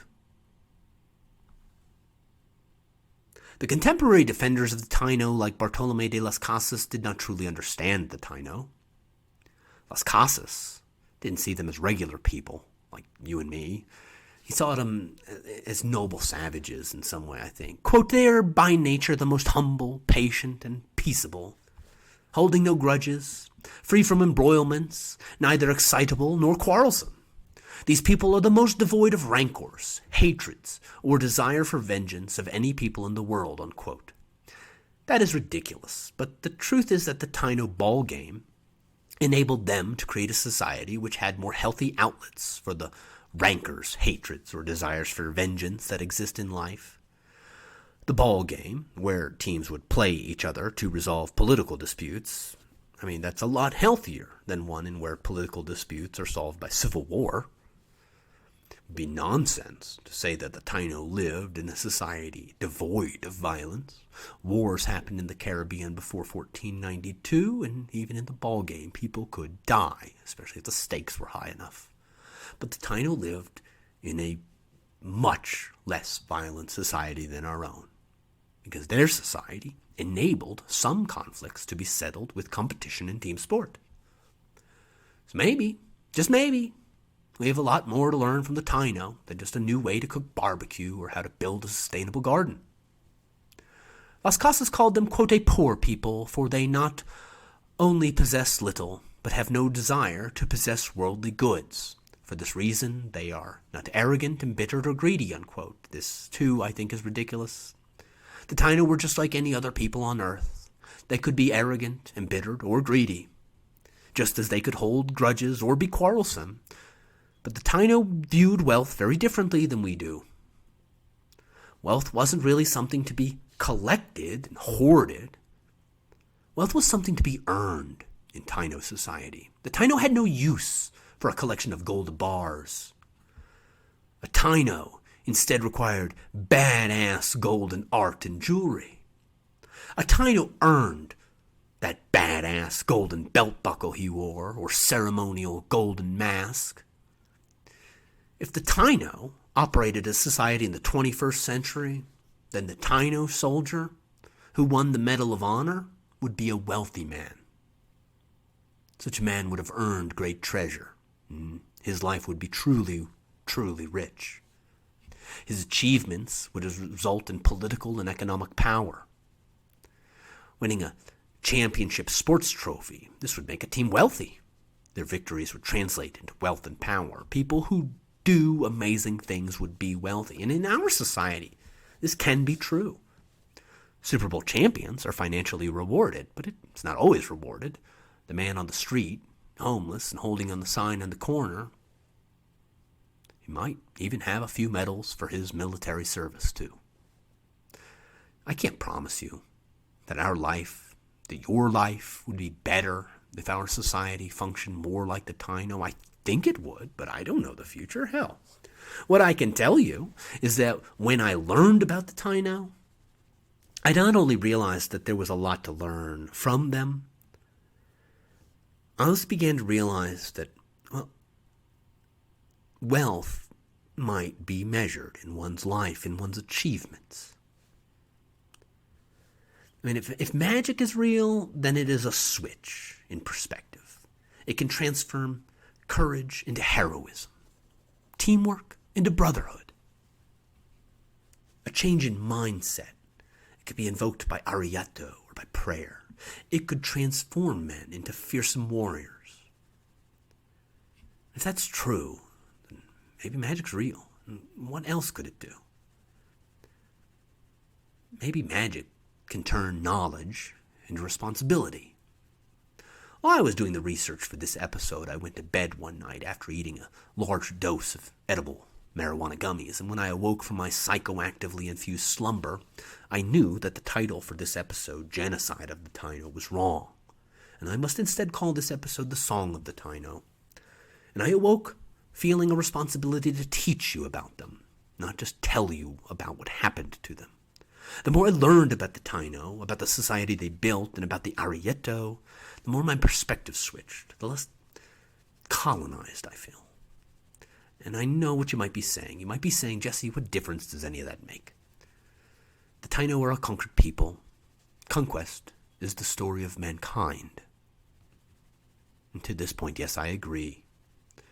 Conquest has been very important to the story of mankind. But those of you who know, who have been listening for a while now, you might remember that an author named Tom King taught me the truth about stories. See, the Spanish weren't the conquistadors, they weren't villains because they were Spanish. They were villains because they had a mindset, a colonized mindset. The Spanish had been colonized themselves, first by the Romans, then again by the Arabs and Berbers. And over 1,000 years, a conquistador mentality developed in Spain. They abuse. This episode has been a telling of the abuse the Spanish dealt out to the Taino. But it is also a story about the Taino. Until they met the Spanish, they were an uncolonized people. I'm not going to tell you what to believe. But I want you to know I have told you the song of the Taino, and I hope you have heard it. I know that it is possible. I want you to know that it is possible, for that song to change your perspective. And I know what you're saying. Jesse, what difference does it make if I change my perspective, if I am decolonized? And to be honest, I don't know. I don't even know what people who lived 500 years ago have to say about me, Jesse. What does it matter? To that I would tell you, you don't have to take it from the Taino. This story is about them, and I hope that you can learn something from them. But if you need a modern example, you can take it from me. My name is Jesse Wiest. I'm a man of the 21st century. This is my story. When I was young, I had the opportunity to play team sports. I wasn't super special or anything, but I was pretty athletic, and the experience on being on a great soccer team made me $0. But it was one that has made my life wealthy. I was in several plays. They were a lot of fun. They made my high school an almost insignificant sum of money, I suppose. The experience made me $0. But performing in front of a community and providing joy to other people was one that has made my life wealthy. Ball games and arrietos can make you rich. After school, I made decent enough money, better, actually, than I made since going back and finishing school. I dropped out of high school, though, and I felt like a loser. There were times I wanted to kill myself. When I finally did go to college, and I graduated with a degree in history, I can tell you that doing that cost me tens of thousands of dollars in student loans. Since I have graduated, I worked as a park ranger, a substitute teacher, and then I started this podcast. And financially, frankly, I was probably better off doing none of those things, to be honest. But getting that degree and proving to myself that I could finish school has made me wealthy.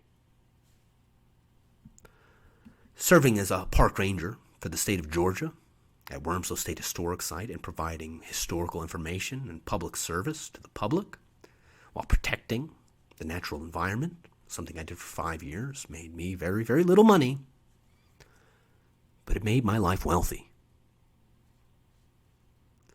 Being a substitute teacher made me very little money.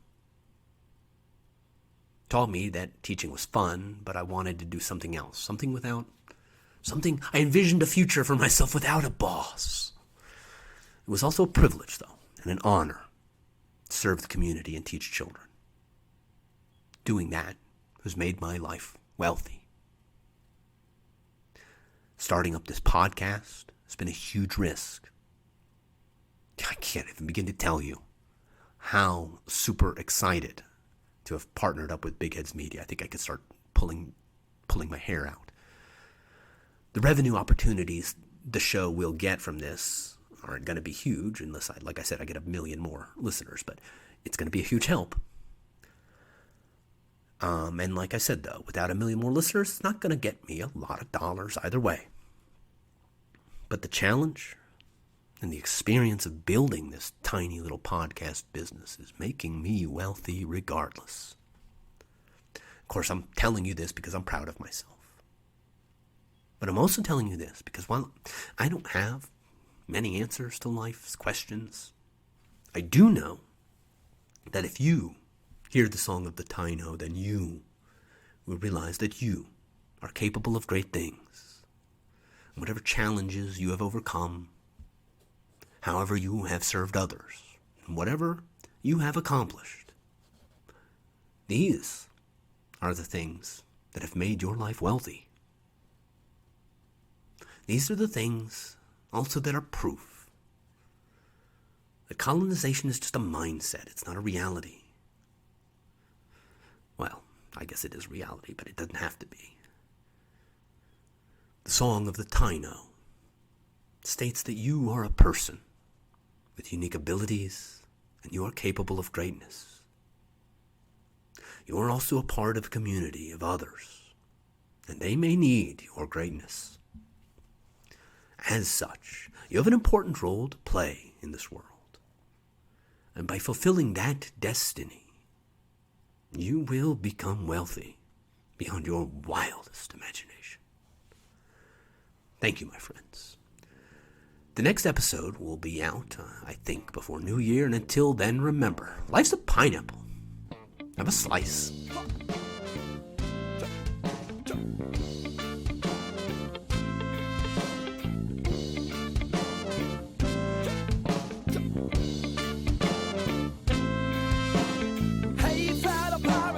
Listen what I say.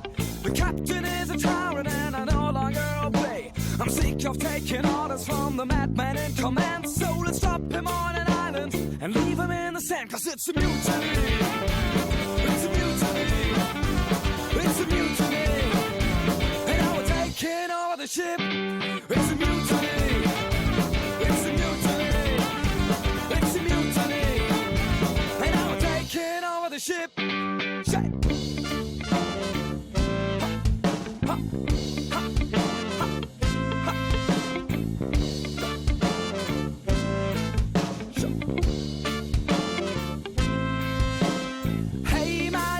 Haven't you heard what's happening here? You're no longer in control and we're drinking up your beer. This is now a democratic, egalitarian pirate ship. So enjoy your trip, cause it's a mutiny. It's a mutiny. This is a mutiny. And now we're taking over the ship. It's a mutiny. It's a mutiny. It's a mutiny. And now we're taking over the ship.